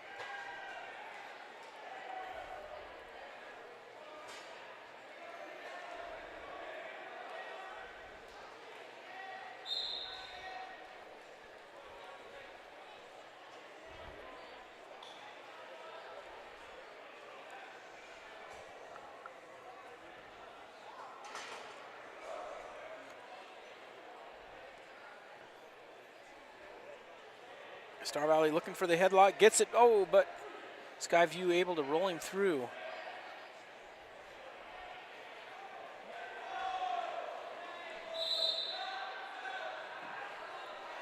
Looks like on mat number 2 down here, we've got Nolan Hyde. Nolan Hyde, okay.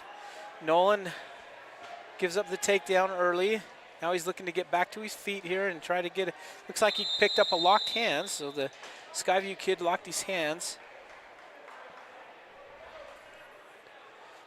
So Hyde will pick up one there.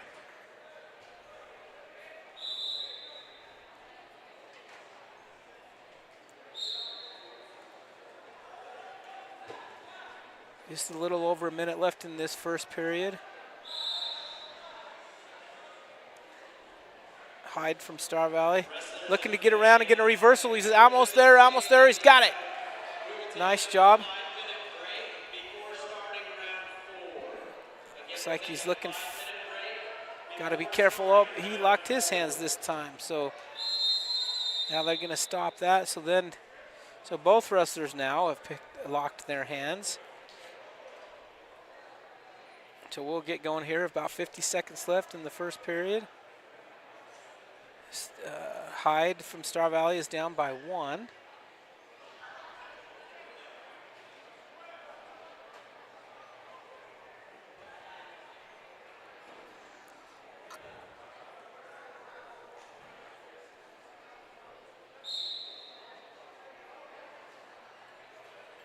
And Skyview able to pick up another one on an escape. 30 seconds left here in this first period. Both wrestlers on their feet. Looking for a headlock. He's got the arm. Looks like he didn't have the arm. No. So Skyview will pick up a point there on an illegal headlock. You have to have the arm inside the circle of the headlock, and he didn't quite have it there. So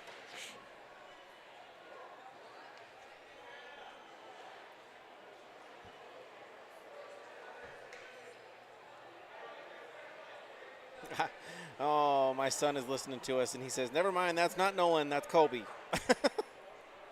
oh, before? Yeah, or down. Oh, this is down here. This he is says this is Colby here. Colby. I don't know. Possibly Colby Merritt. I think Colby's done because I saw him over here. Okay. Oh, no, he says, okay. So this is what you get from a 17-year-old. Okay, so it's actually down on, down on 4, which is on the upper left-hand side of the screen. That is Marty Birch. Okay. And on 1 right now, coming up on 1 is Carson Clapp. But he's saying that Colby is on mat 2, but you're saying that's probably not Colby. I don't think that looks like Colby. I don't know a lot of the JV kids, but I do know Colby. And that doesn't look like Colby. This kid looks a lot younger.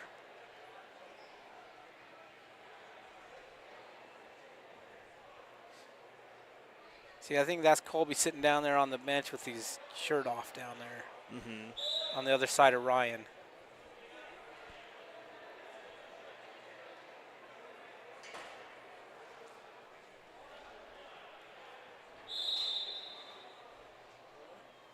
Well, we'll go back to saying Star Valley. That's good. Off the mat, no takedown either way.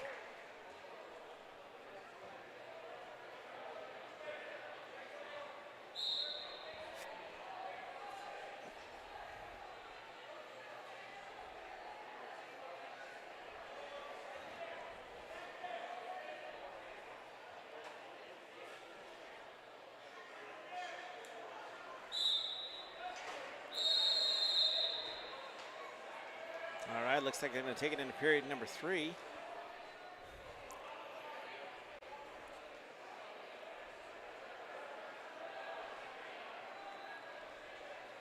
Looks like Birch is on top on the far mat. Look, as he got him on his back and gets the fall.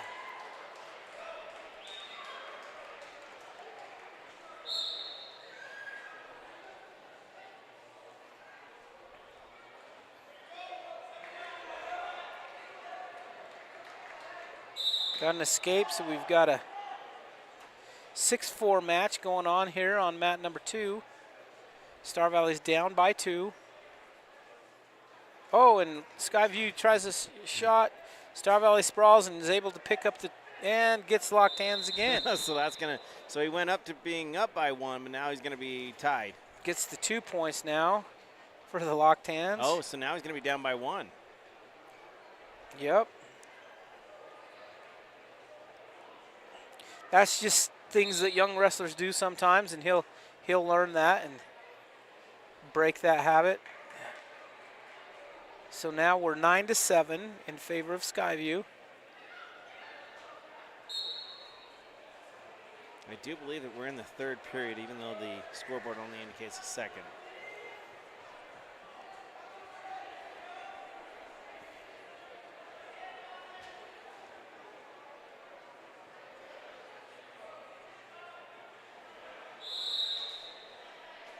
All right, now down here on the lower left-hand side of your screen, we have got Carson Clapp wrestling. He's just scored a takedown there, and that's going to give him the lead 3-0. We got a Star Valley kid down on the mat number 4 too. Let's see if I can find out who that is. And he just gets a takedown, whoever it is. And lets the kid up for an escape. And Star Valley here on mat number 2 picks up the takedown to take the lead, but then locks his hands, and that's too many times of locking your hands. 3 times. And he will lose the match. Yeah. If you lock your hands 3 times in a row, 4 times in a row, or whatever, after that, you lose the match. We had one of those last night with one of the girls' match. She was up 9-1. Or not. Well, I guess with the penalty points, the only points that her opponent had scored were illegal locks, and so I believe the final score ended up was 9-3 in favor of I believe it was Star Valley, but she ended up losing the match because she got disqualified. Yeah, and that's, all that is inexperience. Yeah. These kids will learn that, and then that won't be an issue anymore. But sometimes when they're first learning. Star Valley picking up a fall down on mat number 4. I'm sorry we weren't able to figure out who that was, but Claps got getting some back points and a pin. He's going to get a pin down here on mat number 1 on the lower left-hand side of your screen. I do believe that that is going to do it for all of the Star Valley wrestlers in the JV bracket at this point. There are a couple other matches, but I don't think we're going to have any more Star Valley wrestlers out there. And that I imagine there's just a couple. They're looking at the like they're in the. Nope, we are going to have one. Kiesel's going to be coming up here on mat number 1. What's his name again? I know his first name's Kiesel. Kiesel? I was his T-ball coach. Okay.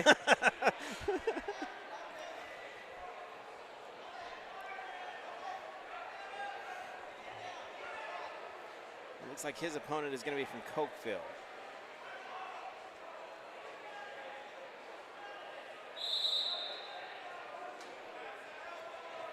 Kiesel, I believe, is wrestling in the 285 weight class. Ooh, a nice little high crotch to a double leg. Good job. I'm pretty sure that he is a sophomore. He did wrestle a little last year as well.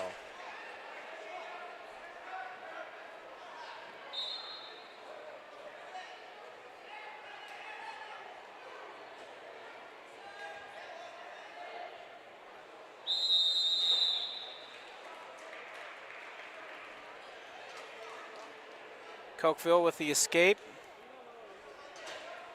And almost had the takedown, but Kiesel was able to scoot around, and there's still no points at all. And then Cokeville pulls it back out, grabs the head, almost gets him back down, and then now there was another one of those that I think was awarded too early, but I think if I was reffing that, I would have kind of let that play out. But referee did not, so picked up. Cokeville kid picked up a takedown. Kiesel picked up a reversal. Anyway, the score is 6-5 in favor of Cokeville.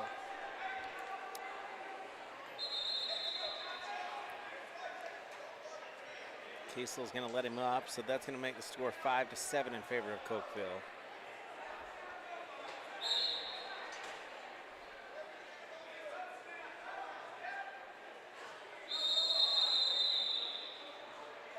Kiesel able to sprawl down and is going to end up with a takedown there. That's going to put it to 8-7.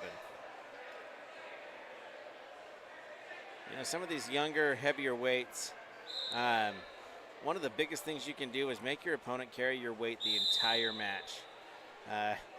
You know, they get off to the side sometimes, but even getting off to the side, you got to leave that weight on top of them. And really, that's how you're going to control some of these heavier matches, is by making your opponent carry your weight.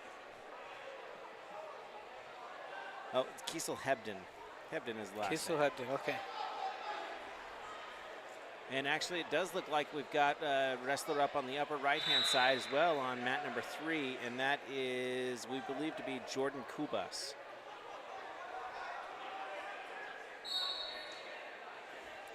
Kiesel able to get a good start out here and get around front, and should at least get one. Now picked up the 2 reversal.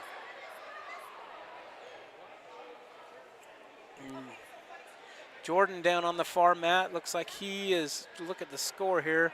Looks like he's winning 6-2, if I'm looking at the right clock.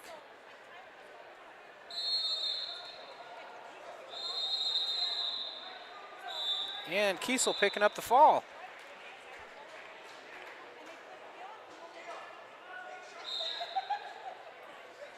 Good job there, Kiesel.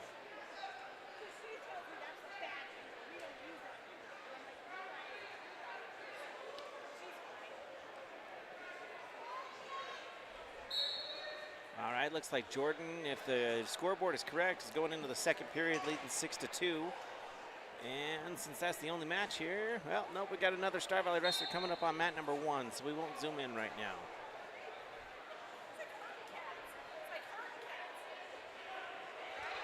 Jordan got out of position a little bit, and his opponent able to switch it back, and yet he's trying to get his head out of there and does not give up the reversal, is able to maintain top position there.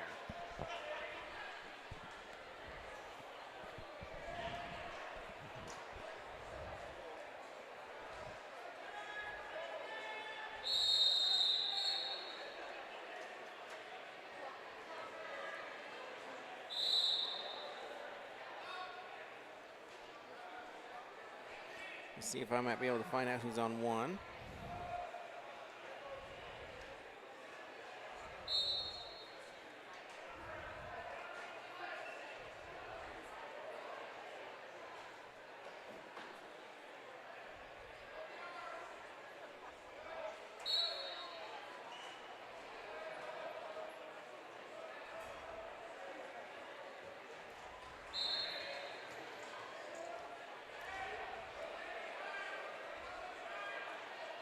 Mat number 1 here on the bottom left. Star Valley going down, but able to wrestle their way back up, so no points awarded.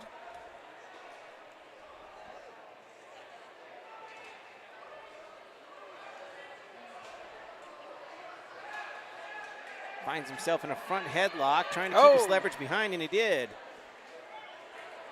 A little bit high, but he's got his opponent on his back. Getting some near falls. Hips up. There you go. Good. Oh, boy, this is a roll around.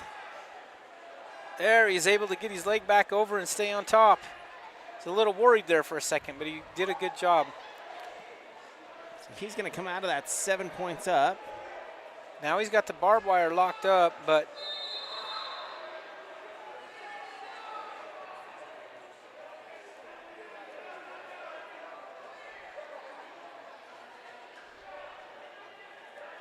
no points there because he didn't allow his opponent to have the escape. He is going to maintain back to the mat there and end that period. Looks like there may be an injury up on Jordan's mat on the upper right-hand side of your screen. So that match has kind of come to a standstill for right now. Back down here to mat number 1 on the bottom left, and not able to get the fall in time for the clock. He is going to get some near fall points, and that's going to make the score, I believe, 11-0. yeah, that's where those, if you're the one doing that, man, that's really handy to have those 4 points. Yes. But if you're the other side, man, it adds up in a hurry. I'm really amazed at how fast that can add up, man. Yeah. It's, woo. And we've got Saban Brown as the wrestler on the upper right hand of your screen there on mat number 3. He is currently leading that match. Looks like 6-2, I would say. We picked up another takedown here on this mat.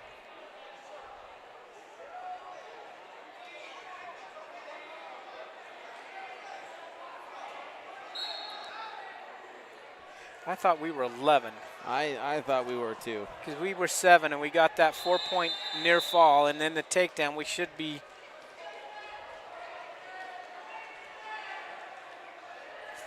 The score should be 13-1 or 14-1, 13-1. I do believe that is the case, but once again, in the JV, we got the scorekeepers doing the best they can down there. And especially when you get some of these rolling around back and forth, and you're trying to keep track of the referee's hands. And we get another escape.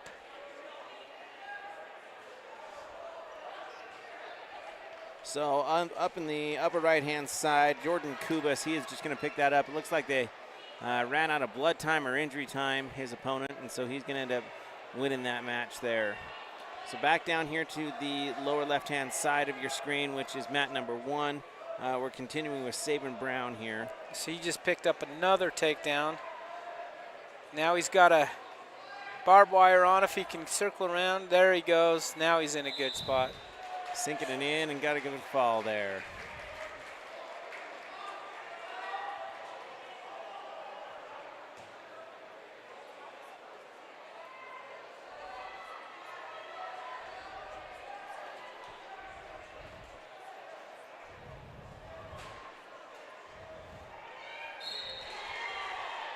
I'm thinking that's just about got these JV matches wrapped up. I think so. So we're going to head into a 5-minute break here. Just make sure that we don't have any other wrestlers coming up. We've got one up on mat number 4, and that match just ended. And I do believe that is going to be the last match. We'll have a 5-minute break here before we get into the Teton duel.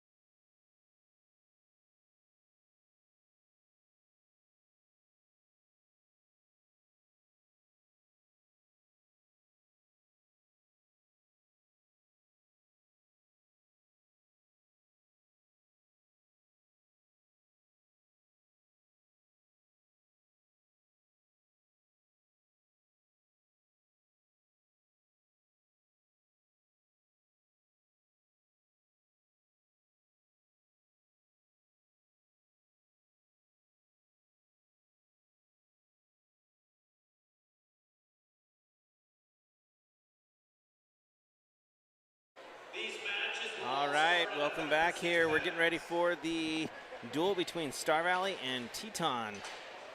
They are meeting at the middle again. They're going to do a coin flip, and then we'll be on our way. We're going to start at the weight class of 106 if they keep true to what the system's been. And that means we're going to have Tommy Hoops up first for Star Valley. And let's see, in just a moment here, we should have an opponent for him.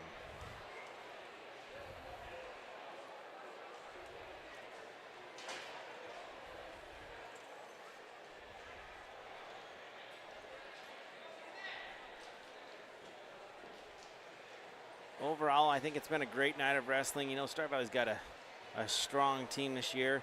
It'll be interesting to see once we start over to the other side of the state. This coming week, we're going to be down in Farmington, Utah. We're going to see some tough competition down in Farmington this coming week, and I think it'll be good for them. They'll get to see some of the best down there in Utah. You know, they're competing against schools that are what we would consider, I don't know exactly how their division rankings are, but I believe it's 6A. So you're competing against schools that are close to twice our size, have a little bit bigger pool to draw from in regards to the athletes, but I really do feel like the Star Valley varsity team is top notch, and they should be able to compete pretty well down there. Yeah, I think they'll hold their own. There's going to be some really, really tough individual kids down there. You know, one of the advantages that Utah has over us is they don't have to travel as far Right. to go to a freestyle tournaments and stuff throughout the summertime. We got to travel a lot, 4 hours anywhere we're going to go, and that's a short distance. And they can drive, half hour and be at a tournament. So they have that little advantage there, and there's obviously more kids. So, but it'll be great competition. Star Valley's going to hold their own, and it'll be really, really good experience for them. As I mentioned with this Teton team, coming from a little bit smaller school, so they are probably not going to follow the weight classes. Their team does not look very big down there sitting on their bench. But looks like Tommy will pick up the first forfeit. There we go. So we do start at 106. It's just a forfeit right off the top there. So now we're going to go into our next weight class, which is 113, which we will forfeit. JV 106, 113, and 120 to the stage. So it looks like we are going to have an exhibition match. It looks like trying to tell if that's orange or red down there. Maybe a Cokeville and a... It's Shelley. He's got russets on the back of his singlet. So Shelley and against Teton there. Oh, there we go.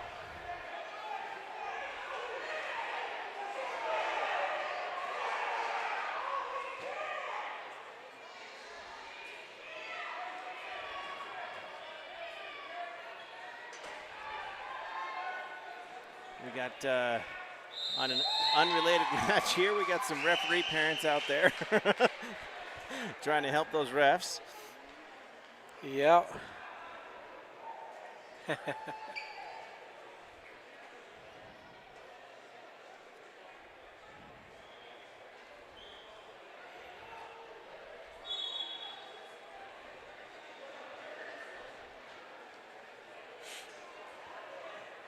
So the next Star Valley match that we will have is going to be Kimball Perry, hopefully. Right now, this is the 113, and this is going to be an exhibition match that we're looking at here.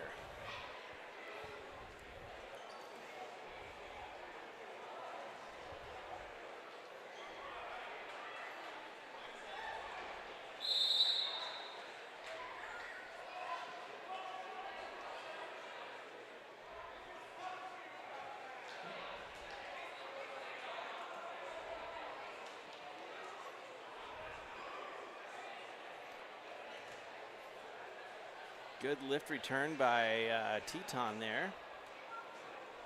Oh, no, that was Shelley. Shelley, yeah. That Looking for that roll through tilt right there. That orange and red up here is kind of hard to tell the It difference is. between. Just trying that roll through tilt there, but he's quite getting him held up soon enough.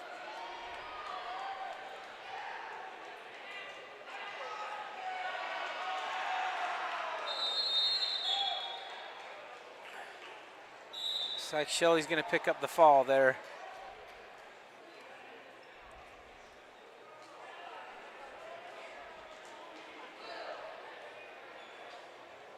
So a forfeit each way, and so that brings the score 6-6 currently. We should have Kimball Perry coming up right now in the 120 weight class. Let's see if he's got an opponent. It looks like he does. Let's see if we can get a name for his opponent.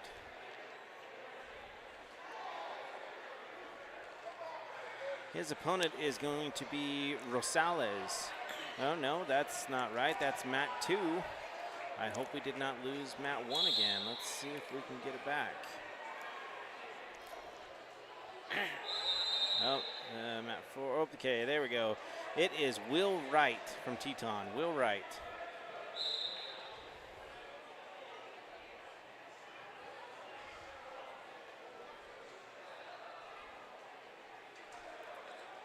Kimball on the corner singles, got the leg picked up.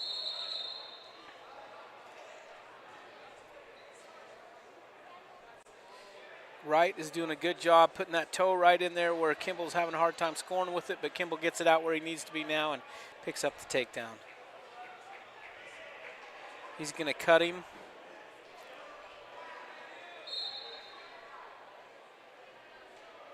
Looking for that front headlock here now.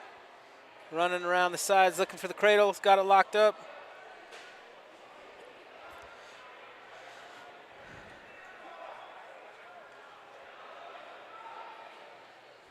Got that near side locked up still. Wright's doing a good job kind of spreading out, getting big. Yeah.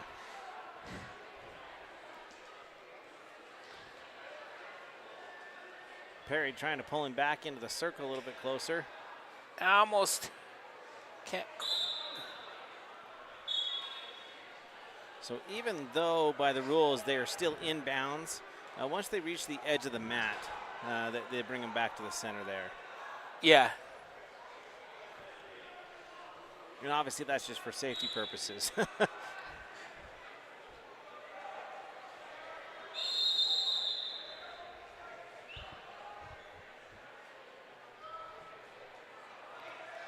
Kimball's got a chicken wing in, going up and around. Yeah. He's going to stack him.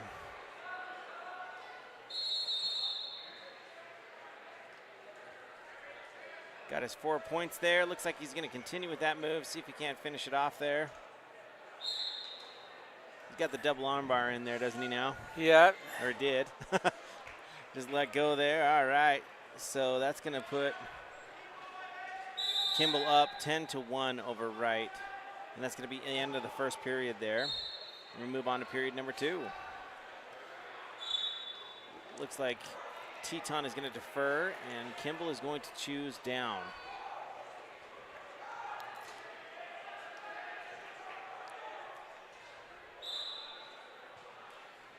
Kimball with a quick stand up there. Does an outstanding job with that stand up.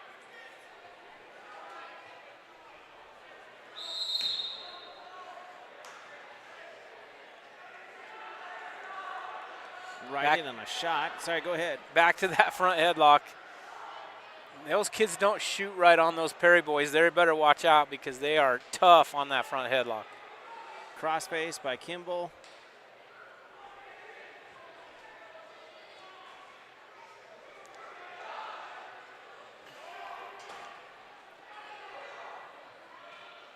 That's going to bring the score 14-1 in favor of Kimball. If he gets any near fall points, which he is going to do right here, it's a tech fall unless he gets a pin, which he does. Nice match there by Kimball Perry.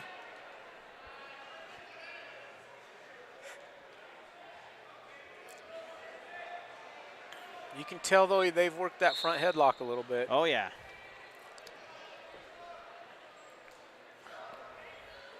Okay, and that is going to bring our next opponent to be Caden Crookston, is going to be for Star Valley. Crookston in on a double leg, coming out the back door, picks up the first points of the match. Right to the, Teton with a, looking for a stand up here or a, does get the escape, I think. Yeah, he gives him the 1. Looks like Barry is written on the back of his singlet.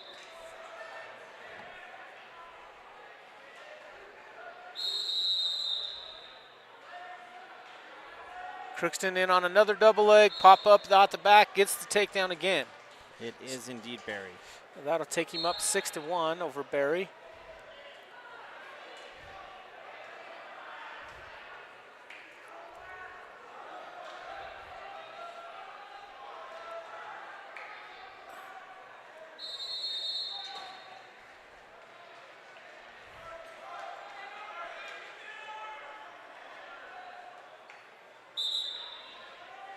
Crookston's wrestling really aggressive in this match. That was a potentially dangerous there.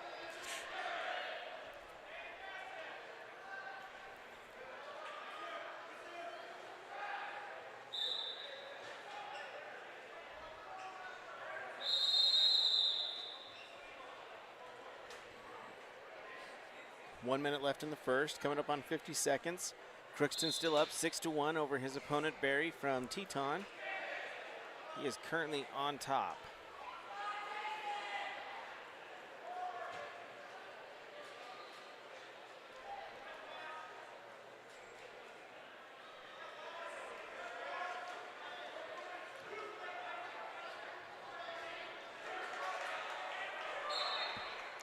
Looking for that half.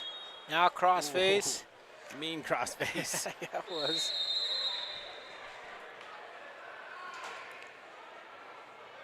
Looking to hook up the cradle there.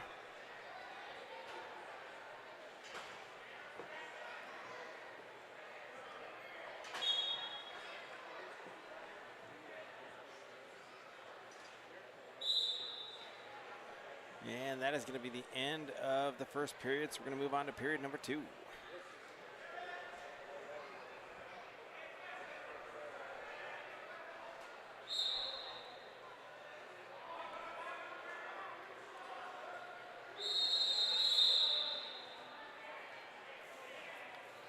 Starting neutral position in the second round. Crookston up 6-1. Got a front headlock on right now, looking to come around. Oop, got out of position just a little bit.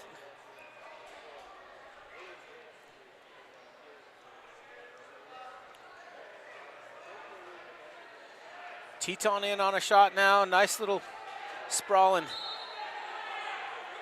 Now he spins around. Crookston almost to score again. There he goes.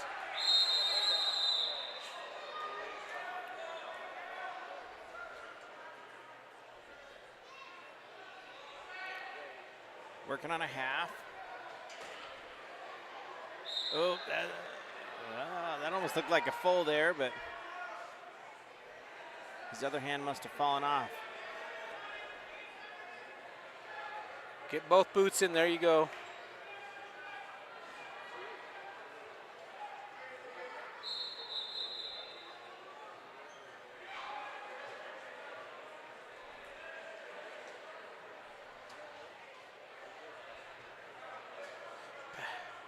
Almost power half there if he'd hit it. But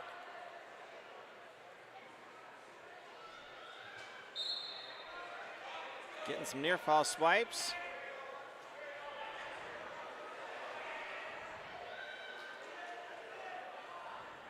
It's always fun to me when they get him locked up and they look over to the bench. yeah. What do I do, Coach? He's not down. How do I get him this way down? So Crookston's going to get up. It looks like they're going to give him 3 near falls. Oh, no, they did give him 4.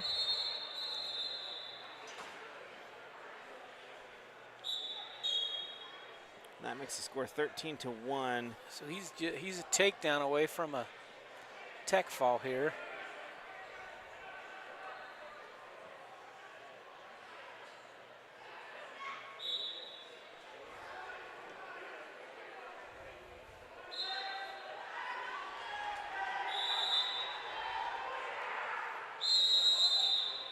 Head in the third period with Crookston up 13-1 over Barry of Teton. And going neutral. If he can get this takedown, he'll have it.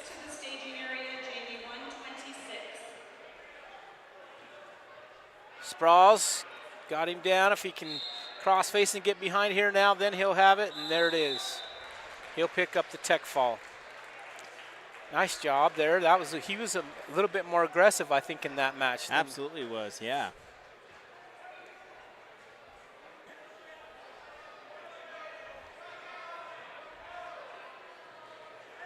Yeah, looked good.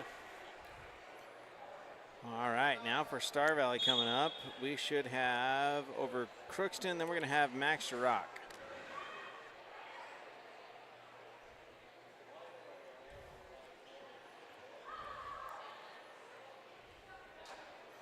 And they are going to be in the weight class of 132. That's going to change the team score to, let's see here, that was a tech ball, so that's going to be 17. So Star Valley leads the duel 17-6 over Teton. And let's see if we can find out who his opponent is going to be. These girls will just get this score thing figured out tomorrow when we're done. That's about how it works. They're doing good, though. It's not easy to just jump in here and run a computer program that you've never seen it before in your life. And most of these kids haven't really watched much wrestling either. So. All right, so it looks like the opponent is going to be Nugent. Nugent, all right.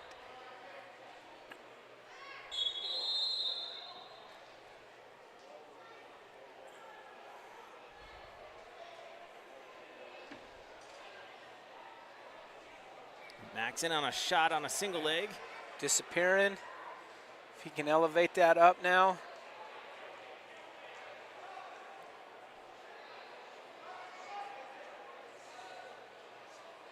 Nice job putting it on his, that was just nice. Shelving it up there like he's supposed to, looked good.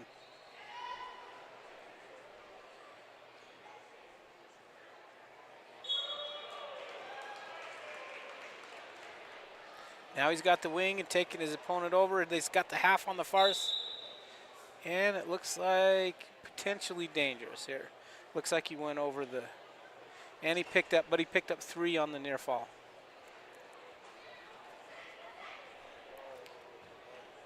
He must be pretty strong kid because he's held some kids down and done some things that just, I'm like, man. Oh, stacking him up now. You know, Max, sometimes he finds himself out of position, and like you said, his strength almost tends to pull him out of it. Whereas, you know, if you weren't as strong of a wrestler, you get stuck in out of position on some of those, and it's really going to cost you. Picks up another 3 back points. It's going to make the score 9-0 in the match. Doing a good job hanging on that wrist. Looking for the roll through tilts, got him held up. Back through, good job there. Picks up the 4 that time. Looking for the roll through tilt again. You got to let him build up just a little bit more. There he goes. Like you said, you got to make sure that's nice and tight, otherwise. Yes, you can get in trouble with it too. Like that, as a dad of a wrestler, that scares me. All right, that's going to end the period. We're going to go into round 2 here.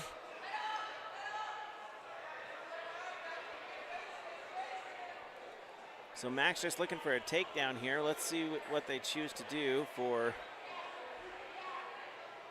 Max is going to go down.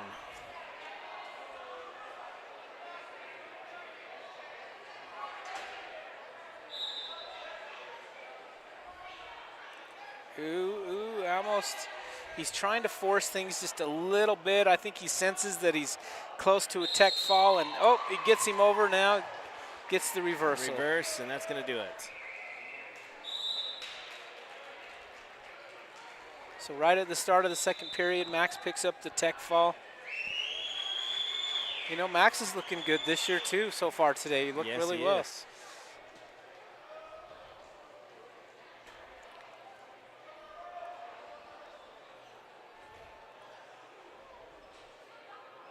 Okay, now we've got Tel Perry, weight class 138.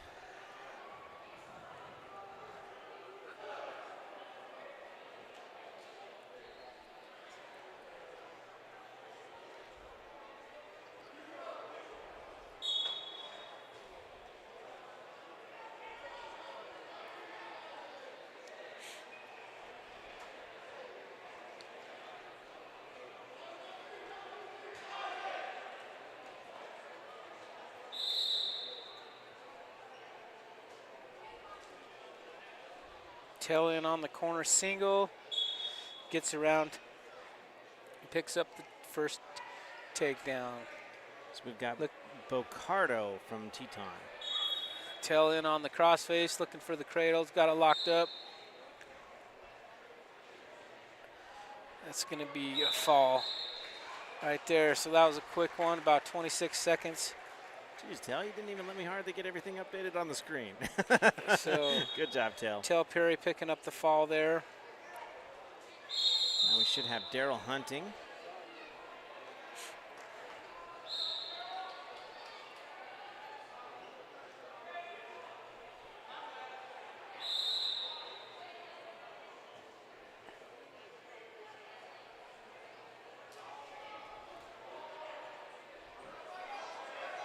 Daryl on the front headlock, circling the corner, looking for the legs, got it, and picks up the takedown.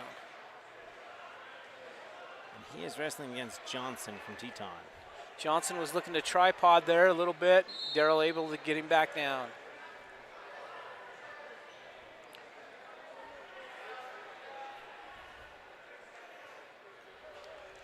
Looking for that crossface. Got it. Switching off. Oh, I don't know if he quite held him long enough for a He's still got the leverage, driving into him. not quite long enough for back points. Looks like we got some blood time. So about a minute left, a little over a minute. Daryl's up 3-0. Team scores 28-6. 28-6. We started at the bottom of the weights, and so our our heavyweights will be our last matches here. Not to say that our lower weights aren't strong, because they definitely are strong, but we get, it seems like you increase in weights and you're starting to get stronger and stronger kids. And boy, Star Valley's looking really strong this year, top to bottom. Yeah, if they can figure out how to fill that spot at 113. 113.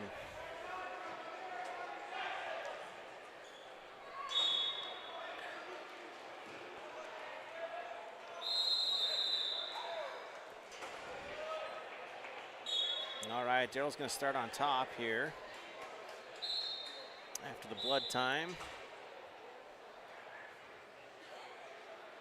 Doing a good job staying behind. Teton up to a tripod.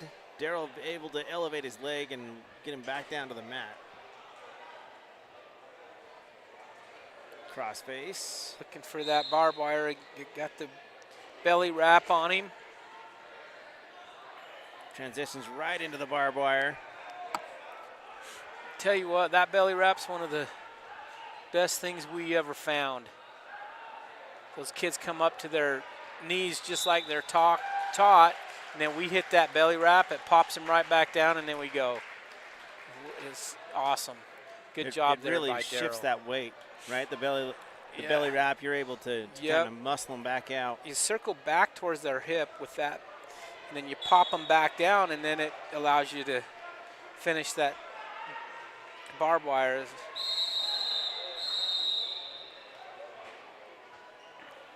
So we got Ty Thompson coming up now. And I believe he is the 150 weight class, which he is.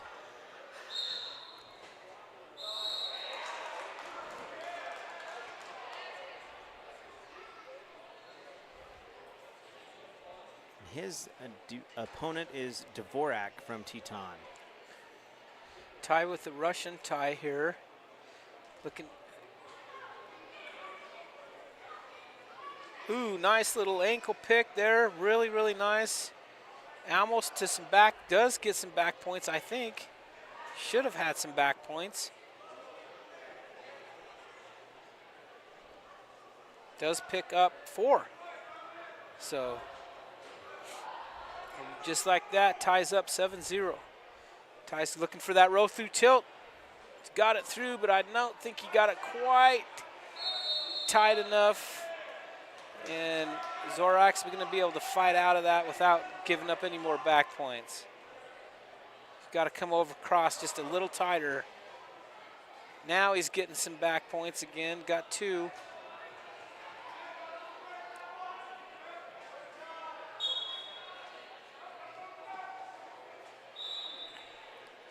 So, should be 9-0, yep, with that last 2 back points. So, man, that just is amazing to me how much faster that adds up. Yeah. Oh, yeah.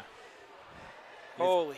And it's going to be interesting when you get into some of these, I guess, more highly skilled matches that you're going to see in Utah and that you're going to see in regionals come the end of this year. And, you know, there's been matches that go 2-1 to the very end, and it's a game changer to, you know, you wouldn't think that the points themselves would be such a big change, but it really changes your mentality when you're out there on the mat too, because you really do need to show a little bit more aggression to be able to maintain your lead.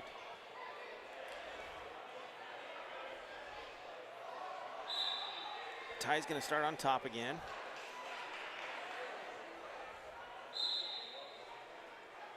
Got that wrist looking through to tilt there. Now he's got it a little better. Picked up at least a couple there.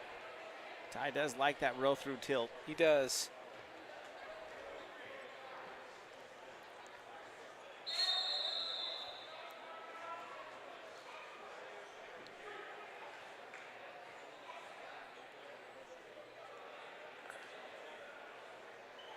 Looks like he's got a, would you call that a leg lace? It's not really a leg lace. He's just got the one leg trapped and able to elevate him. Picked up another 4, I think. Or maybe it was just 3. It's 12-0, so 3.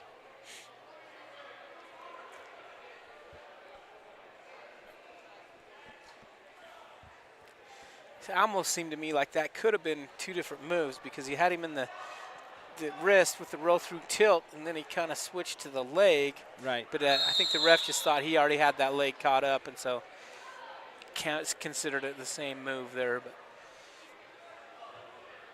We need JV 138 and 144 to the staging area. That's JV 138. You got blood time or injury time? I think it's injury.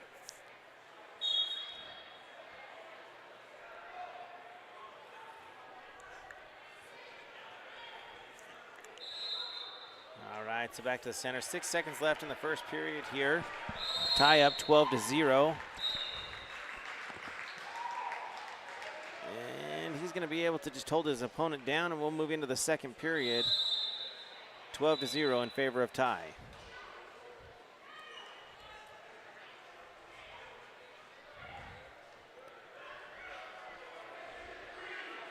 Ty's one takedown away from a tech fall. He is going to start down, though.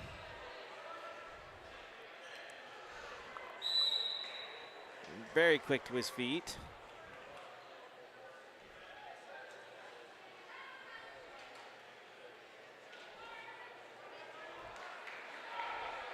Doing a great job of staying on his feet.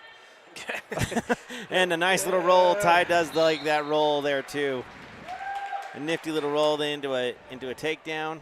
Oh, they're going to call it a reversal. Oh, and right back in to get some back points. So either way, we got the tech fall coming. He's going to Unless he's going to get the pin. I almost had the fall right there. Stepping there he over. goes. There we go.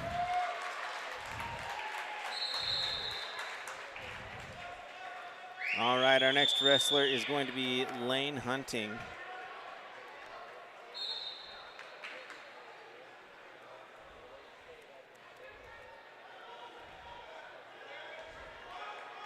And Lane is at 157.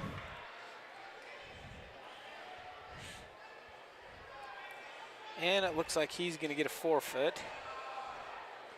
All right, so we'll move up to 165, Caleb Erickson.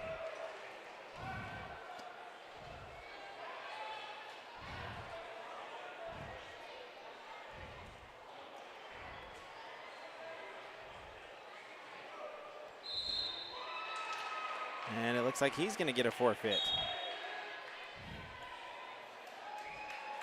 That's going to bring us to Cooper Burke.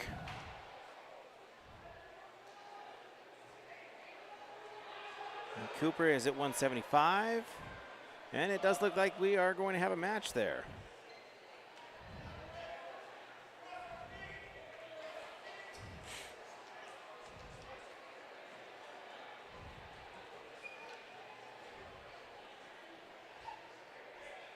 Susano is his opponent.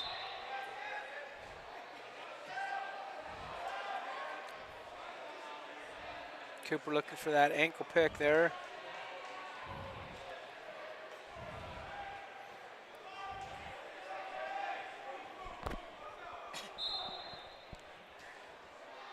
Trying that little duck under. Sometimes you can do that where kid really ties up hard. You peel that off, and when he comes back to tie up again, then you duck under it. Cooper tried that, but didn't quite get to it.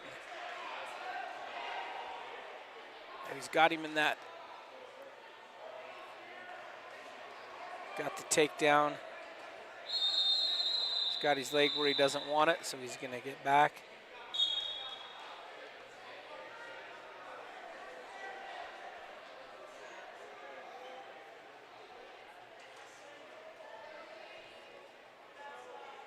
Decides just to cut him. And nice fireman's.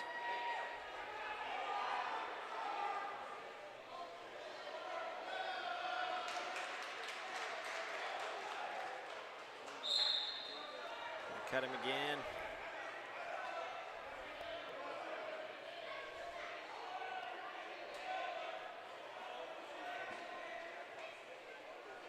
Right to that inside single. Low level. Cooper's into his legs really quick. Now gets the takedown again.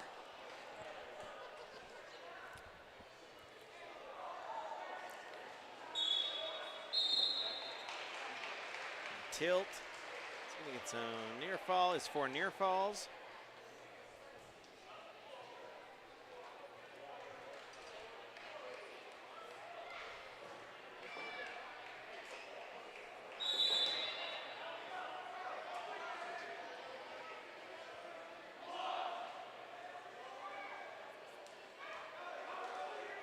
I don't think they've got the score right down there, but should be 12-2 or 3.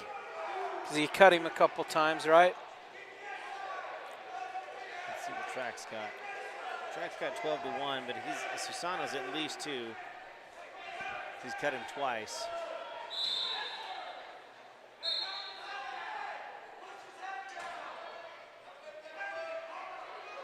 Nice little duck under there.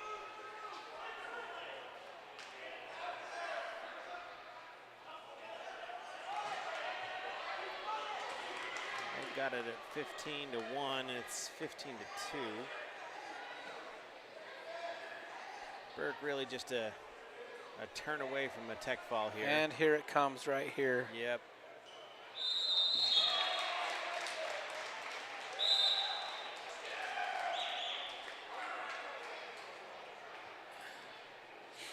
So Cooper Burke picking up a tech fall.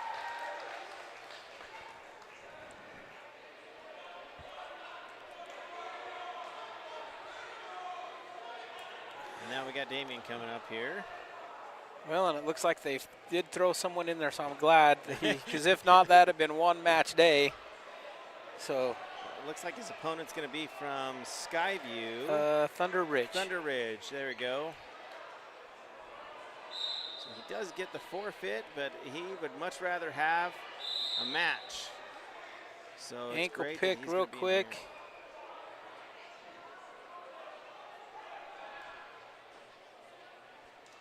And he's got the cradle locked up, and I don't think this one's going to last too long. Got the cradle on, and there it is. Jeez, Damien.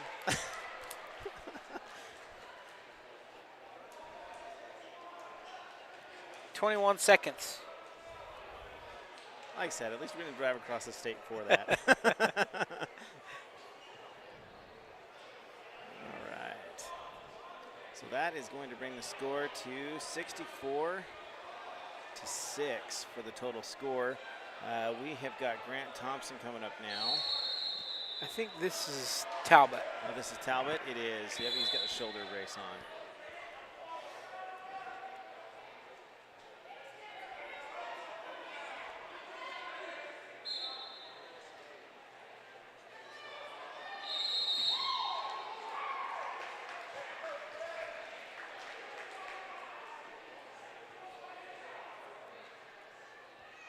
His opponent is Furnace.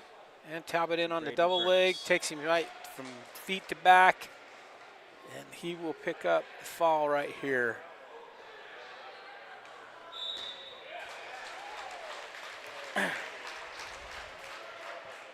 All right, yeah, now we got Grant. So hearing these kind of flying right through him here. It's good to see Teton with pretty much a full team though.